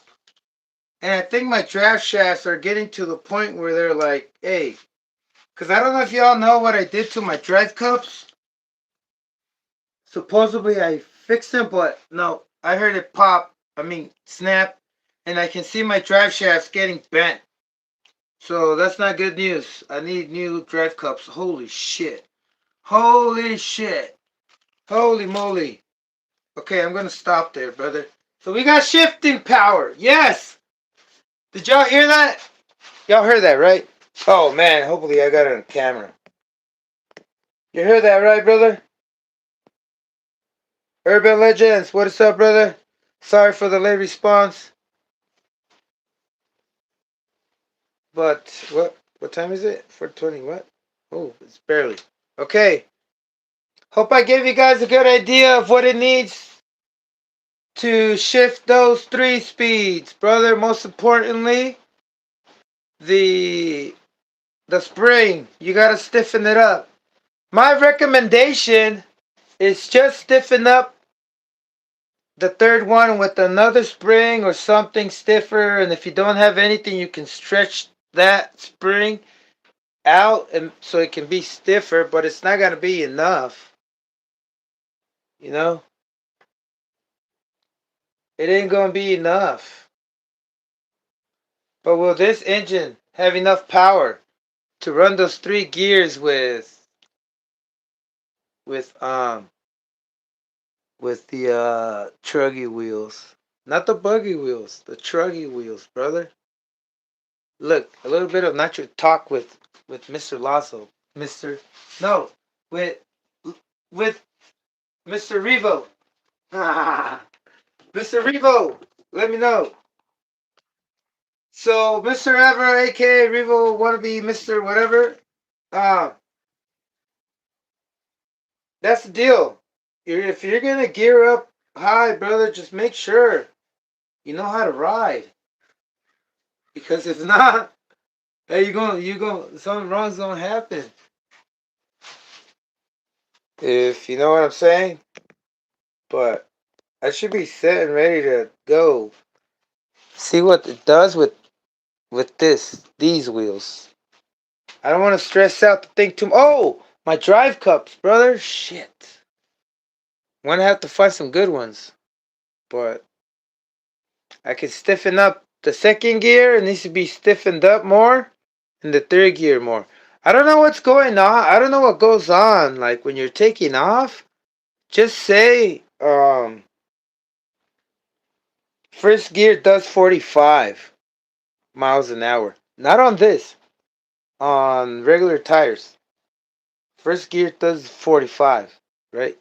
That's the difference between those and this. So we're spinning way quicker, and I don't get how you don't hear the shift at all. Maybe at its first 1,000 RPM, it just makes both freaking cams just engage, the tooth just pop out. Don't know, brother, but you should be able to hear it, right? Even though it's taking off slowly, you should hear it go wong, wong, like a car. You change gears on the car, even though you're going 10 miles an hour, you should be able to feel it or know the difference, right? Or hear it. But here you don't hear shit. Right? But man, to my surprise, I still have more work to do, like find the shift point good for truggy wheels. They have to be a little bit separated, brother. Like I have to have enough RPM when I switch to second, and second gear has to have enough RPM to switch to third.